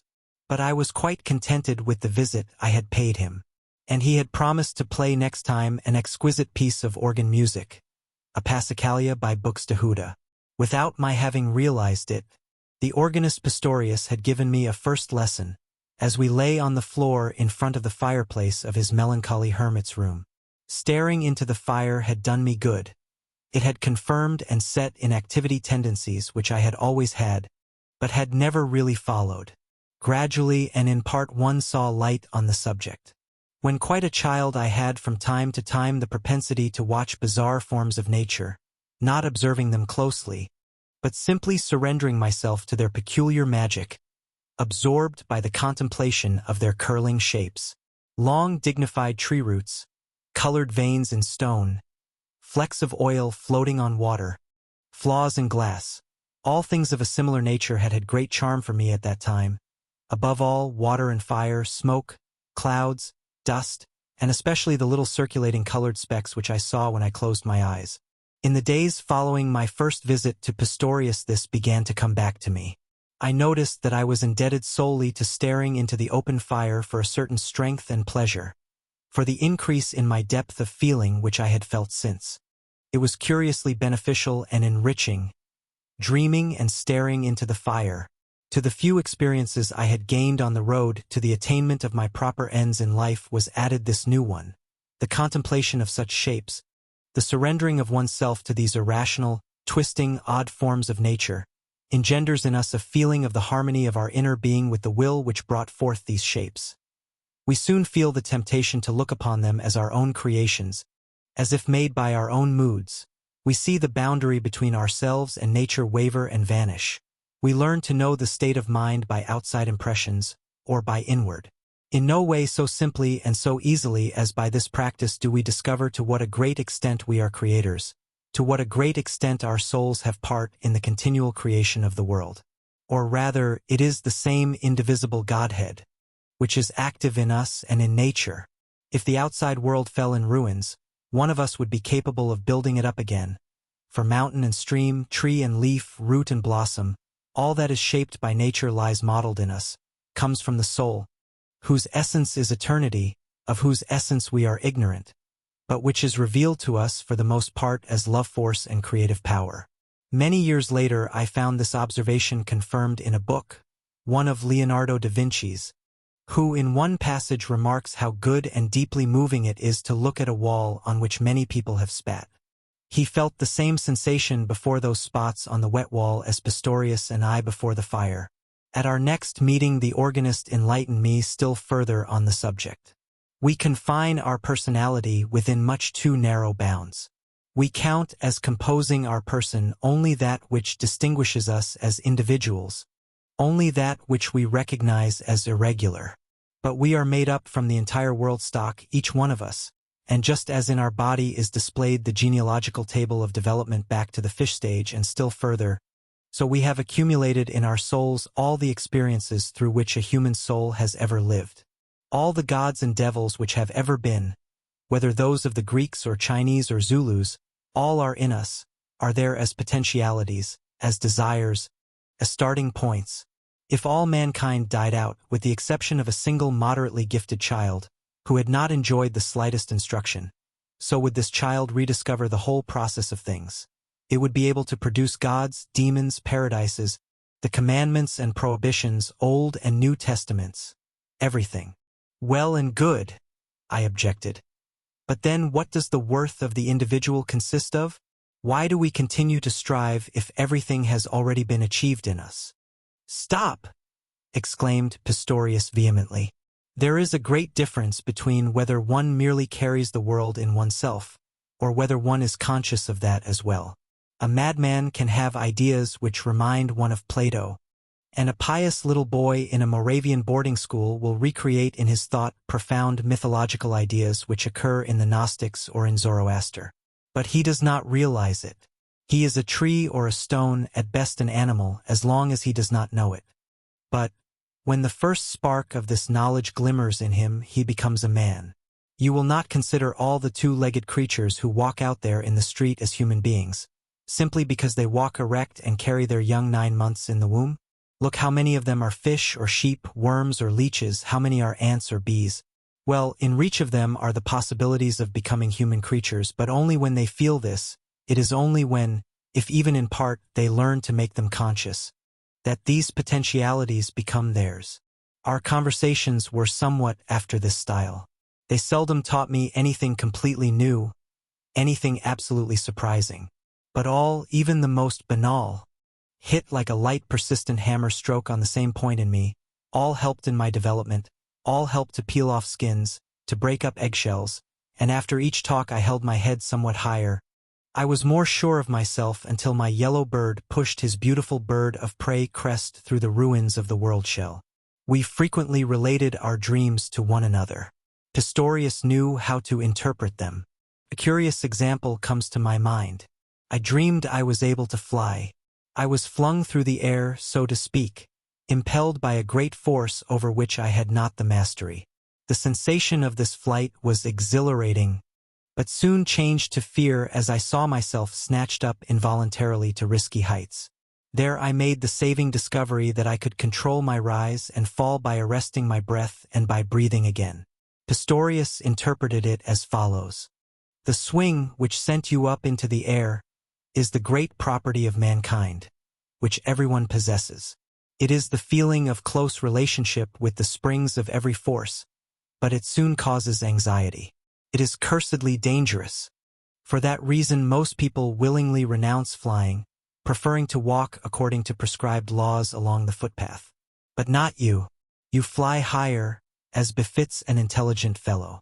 And behold, you make a wonderful discovery there, namely, you gradually get the mastery over the impelling force.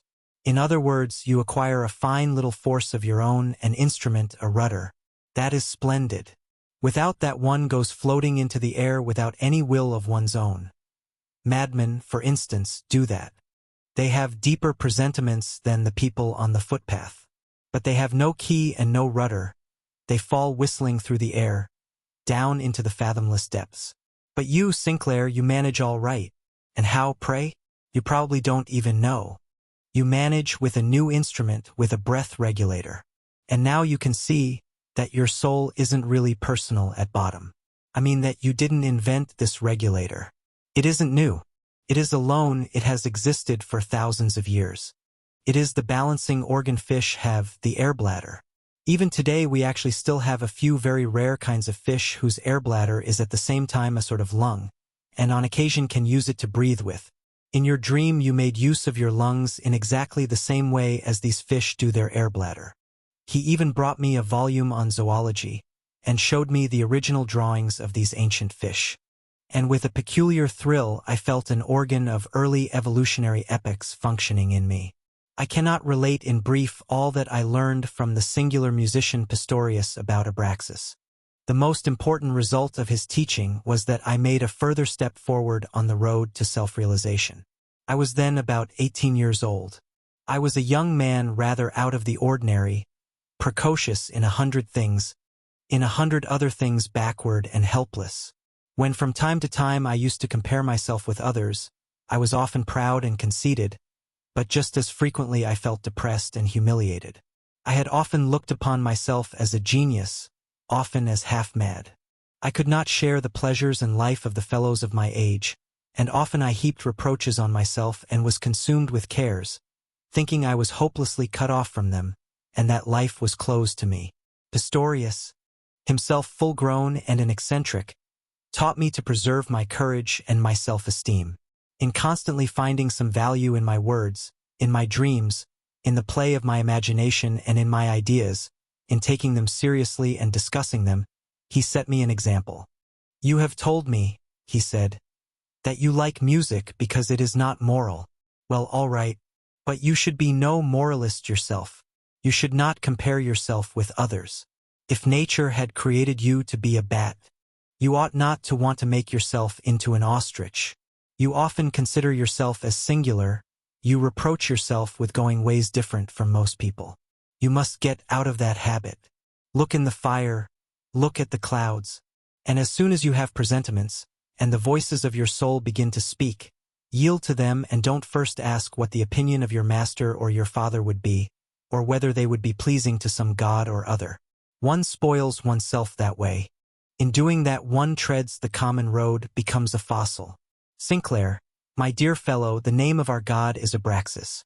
He is God and he is Satan. He has the light and the dark world in him.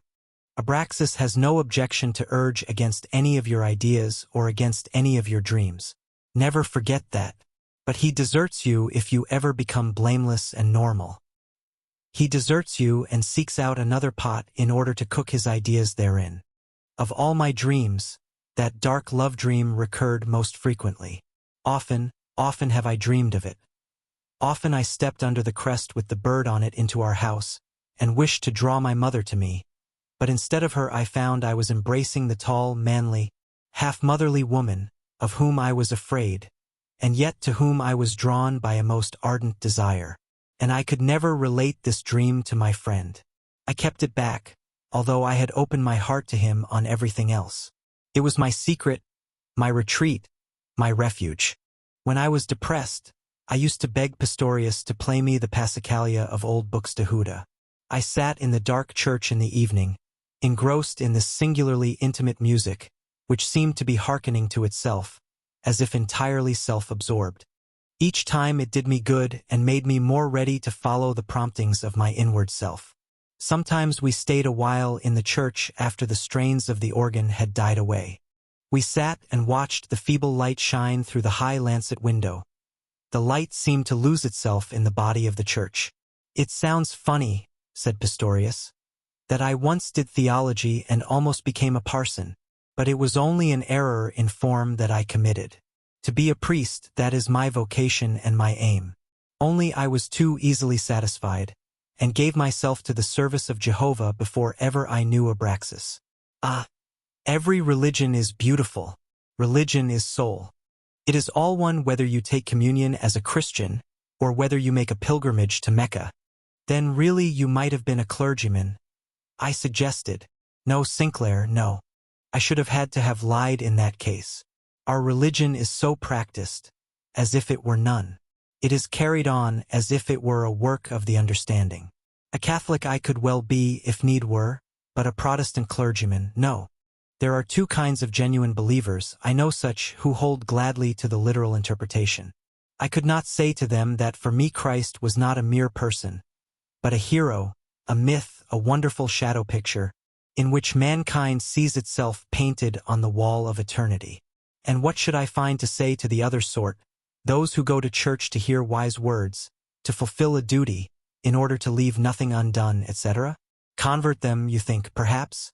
But that is not at all my idea. The priest does not wish to convert. He only wants to live among the believers, among those of his own kind, so that through him they may find expression for that feeling out of which we make our gods. He broke off. Then he continued, "Our new faith, for which we have now chosen the name of Abraxas, is beautiful, my friend. It is the best we have, but it is still a nestling. Its wings have not yet grown. Alas, a lonely religion that is not yet the true one. It must become an affair of many. It must have cult and orgy, feasts and mysteries." He was sunk in reflection. Can one not celebrate mysteries alone, or in a very small circle? I asked hesitatingly. Yes, one can. He nodded. I have been celebrating them for a long time past. I have celebrated cults for which I should have been imprisoned for years in a convict station, if they had been found out. But I know it is not the right thing. He suddenly clapped me on the shoulder, making me jump. "Young friend," he said impressively, "you also have mysteries. I know that you must have dreams of which you make no mention to me. I don't wish to know them, but I tell you, live them, these dreams, play your destined part, build altars to them. It is not yet the perfect religion, but it is a way. Whether you and I and a few other people will one day renew the world remains to be seen. But we must renew it daily within us, otherwise we are of no account. Think over it.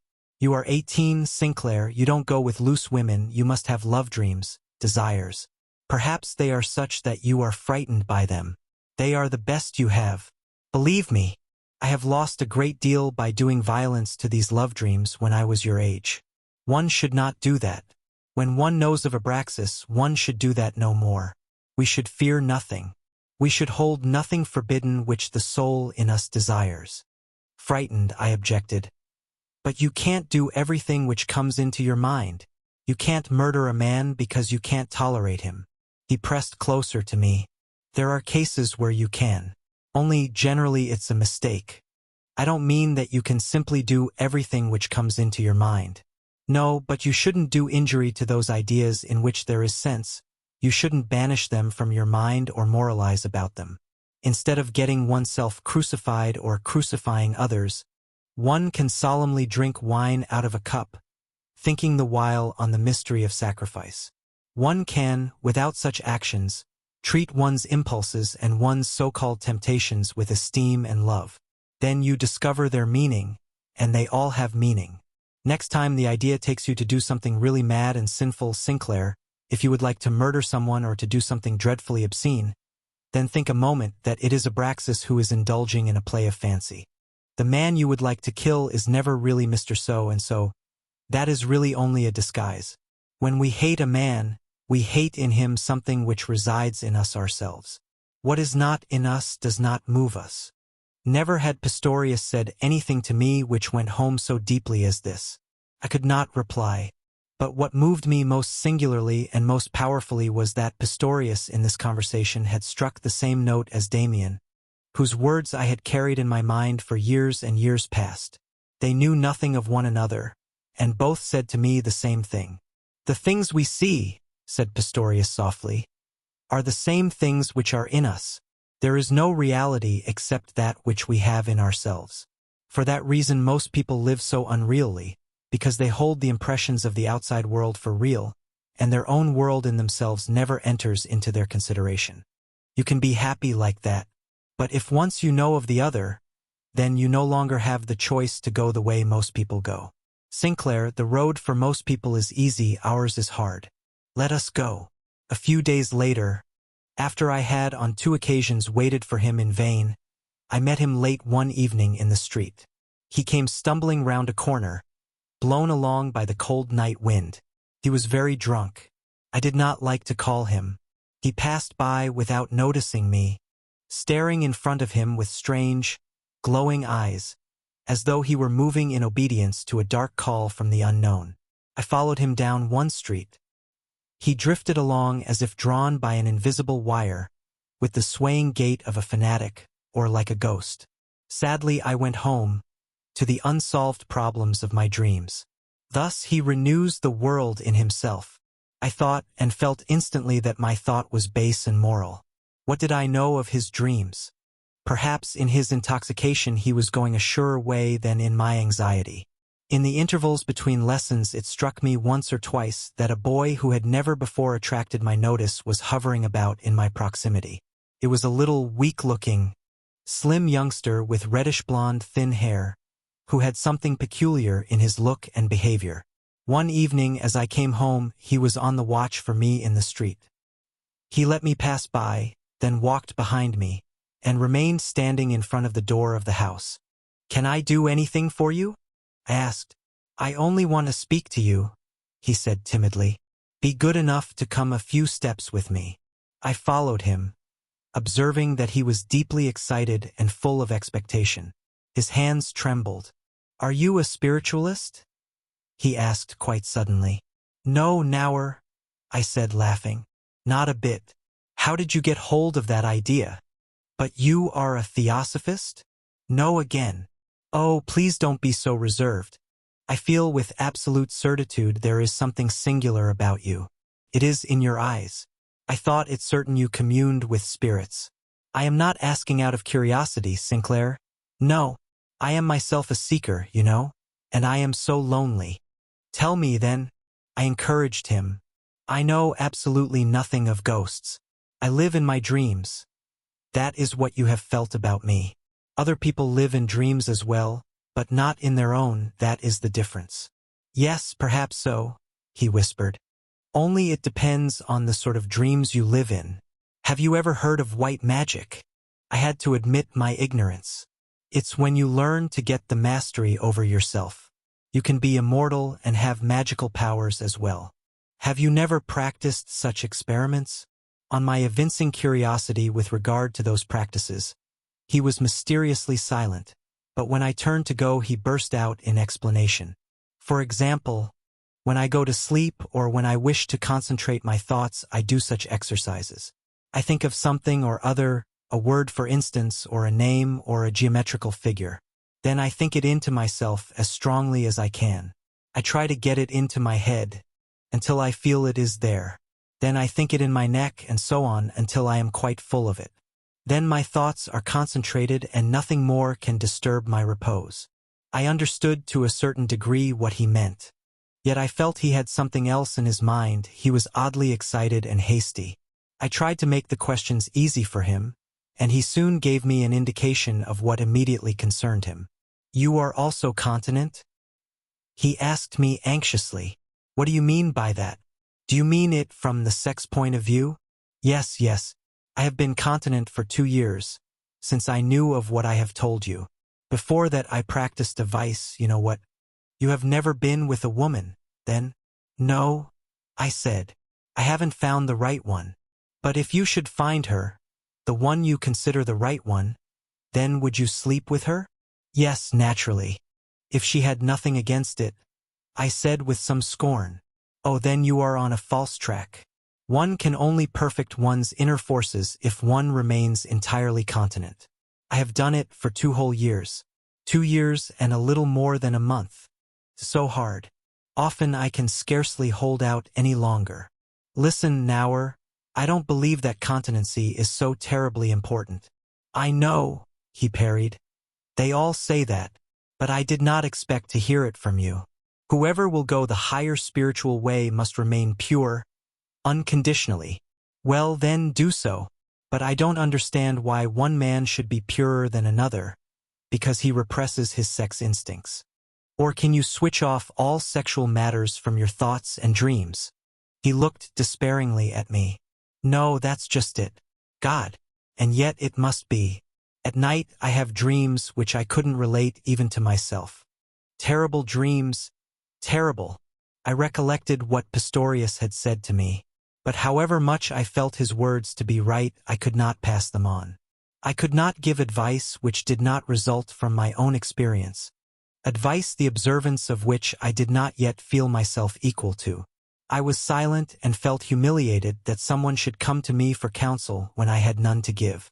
"I have tried everything," wailed Nauer beside me. "I have done all that a man can do, with cold water, with snow, with gymnastic exercises and running, But all that doesn't help a bit. Each night I wake up out of dreams on which I dare not think. And most dreadful of all, I am by degrees losing everything that I had gained spiritually. It is almost impossible for me any longer to concentrate my thoughts or to lull myself to sleep. Often I lie awake the whole night through. I shall not be able to bear that much longer. Finally, when I can carry on the struggle no further, when I give in and make myself impure again, then I shall be worse than all the others who have never struggled against it. You understand that, don't you? I nodded, but could say nothing to the point. He began to bore me, and I was horrified at myself, because his obvious need and despair made no deep impression on me. My only sentiment was, I can't help you. Then you know nothing that would help me? He asked at last, exhausted and sad. Nothing at all? There must be some way. How do you manage? I cannot tell you anything, Nower. People can't help one another in this case. No one has helped me either.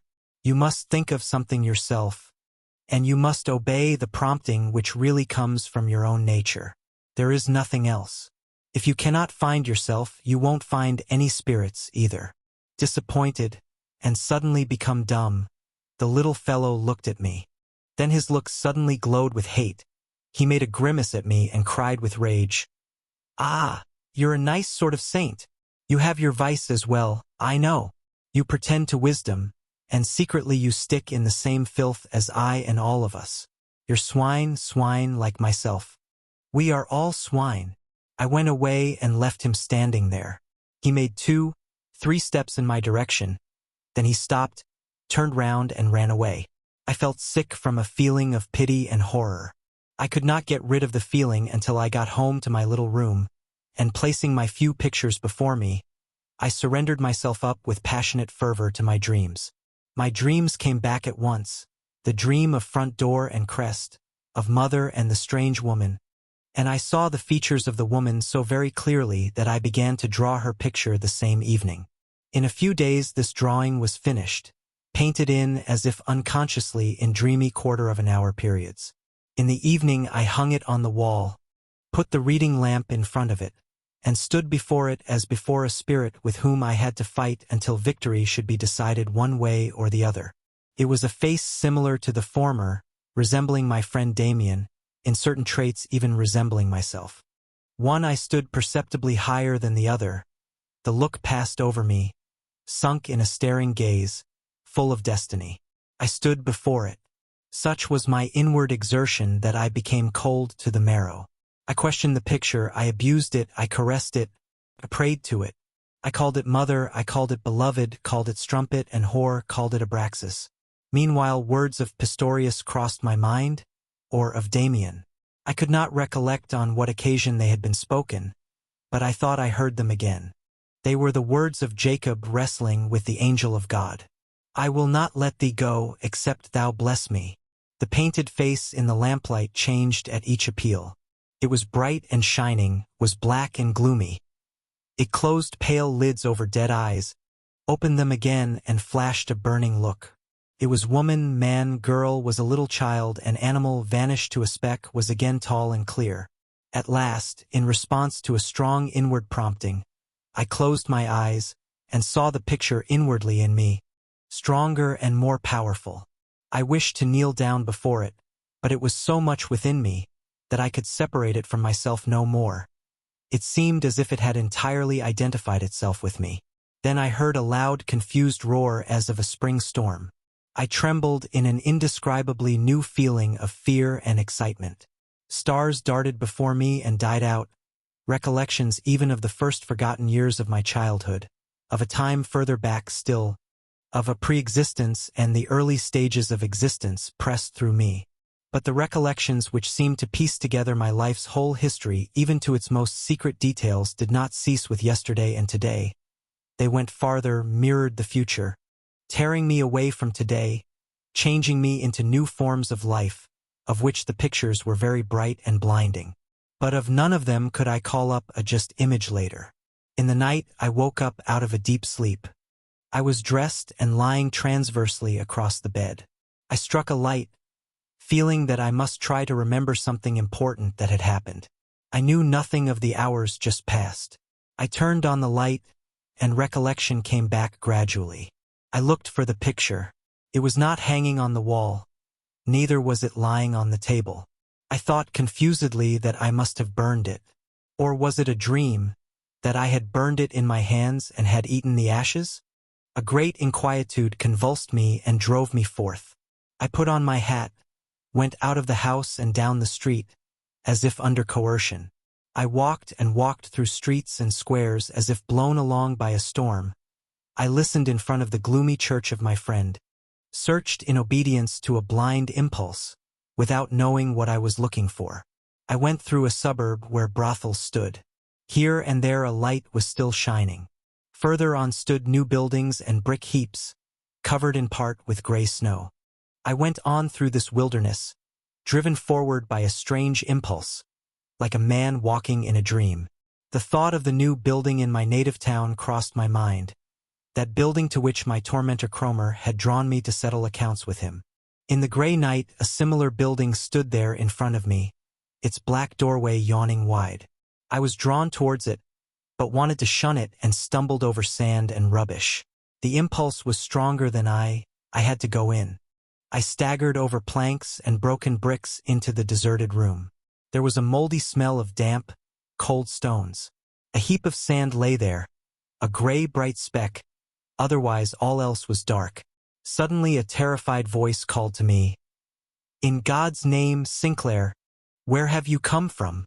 And a human figure rose out of the darkness close to me, a little thin shape like a ghost. I recognized, while yet my hair was standing on end, my school companion Nauer. "How did you get here?" he asked, as if mad with excitement. "How have you been able to find me?" I did not understand. "I wasn't looking for you," I said, dazed. I spoke with difficulty. The words came from me painfully, as if from dead, heavy, frozen lips. "You weren't looking for me?" "No. I was drawn here. Did you call me?" "You must have called. But what are you doing here? It's still night." He put his thin arms convulsively round me. "Yes, night. But it must soon be morning. Oh, Sinclair, to think that you didn't forget me. Can you ever forgive me?" "What then?" "Ah, I was so hateful." Then I recollected our conversation. Had that taken place 5 days ago? It seemed to me like a lifetime, but suddenly I knew all. Not only what had occurred between us, but also why I had come and what Nauer wanted to do there. "You wanted, then, to take your life, Nauer?" He shuddered through cold and fear. "Yes, I wanted to. I don't know whether I could have. I wished to wait until the morning came." I drew him into the open. The first oblique rays of day glimmered indescribably cold through the gray atmosphere. I led the boy on my arm a little way. I heard my own voice saying, "Now go home, and don't say anything to anybody. You were on a false track, and we are not swine as you think. We are men. We make gods, and we wrestle with them, and they bless us." Silently we went on and separated. When I came home it was day. The best that mystery in St. had yet to give me was the hours with Pistorius at the organ or by the chimney fire. We read a Greek text about Abraxas together. He read to me portions of a translation of the Veda and taught me to say the sacred Om. However, it was not this learned instruction which was of service to my inner self, but rather the contrary. What did me good was the self-progression I made, the increasing confidence in my own dreams, thoughts and presentiments, and the consciousness of the power that I carried in me. I had an excellent understanding with Pistorius in every way. I needed only to think intently of him, and I could be sure that he or a greeting from him would come to me. I could ask him just as I could Demian something or other, without his being there in person. I needed only to imagine his presence and to put my questions to him as intensive thoughts. Then all the soul force I had put into the question came back to me as answer. Only it was not the person of Pistorius which I called up in my imagination, nor that of Max Demian, but it was the picture I had painted and of which I had dreamed. It was the half-man, half-woman dream picture of my demon to which I called. It lived now not only in my dreams, It was no longer painted on paper, but it was in me, as a desire picture and an enhancement of my spiritual self. The relation into which the unsuccessful suicide knower entered with me was peculiar and sometimes amusing. Since the night I had been sent to him, he dogged my steps like a faithful servant or hound, sought to attach himself to me and followed me blindly. He came to me with curious questions and wishes. He wanted to see spirits, to learn the Kabbalah, and he did not believe me when I assured him I understood nothing of all these things. He credited me with being able to do anything. But it was singular that he often came to me with his queer and silly questions just at the moment when I myself had a mental knot to be disentangled. His moody ideas and concerns often gave me the cue, the impulse which helped me in the solution of my own problems. He was often tiresome, and I imperiously drove him away. I felt, however, that he had been sent to me, and what I gave to him I received twofold in return. He also was a guide, or rather a way. The mad books and publications he brought me, and in which he sought the key to happiness, taught me more than I realized at the time. This knower vanished later from my path. Neither did I miss him. No arrangement, no understanding was necessary with him, but it was with Pistorius. Towards the close of my school career in St. I lived through another peculiar experience with my friend. Even innocuous, innocent people are not altogether spared the shock of a conflict. Even they come once in their lives in conflict with the beautiful virtues of piety and gratitude. Each must make the step which parts him from his father, from his teachers. Each must once feel something of the bitterness of loneliness, though most people cannot support it for long and soon creep back to their homes again. It was not a great struggle for me to part from my parents and their world, the bright world of my beautiful childhood. But slowly and almost imperceptibly I had got further from them and become more of a stranger to them. I regretted it. It often caused me bitter hours during my visits home. But it was not deep. I could bear it. But when we have offered love and reverence of our own accord, and not out of habit, when we have been disciples and friends with our innermost feelings, then it is a bitter and terrible moment when the realization is suddenly brought home to us that the guiding current of our life is bearing us away from those we love. Then every thought of ours which rejects our friend and teacher enters our own heart like a poisoned sting. Every blow of self-defense strikes back into our own face.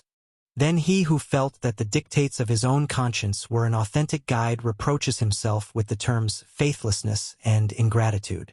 Then the terrified heart flees anxiously back to the valleys of childhood virtues, and cannot believe that the rupture must take place, that another bond must be severed. In the course of time, a feeling had slowly developed in me which refused to recognize my friend Pistorius unconditionally as my guide. What I experienced in the most important moments of my youth was my friendship with him, his counsel, his consolation, his proximity. God had spoken to me through him. Through him my dreams returned to me. From his mouth came their explanation. From him I learned their significance. He had given me the courage to realize myself. And now, alas, I felt a growing opposition against him. In his conversation he evinced too clearly a desire to instruct me. I felt it was only one side of my nature that he thoroughly understood. There was no quarrel, no scene between us, no rupture. I said to him only a single, really harmless word, but nevertheless it was the moment when an illusion between us fell in colored pieces. The presentiment had for some time already oppressed me, but one Sunday in his scholarly old room this presentiment changed to a definite feeling. We were lying on the floor before the fire. He was speaking of mysteries and religious forms which he was studying, and on which he was meditating. He occupied himself with trying to picture their possible future. To me all this seemed curious and interesting, but scarcely of vital importance. It smacked of erudition. It was like a fatiguing search among the ruins of former worlds.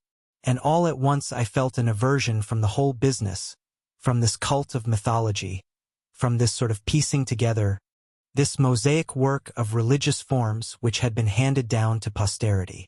Pistorius? I said suddenly, in a malicious outburst which surprised and frightened even myself. Relate a dream, a real dream, one that you have had in the night. What you have just been talking about is so So cursedly antiquarian. He had never heard me speak thus. With shame and terror I realized the very same moment that the arrow I had shot at him, and which had entered his heart, was taken from his own quiver. I realized that I had heard him reproach himself in an ironical tone on this very account, and that now I had maliciously turned one of his own reproaches against him like a resharpened arrow. He felt it instantly, and was silent. I looked at him with terror in my heart and saw that he had become very pale. After a long, heavy pause he put some wood on the fire and said quietly, "You are quite right, Sinclair. You're a wise fellow. I will spare you all this antiquarian business." He spoke very quietly, but his tone told me how deeply he had been wounded. What had I done? I was on the point of tears. I wanted to beg his pardon with all my heart, to assure him of my affection and gratitude. Moving words came into my mind, but I could not utter them.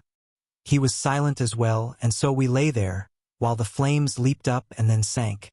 And with each flame that paled fell something beautiful and fervid that ceased to glow and had vanished, never again to come back. "I fear you have misunderstood me," I said at last, much crushed, and with a dry, hoarse voice. The silly, senseless words came as if mechanically from my lips, as if I had been reading them out of a news sheet. "I understood you perfectly," said Pistorius softly. "You are quite right." We waited. Then he continued slowly, "So far as one man can be right in his judgment of another." "No, no," a voice inside me said, "I am wrong." But I could not say anything. I knew that I had aimed my single little word at his one essential weakness. I had touched the point of which he himself was distrustful. His idea was antiquarian. He was a seeker, but retrogressive. He was a romantic. And suddenly I realized that it was just what he had been to me and had given me that he could not be and give to himself. He had guided me to a point on the road, beyond which he, the guide, could not go. God knows how I could have uttered such a word. I had not meant it badly. I had had no idea it would lead to a catastrophe. I had uttered something, the import of which I did not myself realize at the moment of utterance. I had surrendered myself to a somewhat witty, somewhat malicious inspiration, and fate used it as her instrument. I had been guilty of a little thoughtlessness, crudeness, and he had accepted it as a judgment. Oh, how much I wished then that he would have got angry, have defended himself, have shouted at me, but he did nothing. I had all that to do within myself.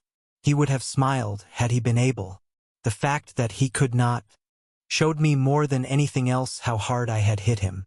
And because Pistorius took the blow from me, his presumptuous and ungrateful pupil, so quietly, because he silently agreed with me, because he recognized my word as a judgment of fate, he caused me to hate myself. He made my thoughtlessness seem 1,000 times greater than it was. As I struck, I had thought to hit a strong man, capable of defending himself. Now he was a meek, suffering creature, defenseless, who surrendered in silence. We remained a long time lying before the dying fire, in which each glowing figure, each crumbling ash heap called to my memory happy, beautiful, rich hours, making my guilt and my obligation to Pistorius greater and greater. Finally, I could bear it no longer. I got up and went. A long time I stood before his door. A long time I listened on the dark staircase. A long time I stood outside in front of the house, waiting to see whether perhaps he would come out to me. Then I went on, walking for hours and hours through town and suburbs, park and wood, until evening fell. At that moment I felt for the first time the mark of Cain on my forehead. I fell to pondering and rumination. I had every intention, in thinking matters over, to accuse myself and to defend Pistorius. But all ended to the contrary. 1,000 times I was ready to repent of my rash word and to withdraw it. But it had been true, nevertheless. Now I succeeded in understanding Pistorius, in building up his whole dream. This dream had been to be a priest, to proclaim a new religion, to invent new forms of exaltation, of love, of worship, to set up new symbols. But this was not within his province. He lingered too long in the past. He knew too much of what had been. He knew too much of Egypt, of India, of Mithras, of Abraxas. His love was attached to ideas with which the world was already familiar. And in his inmost self he probably recognized that the new religion had to be different, that it had to spring from fresh sources and not be drawn out of collections and libraries. His office was, perhaps, to help men to find themselves, as he had done with me. But to found a new doctrine, to give new gods to the world, was not his function in life. And at this point the realization came upon me that everyone has an office, a charge. But to no one is it permitted to choose his office for himself, and to discharge it as he likes. It was wrong to want new gods, it was entirely wrong to wish to give the world anything. A man has absolutely no other duty than this, to seek himself, to grope his own way forward, no matter whither it leads. That thought impressed itself deeply on me. That was the fruit of this new event for me. Often had I pictured the future. I had dreamed of filling roles which might be destined for me, as poet perhaps, or as prophet, as painter, or some such role. All that was of no account. I was not here to write, to preach, to paint. Neither I nor anyone else was here for that purpose. All that was secondary. The true vocation for everyone was only to attain to self-realization. He might end as poet or as madman, as prophet or as criminal. That was not his affair, that was of no consequence in the long run. His business was to work out his own destiny, not any destiny, but his own, to live for that entirely and uninterruptedly. Everything else was merely an attempt to shun his fate, to fly back to the ideals of the masses, to adapt himself to circumstances. It was fear of his own inner being. There rose before me this new picture, terrible and sacred, suggested to me 100 times ere this, perhaps often already expressed, but now for the first time lived. I was a throw from nature's dice box, a projection into the unknown, perhaps into something new, perhaps into the void, and my sole vocation was to let this throw up from primeval depths work itself out in me, to feel its will in me and to make it mine. That solely. I had already known what it was to be very lonely. Now I felt I could be lonelier still, and that I could not escape from it. I made no attempt to reconcile myself with Pistorius. We remained friends, but our relation towards one another had changed. Only one single time did we mention it, or rather, it was only he who spoke of the matter. He said, "I want to be a priest, you know that. I would best of all like to be the priest of the religion of which we have so many presentiments. I can never be that, I know.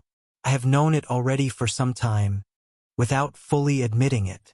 I will do some other priestly service, perhaps at the organ, perhaps in another way. But I must always be surrounded by something which I find beautiful and sacred, organ music and mysteries, symbol and myth. I need that and cannot persuade myself to leave it. That is my weakness. I often realize, Sinclair, that I should not have such desires, that they are a luxury and a weakness. It would be greater, it would be more right, if I placed myself quite simply at the disposition of fate, without pretensions. That is the sole thing I cannot do. Perhaps you will sometime be able to do it. It is hard, it is the only thing really hard there is, my friend. I have often dreamed of it, but I cannot do it, I tremble at the thought of it. I cannot stand so completely naked and alone. I am a poor, weak hound, who needs a little warmth and food, who occasionally likes to feel the proximity of his own kind. He whose only desire it is to work out his own destiny has no kith or kin, but stands alone and has only the cold world space around him. Do you know, that is Jesus in the Garden of Gethsemane? There have been martyrs who willingly let themselves be nailed to the cross. But even they were not heroes, they were not free, they also wished for something to which they had been accustomed, which they had loved, with which they had felt at home. They had examples or ideals. He who will fulfill his destiny has neither examples nor ideals. He has nothing dear to him, nothing to comfort him. And one really ought to go this way. People like you and I are certainly very lonely, but we still have each other. We have the secret satisfaction of being different, of revolting, of wanting the unusual. But we must drop that, too, if we would go the whole way. We must not wish to be revolutionaries or examples or martyrs. To think the thought to its logical end. No, one could not think beyond that. But one could dream of it, could sense it, could anticipate it. A few times I realized something of this, in a very quiet hour. Then I looked straight into the open, staring eyes of my fate. They could have been full of wisdom or full of madness. They could be full of love or full of wickedness. It was all one. One was to choose nothing of all that. One was to want nothing. One was only to want oneself, one's destiny. In that way had Pistorius served me for a time as guide. In those days I walked about as if I were blind. Storms roared within me. Every step meant danger. I was conscious of nothing but the precipitous darkness in front of me, down to which all the roads I had trodden hitherto seemed to lead. And in my inward self I saw the picture of the guide, who resembled Demian, and in whose eyes stood my fate. I wrote on a sheet of paper, "A guide has left me. I stand in complete darkness. I cannot take a step alone. Help me." I wished to send that to Demian. Yet I omitted to do this, for each time I wished to do it, it seemed foolish and meaningless. But I knew that little prayer by heart, and often said it to myself. It accompanied me hourly. I began to realize what prayer is. My school career was over. My father had arranged that during the holidays I was to travel, and then I was to go to the university. In which faculty I knew not. I was to be allowed to take philosophy for 1 semester. I should have been equally content with anything else. In the holidays I went once to the house in which, years before, Max Demian and his mother had lived. An old lady was walking in the garden. I entered into conversation and learned that the house belonged to her. I inquired after the Demians.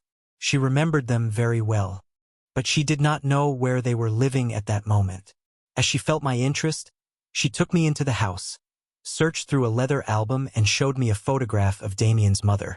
I scarcely had any recollections of what she was like. But when I saw the little picture my heart stood still. It was my dream picture. There it was, the tall, almost masculine woman's figure, resembling her son, with traits of motherliness, traits which denoted severity, and deep passion, beautiful and alluring, beautiful and unapproachable, demon and mother, destiny and mistress. That was she. I was filled with a wild wonder. When I learned that my dream picture lived on earth, there was a woman, then, who looked like that, who bore my fate in her features. Where was she? Where? And she was Demian's mother. I started on my travels soon after. A strange journey. I went restlessly from place to place as impulse directed, always in search of this woman. There were days when I met shapes which reminded me of her, and which resembled her. These shapes led me on through the streets of strange towns, into railway stations, into trains, as in a tangled dream. There were other days when I saw how useless my search was. Then I sat inactive, anywhere, in a park or the garden of a hotel, in a waiting room. I looked into myself and tried to make the picture live in me. But it was now shy and elusive. I could not sleep. I only nodded for a quarter of an hour or so on railway journeys through country unknown to me. Once in Zurich, a woman followed me, a pretty, rather forward woman. I scarcely noticed her and went on, as if she were air. I would rather have died at once than have shown sympathy for another woman, even if only for an hour. I felt that my destiny was leading me on. I felt that fulfillment was nigh. I was mad with impatience, to think that I could do nothing to help myself. Once at a station, I think it was at Innsbruck, I saw, at the window of a train which was just moving out, a form which reminded me of her, and I was miserable for days. And suddenly the form appeared again to me at night in a dream. I woke up with a feeling as of shame, realizing the fruitlessness and senselessness of my chase, and I went home by the most direct route. A couple of weeks later I matriculated in the University of H. Everything disappointed me. The course of lectures I followed, on the history of philosophy, was just as vain and mechanical as the common ground of student life. Everything was so much according to pattern. One person did as the other, and the boyish faces, although inflamed with a forced gaiety, looked so distressingly vacant. It was like the gloss of a ready-made article. But I was free. I had the whole day to myself, and lived quietly in a beautiful old building outside the town. I had a couple of volumes of Nietzsche on my table.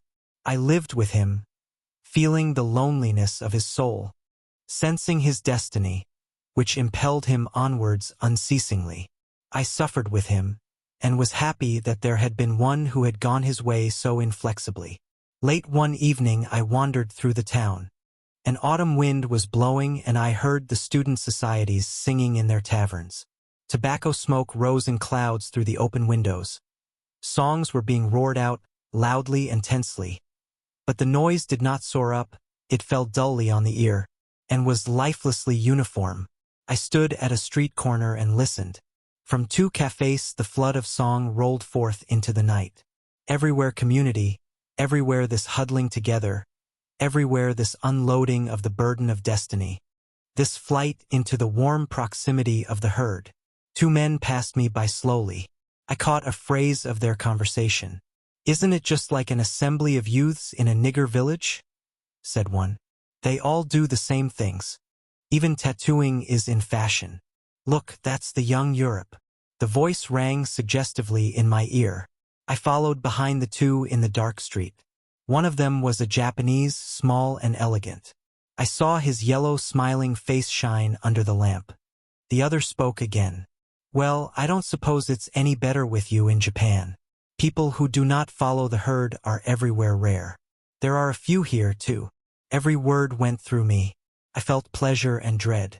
I recognized the speaker. It was Demian. In the windy night, I followed him and the Japanese through the dark streets, listening to their conversation and enjoying the ring of Demian's voice.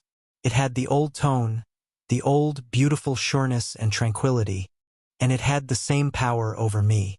Now everything was right. I had found him. At the end of a street in the suburbs, the Japanese took leave and closed a house door behind him. Demian took the way back. I had remained standing and awaited him in the middle of the street. With beating heart, I saw him approaching erect and walking with an elastic step. He wore a brown raincoat and carried a thin stick hanging from his arm. He advanced without altering his regular stride until he got right up to me. He took off his hat, displaying his old, bright face with the determined mouth and the peculiar brightness on the broad forehead. "Demian," I called. He stretched out his hand to me. "So it's you then, Sinclair? I expected you. Did you know I was here?" "I did not know for certain, but I hoped it might be true. I saw you first this evening. You have been behind us the whole time. You recognized me then at once?" "Of course. You're very much changed to be sure. But you have the sign. We used to call it the mark of Cain, if you recollect. It is our sign. You have always had it. For that reason I became your friend. But now it is clearer. I did not know, or rather I did. I once painted a picture of you, Demian, and was astonished that it was also like me. Was that the sign? That was it. It's fine that you are here now. My mother will be glad as well." I started. "Your mother? Is she here? She doesn't know me a bit." "Oh, she knows of you. She will know, without even my asking her, who you are. You haven't let me hear from you for a long time." "Oh, I often wanted to write, but nothing came of it. For some time past I have felt I should find you. I was waiting for it every day." He pushed his arm through mine and we went on. Tranquility seemed to emanate from him and pass on to me. We were soon chatting together as formerly. We mentioned our school days, the confirmation class and that unlucky meeting of ours in the holidays. Only no mention was made of the earliest and closest bond between us, of the affair with Frank Kromer. Unexpectedly, we found ourselves in the middle of a singular and ominous conversation. Having recalled Demian's discourse with the Japanese, we spoke of student life in general, and from that we had branched off to something else, which seemed to be rather out of the way of the former trend of our talk. Nevertheless, from Demian's manner of introducing the subject, there seemed to be no lack of coherence in our conversation. He spoke of the spirit of Europe and of modern tendencies. Everywhere, he said, reigned a desire to come together, to form herds, but nowhere was freedom or love. All this life in common, from the student clubs and choral societies to the state, was an unnatural, forced phenomenon. The community owed its origin to a sense of fear, of embarrassment, to a desire for flight. Inwardly it was rotten and old, and approaching a general breakup. Community, Demian said, is a beautiful thing, but what we see blossoming everywhere is by no means that. It will arise anew from the mutual understanding of individuals, and after a time the world will be remodeled. What is now called community is merely a formation of herds. Mankind seeks refuge together because men have fear of one another.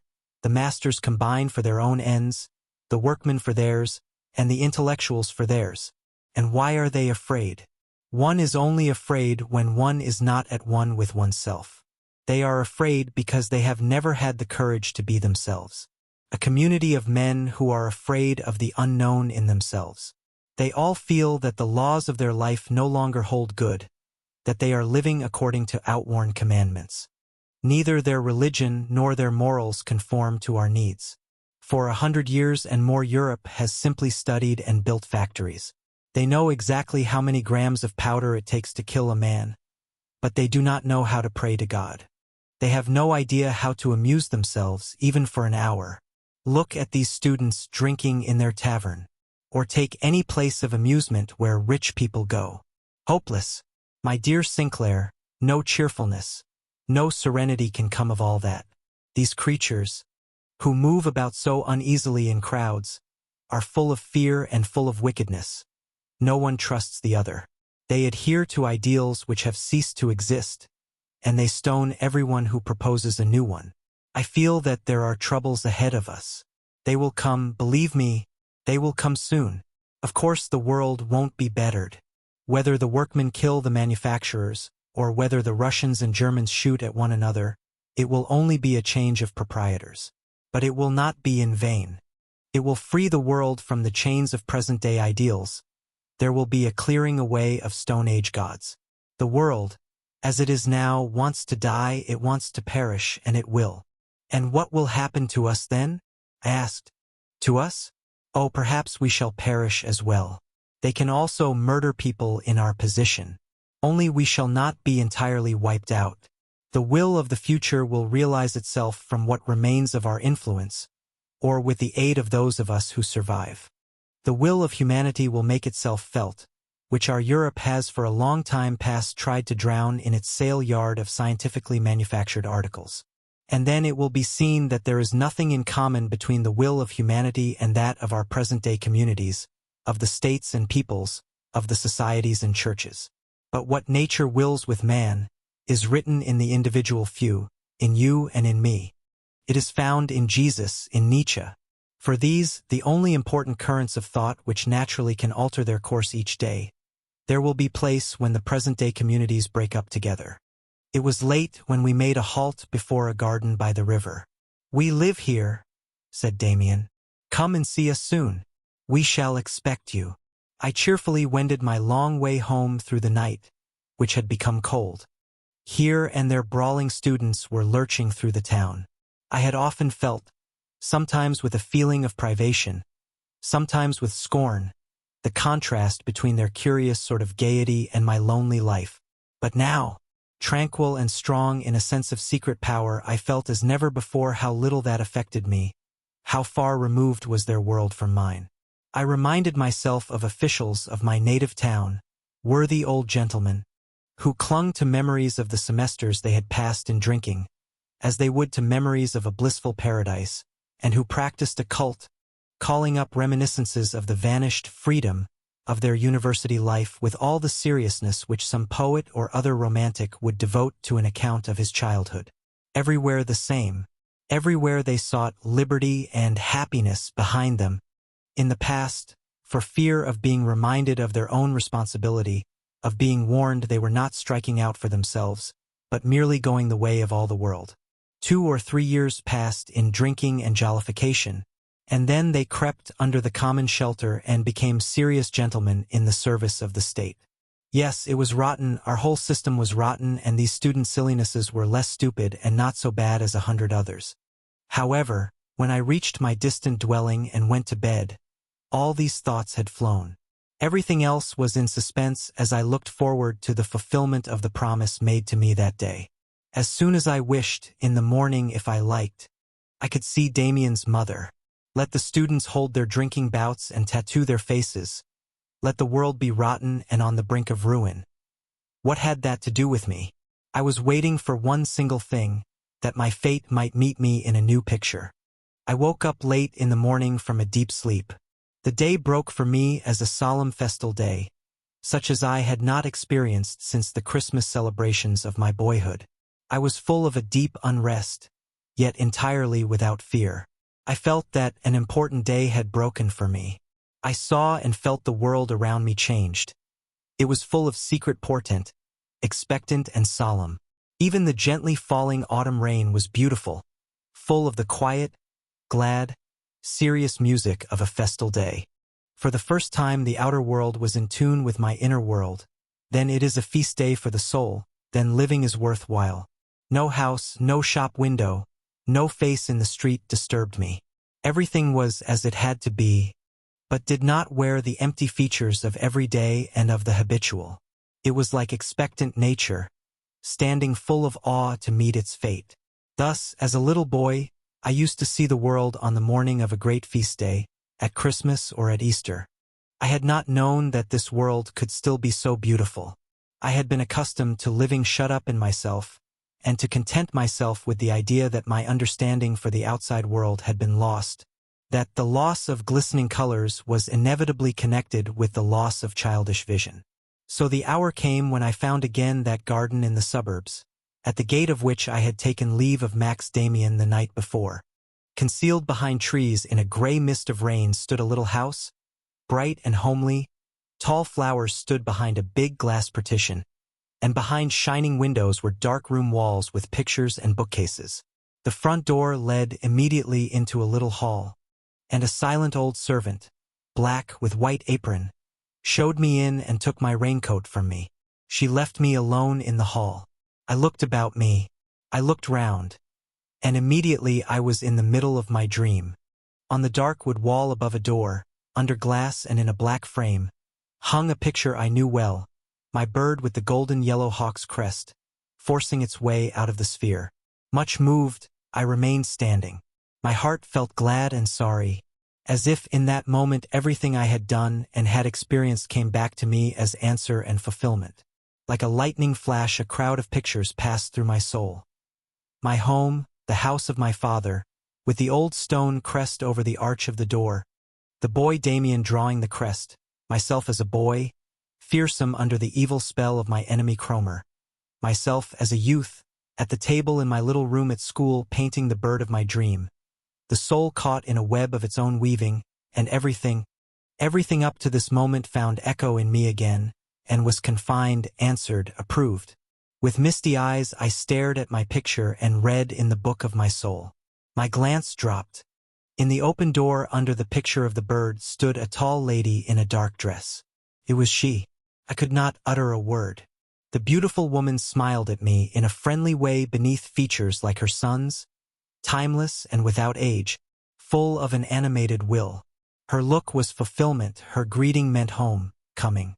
In silence I stretched out my hands to her. She seized both mine with her strong, warm ones.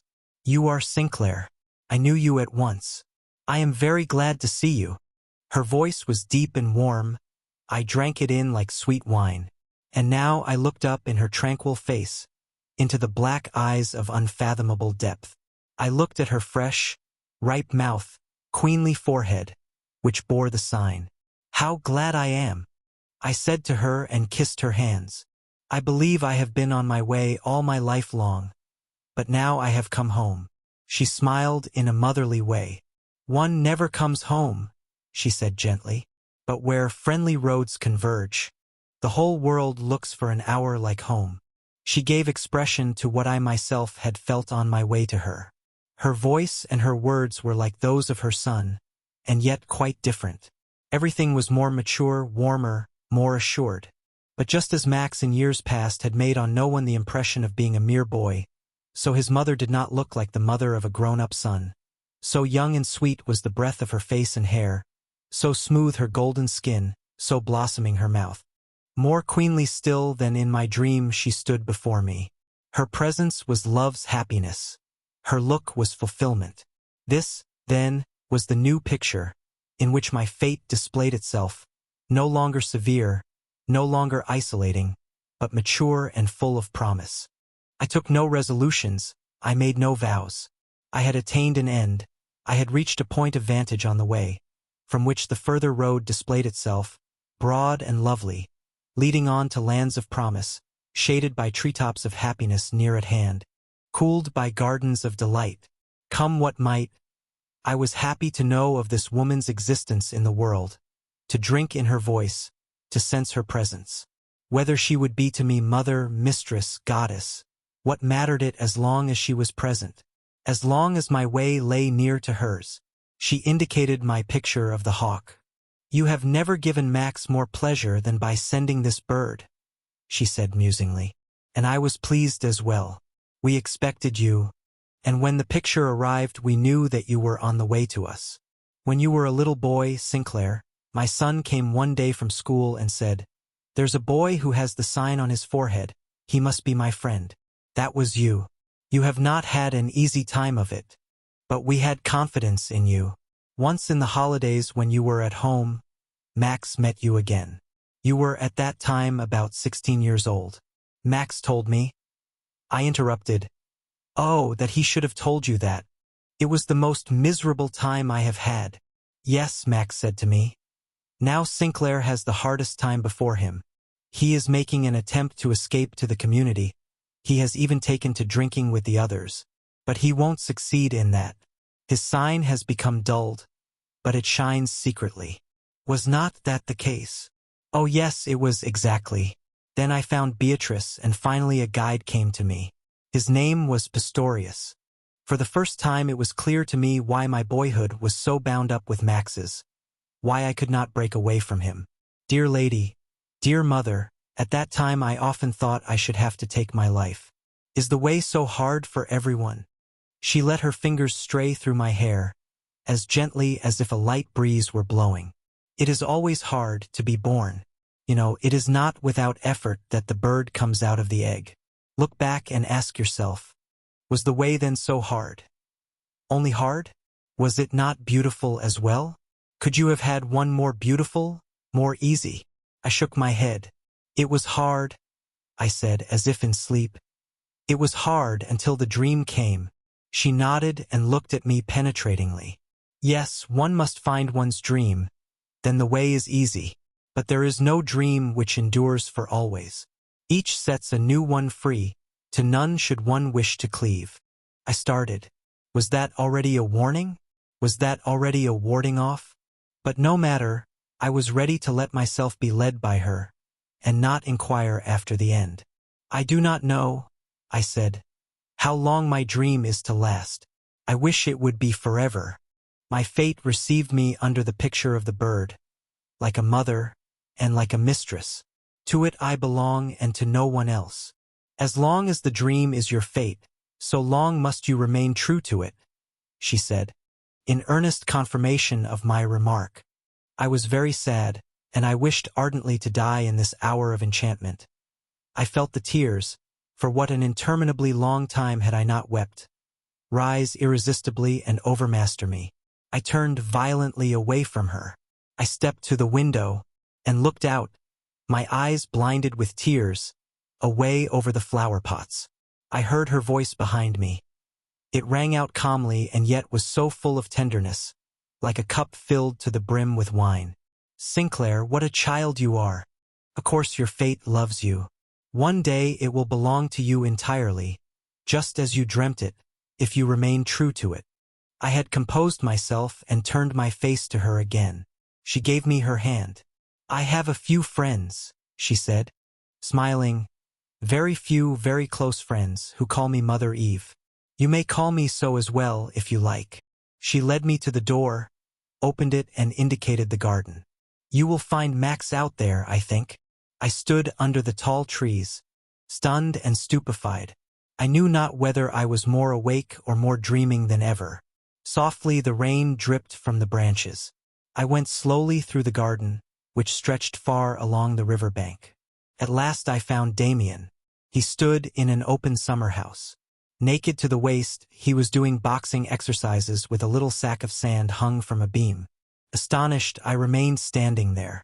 Demian looked magnificent. His broad chest, the firm manly head, the uplifted arms were strong and sturdy. The movements came from the hips, the shoulders, the joints of the arm, as easily as if they bubbled out of a spring of strength. "Demian," I called. "What are you doing there?" He laughed gaily. "I am exercising.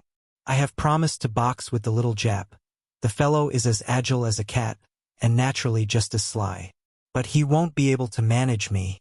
I owe him just one little beating." He drew on shirt and coat. "You have already seen Mother?" he asked. "Yes, Demian." "What a marvelous mother you have. Mother Eve. The name suits her perfectly. She is like the mother of all being." He gazed for an instant musingly in my face. "You know her name already? You ought to be proud, young friend. You are the only one to whom she has said it in the first hour's acquaintance." From this day on I went in and out of the house like a son and a brother, but also like a lover. When I closed the gate behind me, even when I saw the tall trees of the garden emerge in the distance, I was happy. Outside was reality. Outside were streets and houses, human beings and institutions, libraries and lecture rooms. Here inside were love and the life of the soul. Here was the kingdom of fairy stories and dreams. And yet we lived by no means shut off from the world. In thought and word we often lived in its midst, only on another plane. We were not separated from the majority of creatures by boundaries, but rather by a different sort of vision. Our task was to be, as it were, an island in the world, perhaps an example, in any case to proclaim that it was possible to live a different sort of life. I, who had been isolated for so long, learned to what extent community of feeling is possible between people who have experienced complete loneliness. I no longer desired to be back at the tables of the happy, at the feasts of the merry. I no longer felt envious or homesick when I saw others living in community. And slowly I was initiated into the mystery of those who bore the sign.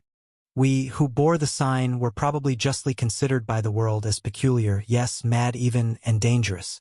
For we were awake or were waking, and our endeavor was to be more and more completely awake, whereas the others strove to be happy, attaching themselves to the herd, the opinions and ideals of which they made their own, taking up the same duties, making their life and happiness depend on common interests.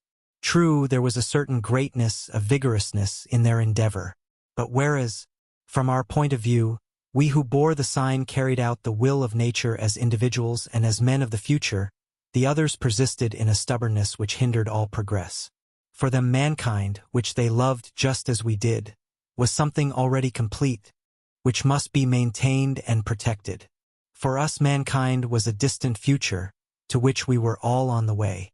No one could image this future, neither did its laws stand written in any book. Besides Mother Eve, Max, and myself, there belonged to our circle in a greater or lesser degree of intimacy many seekers of very various sorts. Many of them were going along their own special paths, had set up special aims and adhered to special opinions and duties. Amongst these were astrologers and Kabbalists, also an adherent of Count Tolstoy, and all kinds of tender, timid, sensitive people, followers of new sects, men who practiced Indian cults, vegetarians, and others. With all these we had really nothing of a spiritual nature in common, except the esteem which each accorded the secret life dream of the other. Some were in closer contact with us, such as those who traced the searchings of mankind after gods and new ideals in the past, and whose studies often reminded me of my friend Pistorius. They brought books with them, translated for us texts from ancient tongues, and showed us illustrations of ancient symbols and rites. They taught us to see how all the ideals of mankind up to the present have their origin in dreams of the subconscious soul, dreams in which humanity is, as it were, feeling its way forward into the future, guided by premonitions of the future's potentialities. So we went through the religious history of the ancient world with its 1,000 gods, to the dawn of Christianity. The confessions of the isolated saints were known to us, and the changes of religion from race to race. And from all the knowledge we thus acquired resulted a criticism of our era and of present-day Europe, of this continent which through enormous exertions had created powerful new weapons for humanity, only to fall finally into a deep spiritual devastation, the effects of which were at last being felt. For it had gained the whole world, only to lose its own soul. There were with us believers as well, advocates of doctrines of salvation, in the efficacy of which they were very hopeful. There were Buddhists who wished to convert Europe, and disciples of Tolstoy, and of other confessions. We in our narrow circle listened, but accepted none of these doctrines except as symbols. We who bore the sign had no cares as regarded the formation of the future. To us every confession, every doctrine of salvation appeared in advance dead and useless. Our whole duty, our destiny was, we felt, to attain to self-realization, in order that in us nature might find scope for its full activities, and that the unknown future might find us ready to fill any role which should be allotted us. Whether we expressed our opinion in so many words or not, it was clear to all of us that a break-up of the present-day world was approaching, to be followed by a new birth. Demian said to me on more than one occasion, "What will come is beyond conception. The soul of Europe is an animal which has been chained up for an immeasurably long period. When it is set free, its first movements will not display much amiability. But the way it will take, whether direct or indirect, is not of importance, provided that the soul's true need is realized, this soul which has been deluded and dulled for so long. Then our day will come, then we shall be needed, not as guides or new lawgivers. We shall not live to see the new laws, but rather as volunteers, as those who are ready to follow and to stand wherever fate shall call us. Look, all men are ready to perform the incredible, when their ideals are threatened. But no one comes forward when a new ideal, a new, perhaps dangerous and uncanny impulse of spiritual growth declares itself. We shall be of those few who are there, ready to go forward. For that purpose have we been singled out, just as Cain was marked with the sign to inspire fear and hate, to drive the men of his time out of a narrow idyllic existence into the broad pastures of a greater destiny. All men whose influence has affected the march of humanity, all such, without differentiation, owe their capabilities and their efficacy to the fact that they were ready to do the bidding of destiny. That applies to Napoleon and Bismarck. The immediate purpose to which they direct their energies does not lie within their choice. If Bismarck had understood the Social Democrats and had thrown in his lot with them, he would have been a prudent fellow, but he would never have been the instrument of fate. The same applies to Napoleon, to Caesar, to Loyola, to all of them. One must always look at such things from the point of view of biology and evolution. When the changes which took place in the Earth's surface transferred to the land animals which lived in water, and vice versa, then those specimens which were ready to fulfill their functions as instruments of fate, brought new and unheard of things to pass and were able, through new adaptations, to save their kind. Whether these specimens were the same that had previously been conservatives and preservers of the status quo or the eccentrics and revolutionaries, is not known. They were ready to be used by fate, and for that reason were able to help their race through a new stage of evolution. That we do know. For that reason we want to be ready. Mother Eve was often present when such conversations took place, but she did not join in. For each of us who chose to express his thoughts, she was as it were a listener and an echo, full of confidence, full of understanding. It appeared as if our ideas all emanated from her and returned to her again. My happiness consisted in sitting near her, in hearing her voice from time to time, and in participating in that atmosphere of maturity and of the soul, which surrounded her. She felt immediately when a change was taking place in me, when my soul was troubled, or when a renewal was in progress. It seemed to me as if the dreams I had in my sleep were inspired by her. I often related them to her. She found them quite comprehensible and natural. There were no peculiarities which she could not follow clearly. For a time I had dreams which were like reproductions of the day's conversation. I dreamed that the whole world was in revolt, and that I, alone or with Demian, tensely waited the signal of fate. Fate remained half concealed, but bore somehow or other the traits of Mother Eve. To be chosen or rejected by her, that was fate. Sometimes she said with a smile, "Your dream is not complete, Sinclair. You have forgotten the best part. And it sometimes happened that I recalled it then, and I could not understand how I had come to forget any of it. At times I was discontented and was tormented by desire. I thought I could not bear to see her near me any longer without taking her in my arms. She noticed that immediately. Once, when I had stayed away for several days and had returned distraught, she took me aside and said, "You should not give yourself up to wishes in which you do not believe. I know what you wish. You must give up these desires, or else surrender yourself to them completely. If one day you are able to ask, convinced that your wishes will be fulfilled, then you will find satisfaction. But you wish and repent again and are afraid. You must overcome all that. I will tell you a fairy tale." And she told me of a youth who was in love with a star. He stood on the seashore, stretched out his hands, and prayed to the star. He dreamed of it and all his thoughts were of it. But he knew, or thought he knew, that a star could not be embraced by a man. He held it to be his fate to love a star without hope of fulfillment, and he created from this thought a whole life poem about renunciation, and mute, faithful suffering which should better him and purify him. But his dreams all went up to the star. Once again he stood at night by the seashore, on a high cliff. He gazed at the star, and his love for it flamed up within him, and in a moment of great longing he made a spring, throwing himself into space to meet the star. But at the moment of leaping, the thought flashed through his mind, "It is impossible," and so he was dashed to pieces on the rocks below. He did not know how to love. Had he had the strength of soul at the moment of leaping to believe in the fulfillment of his wish, he would have flown up and have been united with the star. "Love must not beg," she said, "nor demand either. Love must have the force to be absolutely certain of itself. Then it is attracted no longer, but attracts. Sinclair, I am attracting your love. As soon as you attract my love, I shall come. I do not want to make a present of myself. I want to be one." On a later occasion she told me another fairy story. There was a lover who loved without hope of success. He withdrew entirely into himself and thought his love would consume him. The world was lost to him. He saw the blue sky and the green would no longer. He did not hear the murmuring of the stream or the notes of the harp. All that meant nothing to him, and he became poor and miserable. But his love grew, and he would much rather have died and have made an end of it all than renounce the chance of possessing the beautiful woman whom he loved. Then he suddenly felt that his love had consumed everything else in him. It became powerful and exercised an irresistible attraction. The beautiful woman had to follow.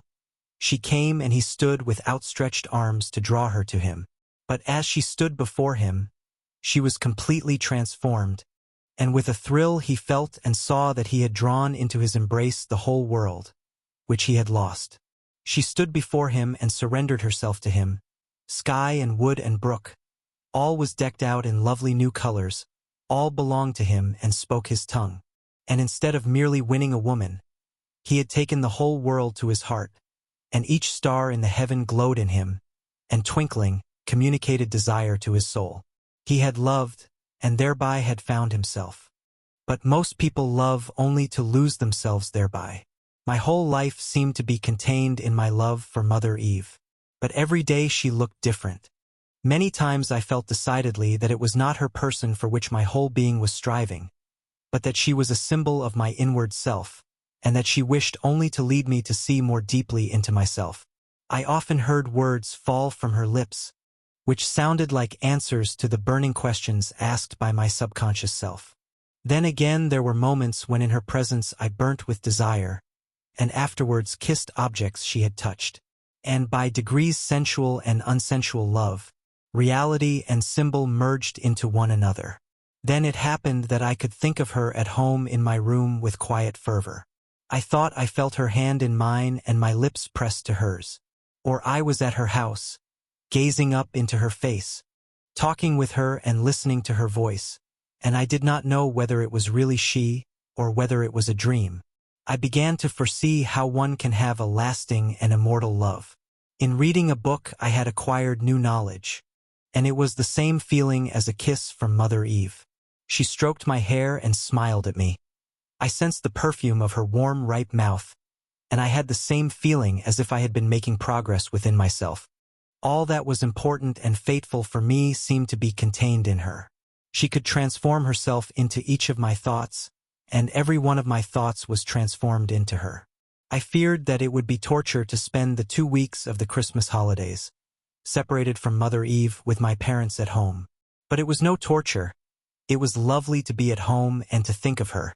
When I returned to I remained away from her house another 2 days, in order to enjoy the security and independence of her actual presence. I also had dreams in which my union with her was accomplished by way of allegory. She was a sea into which a river, flowed. She was a star, and I myself was a star on my way to her. We felt drawn to one another. We met, and remained together always, turning blissfully round one another in close-lying orbits, to the music of the spheres. I related this dream to her, when I visited her again after the holidays. "It is a beautiful dream," she said softly. "See that it comes true." There came a day in early spring that I shall never forget. I entered the hall. A window stood open, and the heavy scent of hyacinths, wafted by a warm breath of air, permeated the room. As no one was to be seen, I went upstairs to Max Damian's study. I knocked softly on the door and entered without waiting for permission, as I was in the habit of doing with him. The room was dark. The curtains were all drawn. The door to a little room adjoining stood open, where Max had set up a chemical laboratory. From there came the bright, white light of the spring sun, shining through rain clouds. I thought no one was there and pulled back one of the curtains. There I saw Max Damian, sitting on a stool by a curtained window. His attitude was cramped and he was oddly changed. The thought flashed through me. You have seen him like this once before. His arms were motionless at his side, his hands in his lap. His face inclined slightly forward, with open eyes, was without sight, as if dead. In the eyes there glimmered dully a little reflex of light, as in a piece of glass.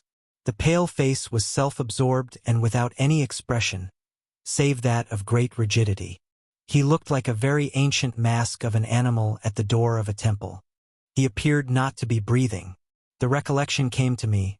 Thus, exactly thus, had I once seen him many years ago when I was still quite a boy. Thus had his eyes stared inwards. Thus his hands had been lying motionless, close to one another. A fly had been crawling over his face. And he had then, 6 years ago perhaps, looked just as old and as ageless. Not a wrinkle in his face had changed. I was frightened, and went softly out of the room and down the stairs. In the hall I met Mother Eve. She was pale and seemed tired. I had not seen her like that before. A shadow came through the window. The bright white sun had suddenly disappeared. I went into Max's room. I whispered hastily. "Has anything happened? He is asleep or absorbed. I don't know what. I once saw him like that before." "But you didn't wake him?" she asked quickly. "No, he did not hear me. I came out immediately. Mother Eve, tell me, what is the matter with him?" She passed her hand over her forehead. "Don't worry, Sinclair. Nothing has happened to him. He has retired into himself. It will not last long." She got up and went out into the garden, although it had begun to rain. I felt that I must not follow her, so I walked up and down in the hall, inhaling the scent of the hyacinths which dulled my senses, and gazing at my picture of the bird over the door. I felt oppressively the odd shadow which seemed to fill the house that morning. What was it? What had happened? Mother Eve came back soon. Raindrops hung in her dark hair. She sat down in her easy chair. She was very tired. I went to her, bent down and kissed the raindrops in her hair. Her eyes were bright and soft, but the raindrops tasted like tears. "Shall I go and see how he is?" I asked in a whisper. She smiled weakly. "Don't be a child, Sinclair," she admonished loudly, as if to relieve her own feelings. "Go now and come back later. I cannot talk to you now." I went. I walked out of the house and out of the town, towards the mountains. The thin rain was falling obliquely, and clouds were driving at a low altitude under heavy pressure, as if in fear. Down below there was hardly any breeze, but on the heights above a storm seemed to be raging. Several times the sun, pale and bright, broke for an instant through the steely gray of the clouds. There came a fleecy yellow cloud driving across the sky, collided with the gray cloud wall, and in a few seconds the wind formed a picture of the yellow and blue, of a bird of giant size, which tore itself free from the blue melee and with wide fluttering wings disappeared in the sky. Then the storm became audible and rain mixed with hail rattled down. A short burst of thunder with an unnatural and terrific sound cracked over the whipped landscape. Immediately after the sun broke through and on the mountains close at hand above brown woods glistened, pale and unreal, the fresh snow. When I returned after several hours, wet from the rain and wind, Demian himself opened the front door to me. He took me with him up to his room. A gas flame burned in the laboratory. Paper lay about. He appeared to have been working. "Sit down," he invited. "You must be tired. It was a terrible storm. It's evident you were overtaken by it. Tea is coming at once." "Something is the matter today," I began hesitatingly. "It can't only be that bit of a storm." He looked at me penetratingly. "Have you seen anything?" "Yes, I saw a picture clearly in the clouds. For an instant." "What sort of a picture?" "It was a bird." "The hawk? Was it that? The bird of your dream?" "Yes, it was my hawk. It was yellow and of giant size. It flew up into the blue-black heaven." Demian took a deep breath. Someone knocked at the door. The aged servant brought in tea. "Take a cup, Sinclair, do. I don't think it was by chance you saw the bird." "Chance? Does one see such things by chance?" "Well, no. It means something. Do you know what?" "No. I only feel it means a violent shock, the approach of fate. I think it will affect all of us." He walked violently up and down. "The approach of fate!" he exclaimed loudly. "I dreamed the same thing myself last night, and my mother yesterday had a premonition, portending the same thing. I dreamed I was going up a ladder, placed against a tree trunk or a tower. When I reached the top, I saw the whole country. It was a wide plain with towns and villages burning. I cannot yet relate everything, because it isn't all quite clear to me." "Do you interpret the dream as affecting you?" I asked. "Me? Naturally. No one dreams of what does not concern him. But it does not concern me alone, you are right. I distinguish tolerably well between the dreams which indicate agitation of my own soul, and the others, the rare ones, which bear on the fate of all humanity. I have seldom had such dreams, and never one of which I can say that it was a prophecy, and that it has been fulfilled. The interpretations are too uncertain. But this I know for a certainty: I have dreamed of something which does not concern me alone. For the dream belongs to others, former ones I have had. This is the continuation. These are the dreams, Sinclair, in which I had the premonitions which I have already mentioned to you. We know that the world is absolutely rotten, but that is no reason to prophesy its ruin, or to make a prophecy of a like nature. But for several years past I have had dreams, from which I conclude or feel or what you will, which, then, give me the feeling that the breakup of an old world is drawing near. At first they were simply faint presentiments, but since they have become more and more significant. Even now I know nothing more than that something big and terrible is approaching, which will concern me. Sinclair, we shall go through the experiences of which we have so often talked. The world is about to renew itself. It smacks of death. Nothing new comes without death. It is more terrible than I had thought. Frightened, I looked at him fixedly. "Can't you tell me the rest of your dream?" I begged timidly. He shook his head. "No." The door opened and Mother Eve entered. "There you are, sitting together. Children, I hope you aren't sad." She looked fresh. Her fatigue had quite vanished. Demian smiled at her. "She came to us as a mother comes to frighten children. We aren't sad, Mother. We were simply trying to solve the riddle of these new signs. But that is of no importance. What is to come will be here all of a sudden, and then we shall learn what we need to know." But I did not feel happy.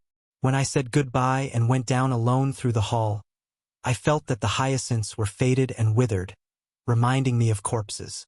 A shadow had fallen over us. It had been decided that I should remain in H for the summer semester.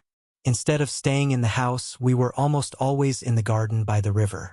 The Japanese, who by the way had been thoroughly beaten in the boxing match, was away, and the disciple of Tolstoy was also missing.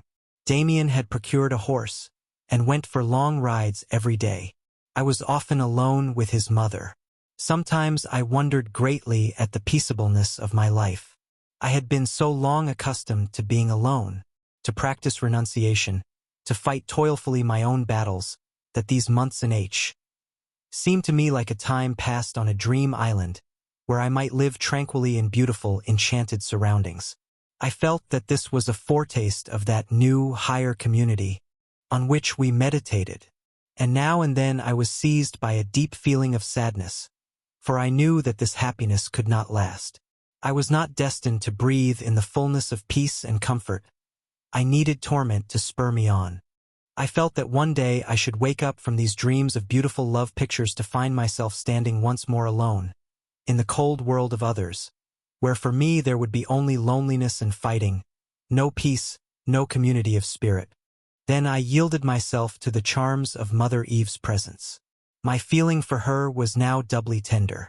I was glad that my fate bore still these beautiful, tranquil features. The summer weeks passed quickly and easily. Already the semester was drawing to a close. Leave-taking was near. I dared not think of it, and did not, but clung to the beautiful days like a butterfly to a honeyed flower. That was my period of happiness, the first fulfillment of my life's wishes, and my reception into the League. What was to come next? I would again have to fight my battles, be consumed by longing, have dreams, be alone. At this time the feeling, the foretaste of separation, came over me so strongly that my love for Mother Eve blazed up suddenly, causing me pain. My God, how soon would the time come to say goodbye, and I should see her no more hear her firm step in the house, should find no more her flowers on my table. And what had I attained? I had dreamed and had lulled myself in comfort, instead of winning her, instead of fighting for her and drawing her to me for always. All that she had said to me about genuine love crossed my mind. Hundreds of fine, suggestive words, 100 tender invitations, promises perhaps. And what had I made of them? Nothing. Nothing. I took up a position in the middle of my room, collected my whole conscious self together and thought of Eve. I wished to concentrate the forces of my soul, in order to let her feel my love, in order to draw her to me. She was to come, longing for my embrace. My kisses were to suck insatiably the ripe fruit of her lips. I stood tense, until fingers and feet became stiff with cold. I felt force was going out of me. For a few seconds something seemed to take shape with me, something bright and cool.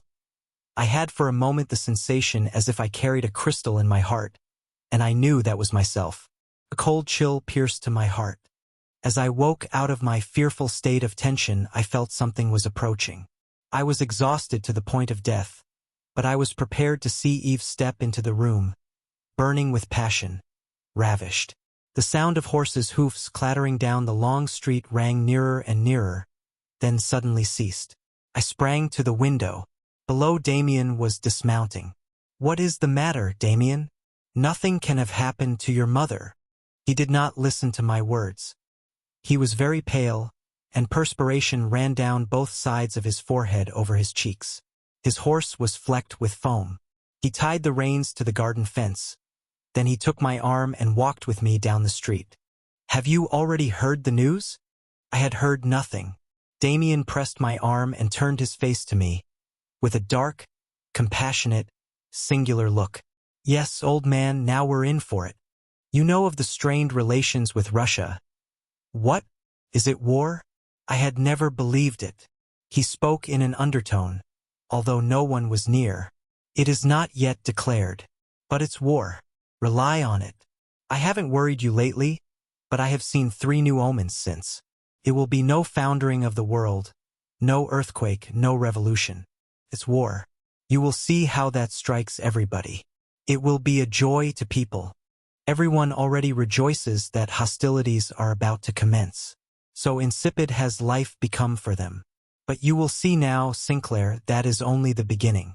This will perhaps be a great war, a very great war. The new dispensation commences, and for those who adhere to the old, the new will be terrible. What will you do? I was perplexed. Everything sounded so strange and improbable. I don't know, and you? He shrugged his shoulders. As soon as mobilization orders are out, I join up. I am a lieutenant. You? I had no idea of that. Yes, it was one of my adaptations. I have never wanted to appear out of the ordinary, and have rather done too much in order to be correct to do the right thing. In 8 days, I think, I shall be already in the field. For God's sake. Look here, old fellow, you mustn't take things so sentimentally. At bottom, it certainly won't give me pleasure to order machine gun fire to be turned on living creatures, but that is a secondary matter. Now each one of us will be seized by the great wheel of fate. You as well. You will certainly be called up. And your mother, Demian? Then for the first time I recollected what I was doing a quarter of an hour before. How the world had changed. I had summoned together all my force in order to conjure up the sweetest picture. And now fate had suddenly put on a new, horrible mask. My mother? We need have no cares for her safety. She is safe, safer than anyone else in the world today. You love her so very much. You knew it, Demian? He laughed brightly and without any embarrassment. You child. Naturally I knew it. No one has yet called my mother Mother Eve without loving her. By the way, how was that? You have called to either her or myself today, haven't you? Yes, I called to Mother Eve. She felt it. She suddenly sent me away. I was to come to you. I had just told her the news about Russia. We turned back, scarcely speaking. He untied his horse and mounted. I first realized in my room how exhausted I was by Damian's message, and even more so by my previous spiritual exertions.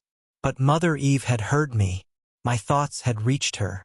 She would have come herself, if. How wonderful all this was, and how beautiful. Now it was to be war. Now what we had so often spoken of was about to happen. And Demian had known so much in advance. How strange that the world stream would no longer flow somewhere or other by us, that now it was suddenly flowing through us, that fate and adventure called us, and that now, or soon, the moment would come when the world would need us, when it would be transformed. Demian was right, one should not be sentimental over it. Only it was strange that I was now to experience that lonely thing, fate, with so many, with the whole world. Good then. I was ready. In the evening, when I went through the town, every corner was alive with bustle and excitement. Everywhere the word war. I went to Mother Eve's house. We had supper in the summer house. I was the only guest. No one spoke a word about the war. But later, shortly before I left, Mother Eve said, "Dear Sinclair, you called me today. You know why I did not come myself. But don't forget, you know the call now, and if ever you need someone who bears the sign, call me again." She rose and went out through the gloaming into the garden. Tall and queenly, invested with mystery, she stepped between the trees. The foliage ceased its whispering at her approach, and over her head glimmered tenderly the many stars. I am coming to the end. Events marched quickly. War was declared. Demian, who looked strange in uniform, with a silver-gray cloak, went away. I brought his mother home. Soon after I also said goodbye to her. She kissed me on the lips and held me a moment on her breast, and her large eyes burned steadily close to mine. And all men were like brothers. They had in mind their country and their honor. But it was fate. They peeped for a moment into the unveiled face. Young men came out of barracks, stepped into trains, and on many a face I saw a sign. Not ours. A beautiful and dignified sign, signifying love and death. I as well was embraced by people I had never seen before. I understood and responded gladly. It was an atmosphere of intoxication in which they moved, not that of a fated will. But the intoxication was sacred. It was due to the fact that they had all looked into the rousing eyes of destiny. It was already nearly winter when I went to the front. At first, in spite of the sensation of the bombardment, I was disappointed with everything. Formerly, I had often wondered why people so seldom were able to live for an ideal. Now I saw that many, yes, all men, are capable of dying for an ideal, provided that such an ideal is not personal, not chosen of their own free will. For them it had to be an ideal accepted by and common to a great number. But with time I saw that I had underestimated men. Although service and a common danger renders them uniform, I saw many, living and dying, approach fate magnificently. Not only in an attack, but the whole time very many of them had a fixed, faraway look, rather like that of a person possessed, a look which indicates entire ignorance of the end pursued, and a complete surrender of self to the unknown. No matter what they might believe and think, they were ready, they were there in case of need, out of them would the future be formed. And, however strongly the world's attention appeared to be focused on war and heroic deeds, on honor and other old ideals, however distantly and unnaturally sang the voices of humanity, all this was merely the surface, just as the question with regard to the foreign and political aims of the war was superficial. Deep down, below the surface of human affairs, something was in process of forming, something which might be a new order of humanity. For I could see many such died at my side, to whom the understanding was brought home that hate and rage, murder and destruction had no connection with the real object of the war. No, the object, just as the aims in view, was purely a matter of chance. Their deepest and most primitive feelings, even their wildest instincts, were not actually directed against the enemy. Their murderous and bloody work was an expression of their own inner being, of their cleft soul, which wished to rave and kill, to destroy and die, in order to be able to be born anew. A giant bird was fighting its way out of the egg, and the egg was the world, and the world had to go to ruin. One night in early spring I was doing sentry duty in front of a farm we had occupied. The wind was blowing in fitful gusts, shrieking and moaning according to the vagaries of its mood. Over the high Flanders sky rode an army of clouds. Somewhere or other behind was a suspicion of moon. I had been restless throughout the whole of that day, troubled by cares which I could not precisely define. Now, at my dark post, I thought with fervor of the picture of my life up to that time, of Mother Eve of Demian. I stood leaning against a poplar, staring into the agitated sky, the mysterious quivering brightness of which soon resolved itself into a series of pictures. I felt by the odd slowness of my pulse, by the insensibility of my skin to wind and rain, by the lively wakefulness of my inner being, that a guide was near me. In the clouds a large city could be seen, out of which millions of men were streaming, spreading in swarms over the broad countryside. In their very midst there appeared the mighty figure of a god, as big as a mountain, with glittering stars in its hair, and with the features of Mother Eve. Into it disappeared the processions of men, as into a gigantic cave, and were lost to view. The goddess shrank down on the ground. The sign on her forehead glittered brightly. She seemed to be under the influence of a dream. She closed her eyes, and her large features were twisted in pain. Suddenly she cried out, and out of her forehead sprang stars, which hurried in lovely arcs and half-circles over the black sky. One of the stars rushed noisily through the air to meet me, as if seeking me out. With a crash it burst into 1,000 sparks, lifting me off my feet and hurling me onto the ground. The world broke up thunderously about me. They found me close to the poplar, covered with earth and wounded in several places. I lay in a cellar, guns growled and rumbled overhead.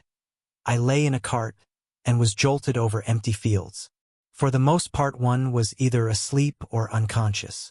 But the more deeply I slept, the more strongly I felt that I was being drawn, that I followed at the will of a force over which I was not master. I lay on straw in a stable. It was dark. Someone trod on my hand. But my inner self willed to go further. The mysterious force drew me on. Again I lay in a cart and later on a stretcher. Even more strongly I felt in me the command to go forward. I was conscious only of the pressure, the force which seemed to be controlling my journeying thus from place to place. At last I was there. It was night. I was fully conscious, and I felt strongly the secret attraction and power which had brought me to that place. Now I was lying in a room on a bed made up on the floor. I felt I had arrived at the place to which I had been called. I glanced around. Close to my mattress was another, on which someone was lying, someone who bent over and looked at me. It was Max Demian. I could not speak, and he either could not or would not. He only looked at me. A lamp which hung over him on the wall cast a light on his face. He smiled at me. For what seemed an immeasurably long time, he gazed unwaveringly into my eyes. Slowly he inclined his face towards me, until we almost touched. "Sinclair," he said in a whisper. I signaled to him with my eyes that I understood him.